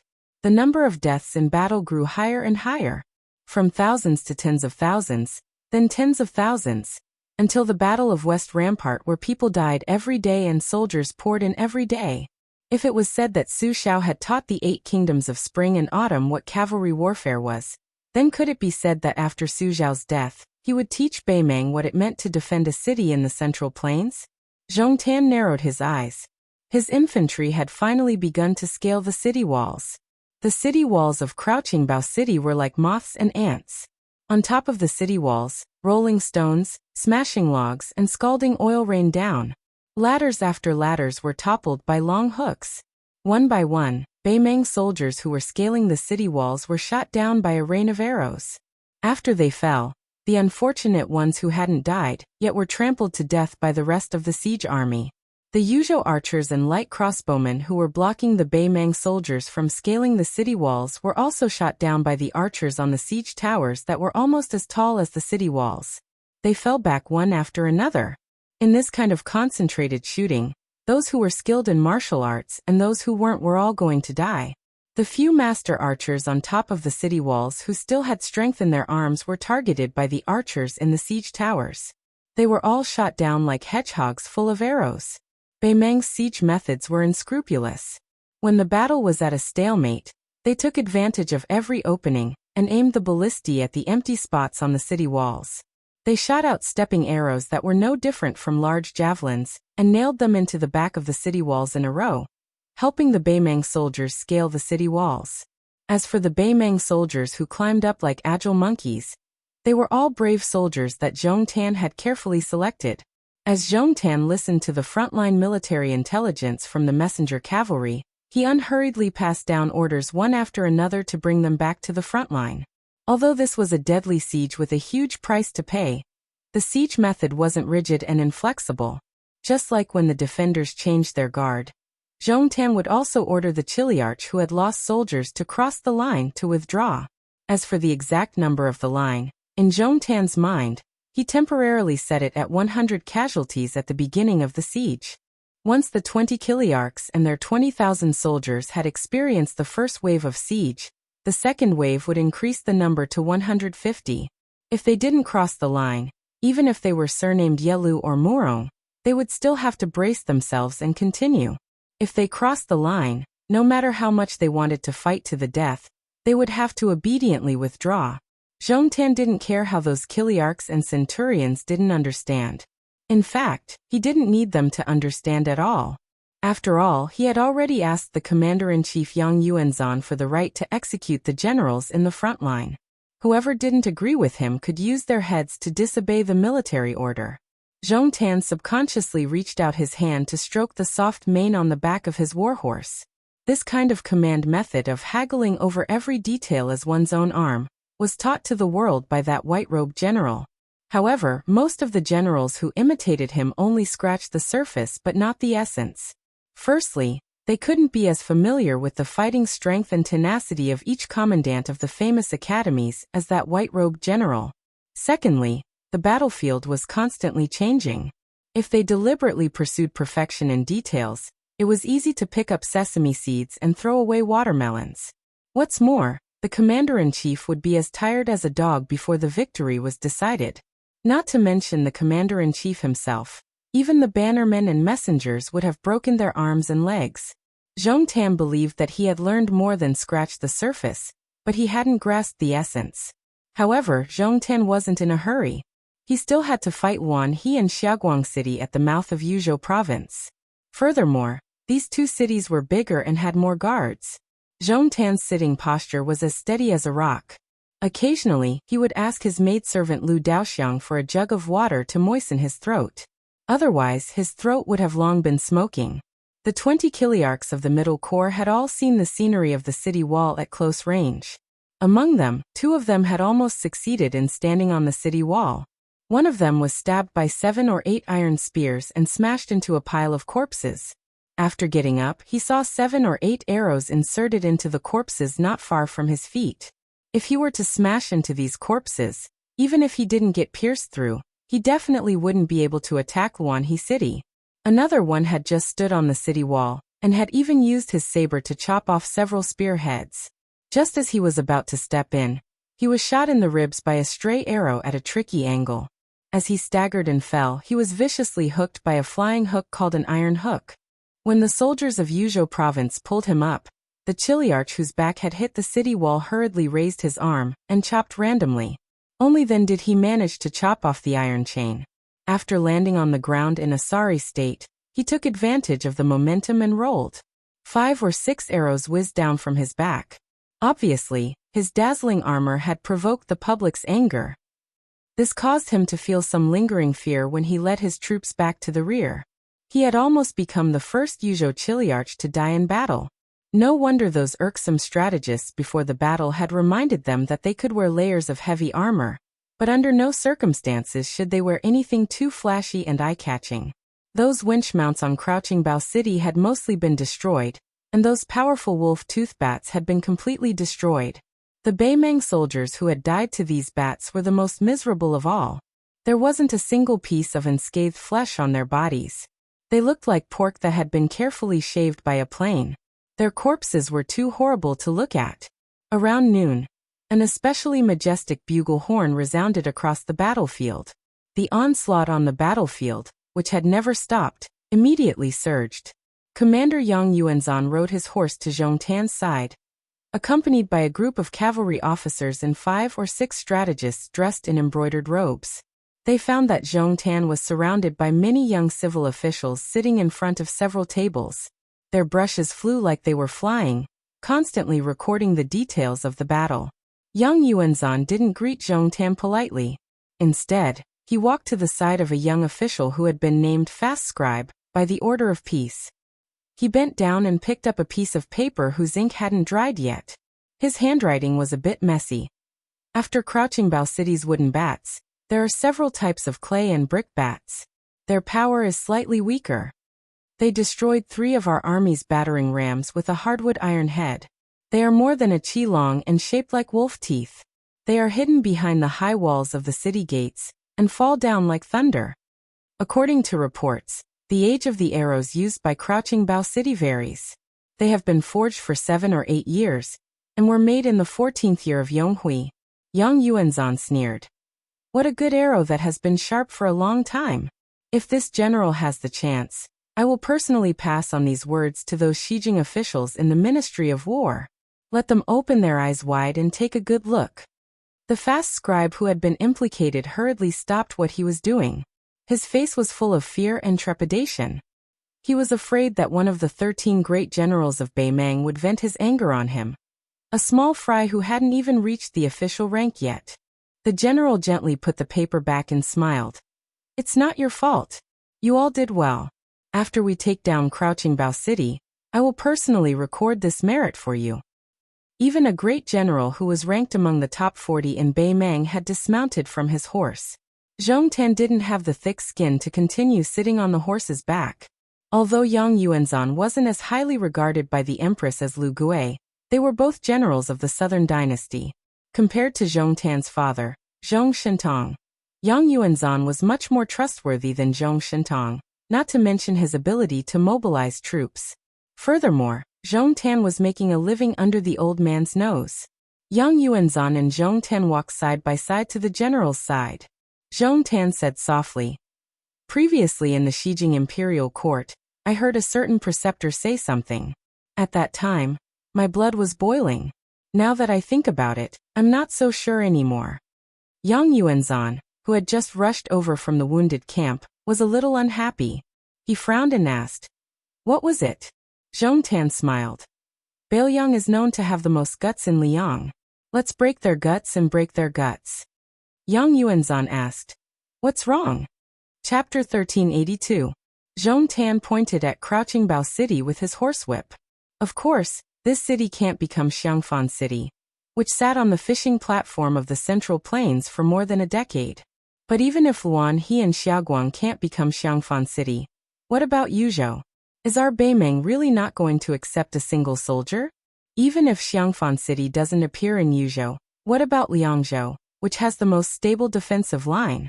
Are we really going to wipe out Beiliang's 2 million households before we stop? Yang Yuanzhan laughed coldly. Haven't you noticed what kind of people are in charge of the stronghold to the north of Crouching Bao City? How old are the commanders and deputies of Crouching Bao City? After pondering for a bit, Zhong Tan was somewhat enlightened. He said with a smile, they are all old soldiers who went to northern Mang's Heshi province in their early years. Crouching Bao City's Zhu Mu and Gao Shiqing are even almost 60 years old. From this, it seems that from the mouth of the Calabash to Crouching Bao City, although the number of soldiers is small, the troops stationed here are all people who truly dare to die. It's no wonder that Crouching Bao City's 1,000-odd valiant refugees from Liuzhou were all brought back to the south of Luanhe City. Yang Yuanzhan sighed emotionally. Yin Wenwan's move is to retreat in order to advance. Those refugees from Liuzhou all held a skeptical and wait-and-see attitude at the start. Once they're the first to die at the Calabash defensive line in Yuzhou, we won't even need Beimang to summon them to surrender. They'll start a rebellion on their own and even implicate all the refugees who left Liuzhou, as well as the situation in Liuzhou.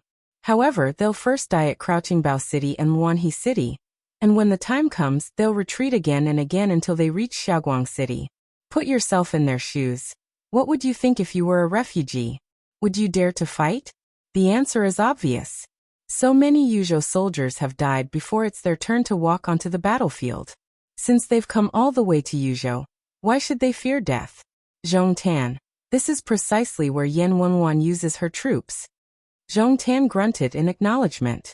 Zhong Tan suddenly laughed and said, the Chang and Rong tribes were especially valiant in their attacks on the city. It was unexpected.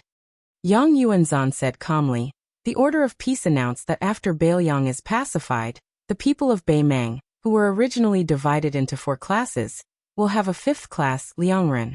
Then, the Chang tribes who are currently at the bottom of the hierarchy, will finally be 1 class higher. Although Zhong Tan knew about this, he still had a look of disbelief on his face. He asked, is this really possible? Is this enough to make people face death with equanimity? Yang Yuanzhan said in a soft voice, the Central Plains has many outstanding strategists.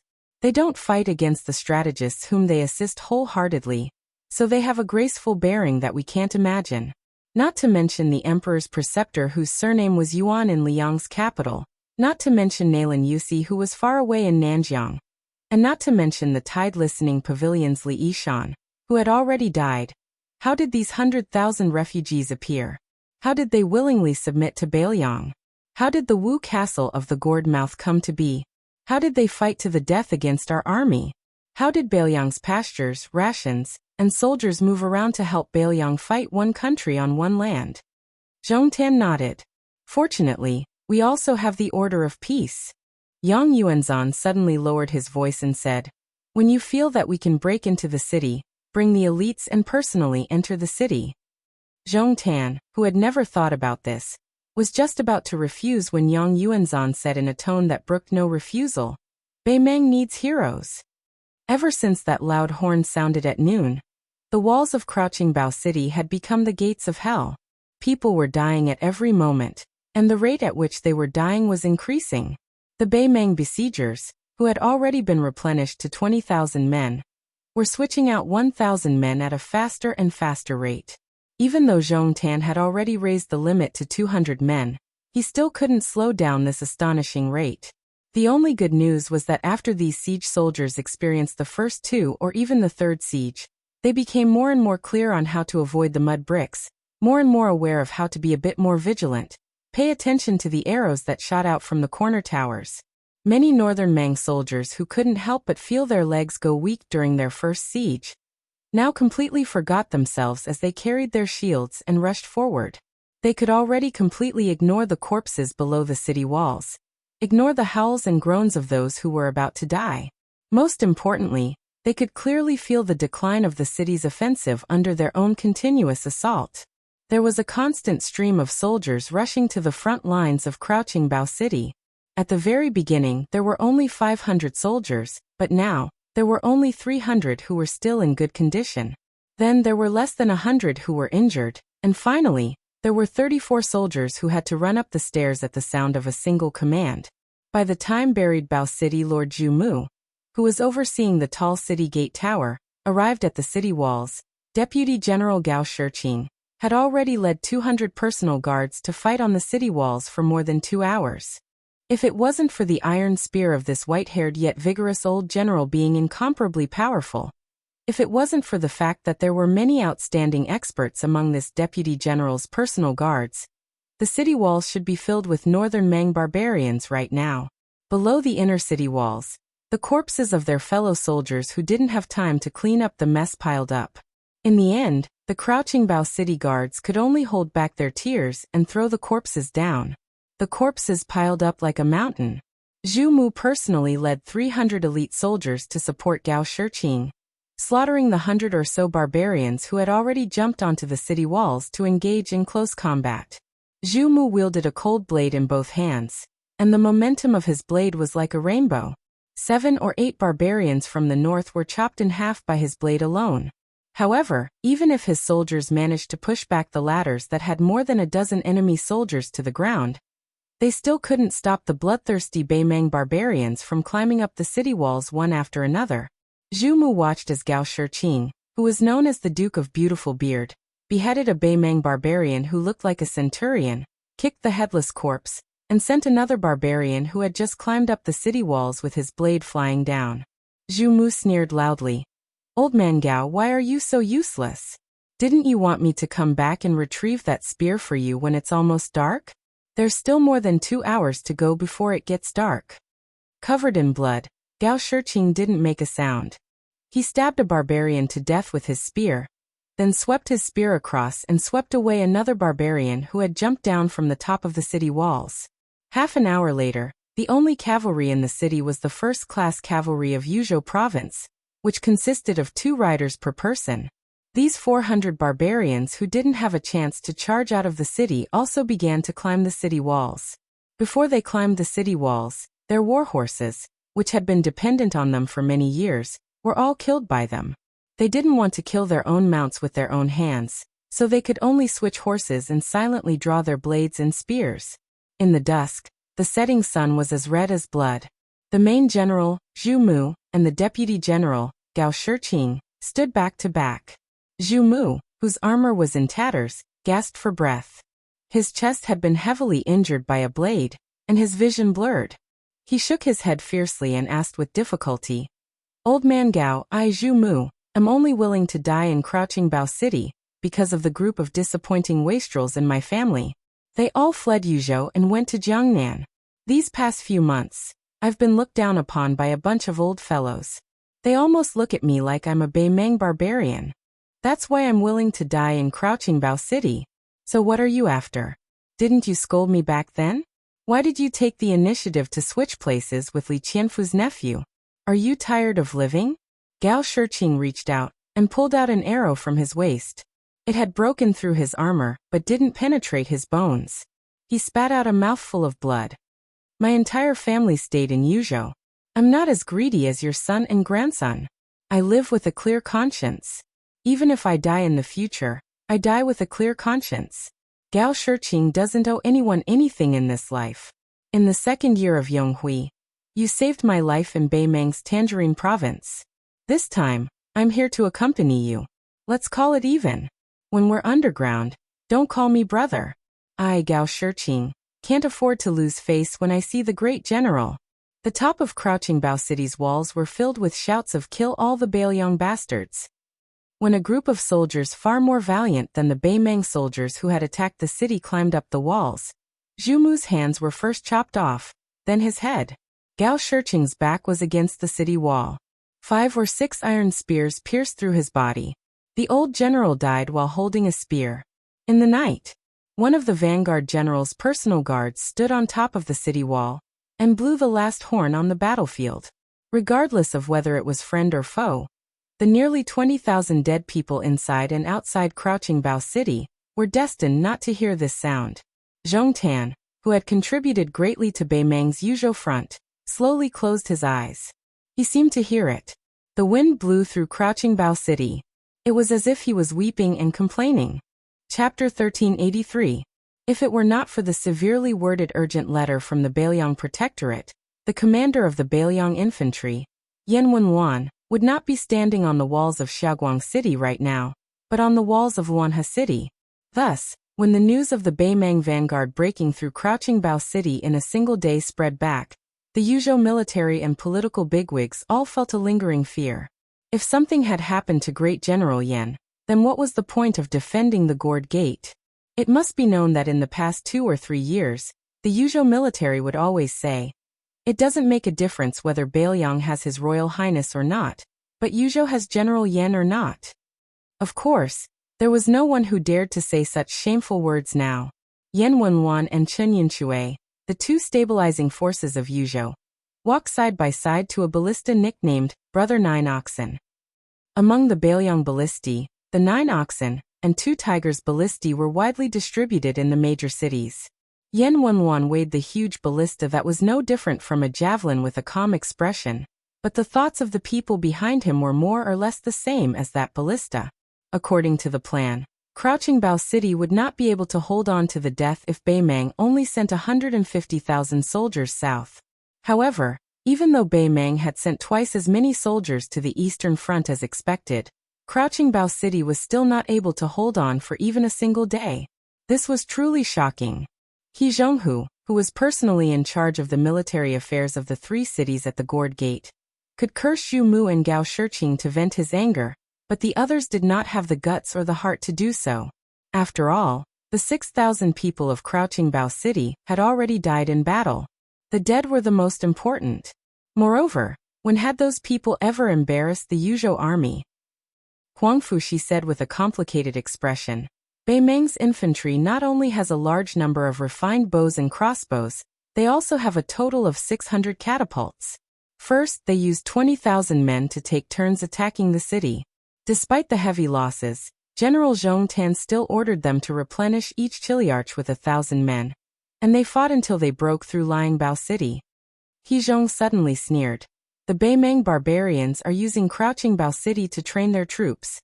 Even an idiot would know that once these bastards break through Crouching Bao City, they'll definitely tear down half the city. When the time comes to attack Luanhe, the catapults won't just fire 2 rounds. Yan Wenwan asked calmly, have the 800 cavalry in Luanhe City been recalled? Huang Fujin nodded and said, he's already on his way back to Xiaoguang City. No one had expected the Bei Meng barbarians to attack the city with such ferocity. They didn't even give the Crouching Bao City's cavalry a chance to harass them. If that Zhongtan wasn't so stubborn, the Bei Meng infantry would have lost at least 2,000 to 3,000 men. He Zhong slammed his fist on the city wall and said with great heartache, they're all good men of our Yuzhou. Yan Wenwan gently put down the arrow. The Xiaoguang city lord, Xie Qingshu, secretly swallowed his saliva and mustered up his courage to say, Great General, because we moved the Liuzhou soldiers out of Crouching Bao City and Luanhe City, a commotion has occurred in Luanhe City. The moment this sensitive topic was brought up, everyone, including He Zhong and Huang Fushi, looked at Yan Wenwan cautiously. Yan Wenwan's expression remained the same. She said indifferently, a commotion? Aren't you making it sound too easy? What? You, Xie Qingshu, are related to Luanhe City's young Tua by marriage, so you're helping him play dumb? If I remember correctly, the Hupong camp of Luanhe City that threatened the great general with a mutiny is one of the few old battalions in Yuzhou. Their 2 captains were the trusted subordinates of Zhong Hongwu and Lu Yuanji. When Zhong Hongwu lost his position, that captain of ours removed his armor and resigned to show his loyalty. That's fine, since most of the soldiers under Zhong Hongwu's command are like that. However, Sun Shu, who was once old Lu's personal guard, shouldn't be so daring. Tell me, everyone present, how many of you are dissatisfied with me retreating the Liuzhou soldiers from the front lines? No one on the city wall dared to breathe too loudly, especially Xiaoguang City's great general Xie Qingshu and his 2 deputies. They had already dropped to their knees, not daring to utter a single word of apology. He Zhong hurriedly tried to smooth things over, saying helplessly, look at what you're saying. You're already putting on such a pretentious front. Who would dare to speak the truth to you? Yan Wenwan didn't say anything. He Zhong sighed and smiled at the 3 generals of Xiaoguang City. He said amiably, all of you rise.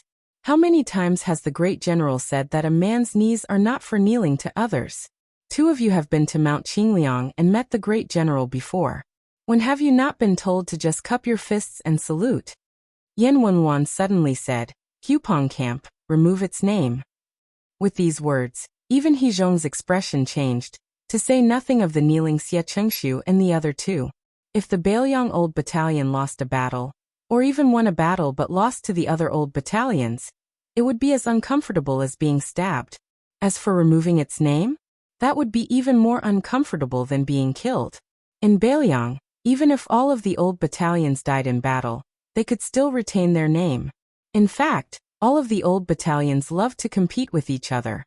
Over the years, they would first compete to see who had killed the most enemies and whose battle prowess was superior. In the end, they would even compare the number of times their battalion had been wiped out. Moreover, the one who won in the last round would be very convincing. For example, the Xianding camp, which was one of the oldest battalions along with the Lotus Seed camp, the Partridge camp, and the Horse camp, relied on this to win first place. For many years, they had called themselves the First Old Battalion. Even if they were a small soldier, They would always be arrogant when they saw the commandants or captains of other battalions on the road. As a result, there was a strange phenomenon in the Bailiang frontier army that outsiders could not understand. There was often a saying, a captain in this life, a general in the next life.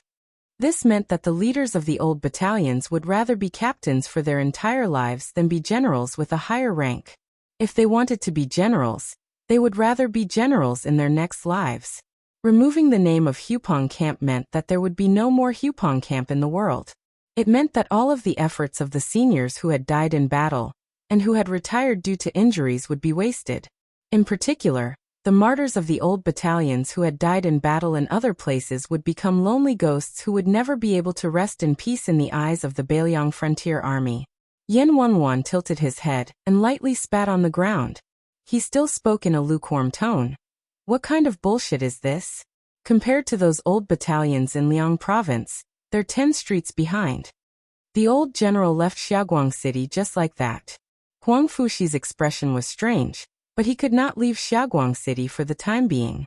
He could only silently send off this infantry commander to the outskirts of the city, before rushing back to the city walls. Sure enough, no one had left. They did not move at all. Xie Qingshu and the other two were still kneeling with their heads lowered. He Zhonghui, who had always been good-natured and easy to talk to, suddenly had a frighteningly gloomy expression on his face. Lu Zhonghui, the deputy general of Xiaoguang city, as well as the commander of another old battalion, this middle-aged general with more scars than his son, was actually sobbing like an aggrieved child. Lu Zhonghui's cavalry blocking camp was precisely the old battalions that Yen Wenwan had single-handedly created.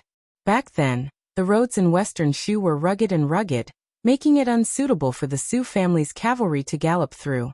The cavalry blocking camp, which had already displayed its brilliance during the Battle of Western Rampart, had made even more contributions. They were known as the cavalry blocking camp. Even the vanguard general Chu Lushan, who had led a 1,000-man army into Shu, had not been stingy with his praise. Yen Wenwan's bullshit wasn't some sarcastic remark, but a slap to his own face as the commander of Bailiang's infantry. He Zhonghui suddenly placed his hands on the city walls. With his back facing everyone, he said softly, "How can he not be sad that Crouching Bao City is gone? In all of Bailiang, if Old Yin doesn't feel sorry for Calabash City, who would feel more sorry for him? Not only Calabash City, but all of the Yuzhou infantry were personally trained by him. Is he really willing to let our Yuzhou soldiers die before the Lu province soldiers? That's impossible. Right now, the tens of thousands of Lu province soldiers on the border of Yuzhou, as well as those from Liangzhou, including the locals of Liuzhou, and those who have taken root in Lingzhou, are all watching us." He Zhonghui took a deep breath and said sternly, "Send an order to Luanhe City. Tiger Pouncing Camp is to be stripped of its name. Lieutenant Sun Shu and the other captains are to be allowed to participate in the defense of the city. If they feel that this rebellion isn't enough to vent their anger, then fine. If they have the ability, then go and kill Luanhe General Yang Qiu. At worst, I He Zhonghui will personally lead the troops to quell the rebellion." Xie Qingshu clenched his teeth and said, "This general begs the great general to allow the soldiers of Tiger Pouncing Camp to redeem themselves. Give them a chance to take back their old name." He Zhonghui suddenly turned around and kicked the Sunrise City Lord away. "Do you think that Yen Wenwan is the only one who is angry at Luanhe City at such a crucial time? Do you think that the 600 Li urgent letter only told our great general, Yen, not to personally take the risk? Chu Lushan of the Protectorate General, our Lord Protector General, has already said, if the soldiers of Yuzhou refuse to be controlled, although the war in Liangzhou is tense, we can still send out a few capable generals to defend the city. Listen, even Chu Lushan wants your in-laws to scram out of Luanhe City. So what if I, He Zhonghui, agree?" The infantry commander had already left. Although Deputy Commander He Zhonghui didn't immediately leave Sunrise City, he was so angry that his face was ashen. He quickly walked down the city walls. Huang Fushi, who was following behind He Zhonghui, asked, "Will it be too much?" He Zhonghui waved his hand and said heavily, "Our Yuzhou army isn't that delicate." Huang Fushi continued to ask, "Then what about the 200 or so ordinary soldiers who followed Tiger Pouncing Camp and wanted to leave the city? What about them? He Zhonghui coldly said. What's there to ask? Of course they will be dealt with according to military law. Immediately executed. Huang Fushi looked at his back and continued to ask, General He, I'm asking about their family members in Yuzhou. What about them? He Zhonghui suddenly paused. There was a long silence. Chapter 1384. Huang Fushi said softly, 200 or so people. This general will consider all of them to have died in battle. If Mount Qingliang and the Protectorate ask about it in the future, I will take responsibility. He Zhong suddenly turned around. Huang Fushi, what are you planning? Huang Fushi smiled but did not say anything. He Zhong suddenly narrowed his eyes and said slowly, Huang Fushi, to be honest, I really don't like you as a Yuzhou general. Even if you did me a favor this time, I still hate you. I've seen too many smart people like you. Huang Fushi smiled calmly. If I were really smart, shouldn't I just do things and not say anything? He Zhong suddenly smiled and turned to leave. He sighed softly. If the great general was still alive, even if he didn't come to Xiaoguang City, he would have made an appearance at the Protectorate and not be like this. Let alone people, we can't even see the shadow of our king of Beiliang. Huang Fushi wanted to say something but hesitated. In the end he did not say anything. Half a day later, in Luanhe City, on a drill ground, the doors were tightly shut. All that was left was a battalion of uniformed soldiers. 2,726 people. They had all arrived. The old barracks attached the most importance to the old rules. Often, the number of people they had at the time of the establishment was the number of people they would have in the future. Apart from a few old barracks that had too few people at the time of their establishment, the vast majority of the old barracks had the same number of people. In the Beiliang army, apart from the great General Su Zhao's Su banner, there was only one other type of army that could raise a banner other than the Su banner. Back then, the Beiliang Protector General Chen Jibao could not raise the Chen banner. The current cavalry commander Yuan Zuozong could not raise the Yuan banner either. However, the Lotus Seed Camp could, the Horse Camp could, the Partridge Camp could, and even the old barracks that had the 2 Tiger Pounce banners flapping in the wind this morning could. However, from now on, they would be the same as the ordinary border army of Beiliang. They could not. The Deputy General of Xiaoguang City and the Lieutenant of the Cavalry Blocking Camp, Lu Zhonghui Shu, personally brought a military order and a message to Luanhe City and the Tiger Pounce Camp. As a Deputy General, he brought the military order to Luanhe City's Master General Yang Tua. The military order was to remove the name of Hupong Battalion. He then arrived at the Hupong camp as a lieutenant of the blocking cavalry camp. He did not enter the camp. At the entrance, he said a few words to Sun Shu, whose face was full of tears. First, I ask your entire camp to die in battle. When you see the seniors below, you can go kneel. On the martial arts field, Sun Shu stood at the front with an expressionless face. Beside her were 23 senior captains and 47 deputy captains of the old Tiger Pounce Battalion. Many of them even raised their arms to cover their faces. Sun Shu said solemnly, It is I, Sun Shu, who have let you all down. I have let down all the seniors who died in the Tiger Pouncing camp. Sun Shu pounded her chest with her fist. I don't understand General Yan's military orders. I don't understand the first one, and I'm not convinced by the second one. I can't accept it from the bottom of my heart. Sun Shu rubbed her face and smiled bitterly. But it's useless to be unconvinced. Could it be that our Tiger Pouncing camp is really going to mutiny and rebel in Phoenix Crane City, like Great General he said? Sun Shu looked at those faces and said in a low voice, I don't care if you have such thoughts or not, but if anyone dares to do so, I'll be the first to chop them to death. If you do, come out and fight me one-on-one? Become a lieutenant first. Sun Shu suddenly laughed. You brats, I can knock down an entire group of you with one hand.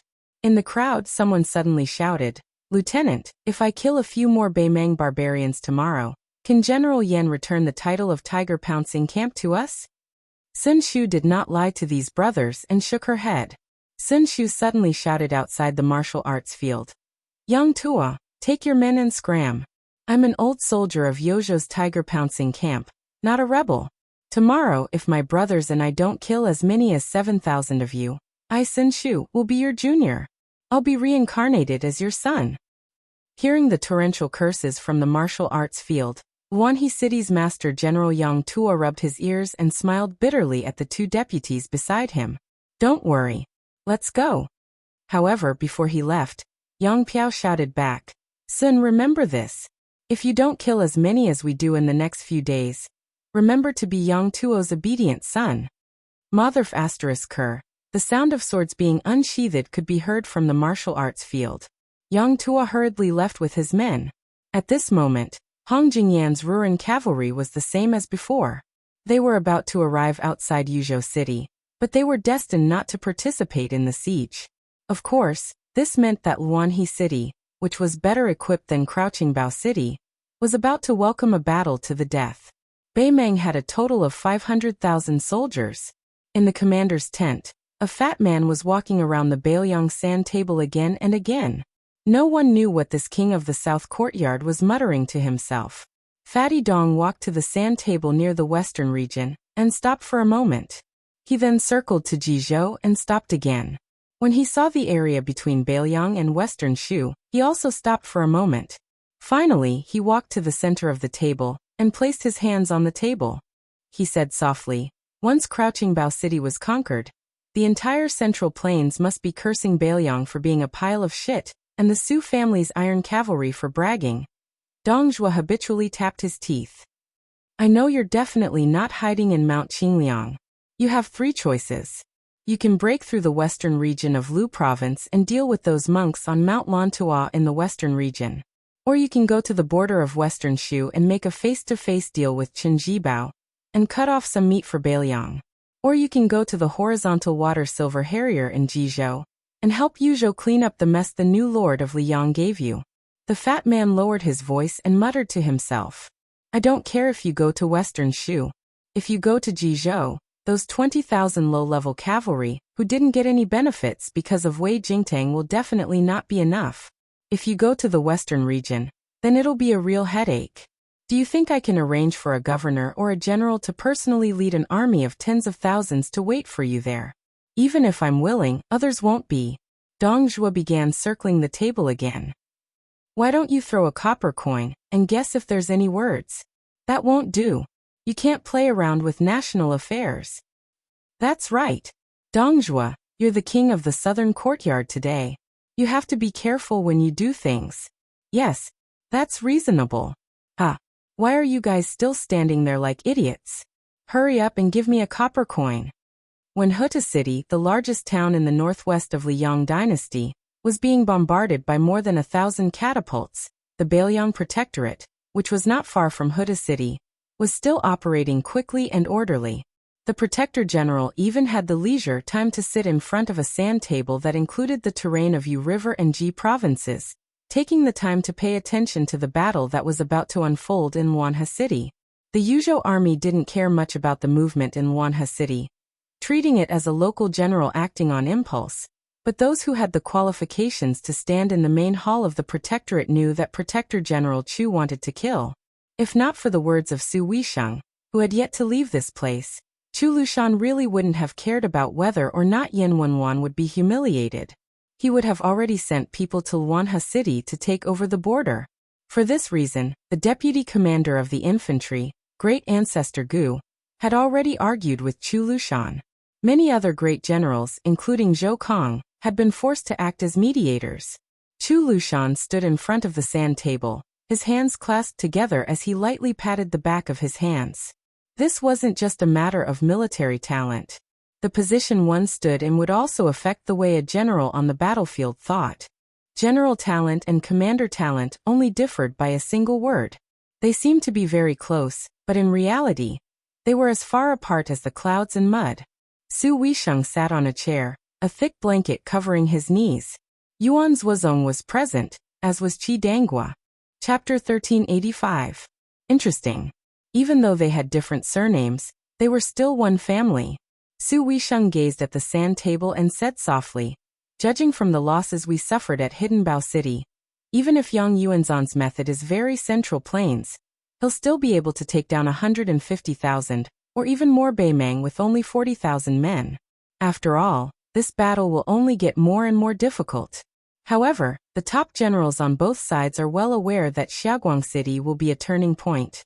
After taking down Sunglo, once Yozhou's gates are wide open, Northern Meng will have even more tactical options. Whether it's a cavalry battle, a foot battle, besieging a stronghold to strike back at reinforcements, specifically targeting Yozhou's limited cavalry, or even directly abandoning Yozhou's cities and focusing on supporting their central line main army. Qi Dangwa said softly, if only Beimeng had taken the bait from the start and attacked Liuzhou with all their strength. Their supply lines would have been filled with holes. Su Weisheng shook his head. If they really wanted to attack Liuzhou, it wouldn't be a matter of supply lines anymore. Dong Zhuo and that peace magistrate have the ability to turn their supply lines into bait and lure us in. Yuan Zhuozong nodded. With 1 million troops pressing down on the border, it can be said that half of Beimeng's southern court is cutting off meat for the sake of smooth supply lines. In truth, it's not just the southern court that's bleeding heavily, mobilizing no less than 1 million cows and sheep. Orange and West prefectures have also been mobilized. Following Northern Court King Tuoba Bodhisattva's resolution, he's starting to lead his troops down Liuzhou. Beimeng is basically using the power of the entire country to fight this fierce battle. Even if we want to launch a surprise attack, it can't be called a surprise anymore. Chu Lushan, who had been randomly looking around the sand table, suddenly stared at a certain spot at the mouth of the gourd and muttered to himself, "What if?" Qi Dangwa couldn't understand at all. Yuan Zhuozong was in deep thought, quickly weighing the pros and cons. Only Su Weisheng directly rejected the idea. No, it's too risky. This is seriously contrary to Beiliang's original strategy. The confused Qi Dangwa turned around to look towards Yuan Zhuozong, who was also a great general's adopted son. The latter chuckled and said, the true significance of the Calabash opening's existence, apart from the surface depletion of Northern Meng's military strength, has an even deeper special meaning. The Calabash opening is blessed by the heavens in terms of its territory, not only for Yuzhou, but for all of northern Liang. At the time, foster father and Surly had prepared for the worst. If Liangzhou was breached, then there were 3 paths of retreat. The first was to lead the army back to western Shu, where they would sit in Shu and rely on Nanzhao. This was the best plan. Now, the second was to enter the western regions through Liuzhou. But this was the worst plan. After all, we did not have a stable foundation in the western regions. The third plan of retreat was to defend the west and north of Yuzhou to the death. If necessary, we could hold both Hezhou and Jizhou in our hands. Regardless of the feelings of the Liang imperial court, Beiliang would forcefully pull out another horizontal battle line. The key point of this strategy was to treat Calabash Mouth as Xiangfan City of the Central Plains. Yuan Zhuozong pointed at the mouth of the gourd and said slowly, Lord Protector General wants to have a surprise battle at the mouth of the gourd. He wants me or General Zhou to lead the elite cavalry to the mouth of the gourd and swallow Yang Yuanzhan's army in the west. In this way, Liangzhou and Liuzhou, which were already lacking in forces, would become even more powerless. But if we were lucky enough to succeed, the risk would be great, but the benefits would be great as well. Su Weisheng said in a low voice, there is no such thing as luck in the world. We can't afford to gamble, and Beiliang is not at the point where we have to gamble. Qi Dangwa secretly revealed an expression of you're on your own. Yuan Zhuozong smiled faintly. Chu Lushan thought for a while and said, the worst-case scenario for Beiliang is to make Beimeng hand over 600,000 soldiers, even if we have to risk everything. This is not difficult. If it was someone else who said this, even if it was Zhou Kong, the deputy commander of Beiliang's cavalry, he would be criticized for bragging to the heavens. But when it came from Chu Lushan, people were willing to believe it wholeheartedly. Chu Lushan, who had been crossing his fingers, slightly bent one of his fingers and pointed at the direction of Ji Bei. Wei Jingtang finally found his conscience and didn't abandon Transverse Water City. Because Transverse Water City is still there, Yulwandao didn't degenerate to the point of using 10,000 Yuzhou cavalry to attack Silver Sparrow City, which was almost given to Beimeng by Ji Bei with 20,000 soldiers. Actually, the current situation is not so bad. At least Gu Jiantang didn't yell at Beimeng's westernmost border army, brothers, you should go and attack Yuzhou now. Don't always look at me affectionately. If you leave, I, Gu Jiantang, promise that I won't see anything. Also, that Emperor Zhao from Liang hasn't asked the Ministry of Revenue to allow Beiliang's people to change their household registration.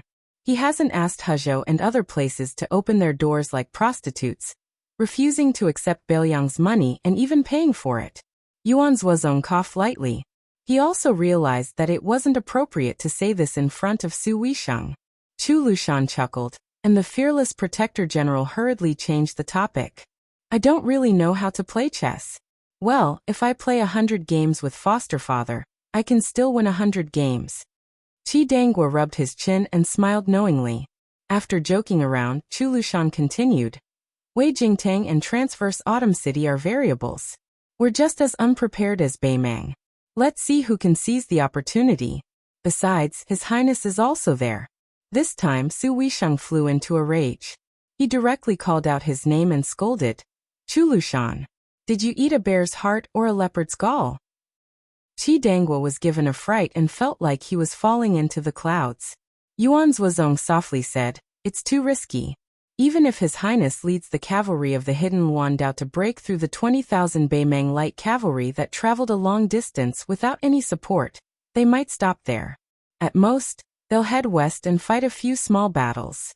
But if we send out additional troops, we'll be forcing His Highness and the 10,000 Yuzhou cavalry to fight a major battle outside the mouth of the gourd. And right now, Hong Jingyan's Ruren cavalry has yet to move. The Yuzhou army is separated by half the mouth of the gourd. Even if our cavalry joins up with His Highness, it's still too risky. This risk is even greater than me leading an army to the mouth of the gourd to eat Yang Yuanzan. No. Chu Lushan uncrossed his fingers and raised his arm. He rubbed his eyebrows with his 2 index fingers as he stared at the mouth of the gourd. Do you think that I'm forcing His Highness? No, it's His Highness who's forcing us. Chu Lushan picked up a bamboo pole and fiercely poked the mouth of the gourd on the sand table. With a ferocious face he said, His Highness wants to tell Yuzhou and Beiliang that during the war, he, the king of Beiliang Su Fengnian, will be here. Su Weisheng seemed to want to stand up. After struggling for a while he sat down quietly, closed his eyes, and bit his lips in silence. Yuan Zuozong smiled happily. He squinted his phoenix eyes and exuded a strange elegance. This was the first time he had not concealed his long dormant sharpness, since he became the commander of the Beiliang cavalry. Then let's do it. After Su Weisheng opened his eyes, he calmly looked at Beiliang Governor-General with a sharp gaze. Huta City can be defended for 40 days? Su Weisheng looked at the 3 and said in a low voice, If we can't do it, none of our soldiers will be able to leave the border of Liang'o. Chu Lushan snorted, At least. Before Su Weisheng looked at him, White Bear, Yuan Zuozong only showed her his back that was already far away. After crossing the threshold, Yuan Zuozong, who always paid attention to his appearance, stretched himself and shook his neck. After doing all this, Yuan Zuozong quickly walked out of Beiliang Governor-General's house. On the same day, a cavalry of 10,000 quietly left the station. The 300,000 cavalry of Beiliang were the best in the world. And this cavalry was the Beiliang army. The Great Snow Dragon Cavalry. A cavalry of 6,000 showed up outside the mouth of the gourd. The leader was wearing armor, holding a spear and a cold saber.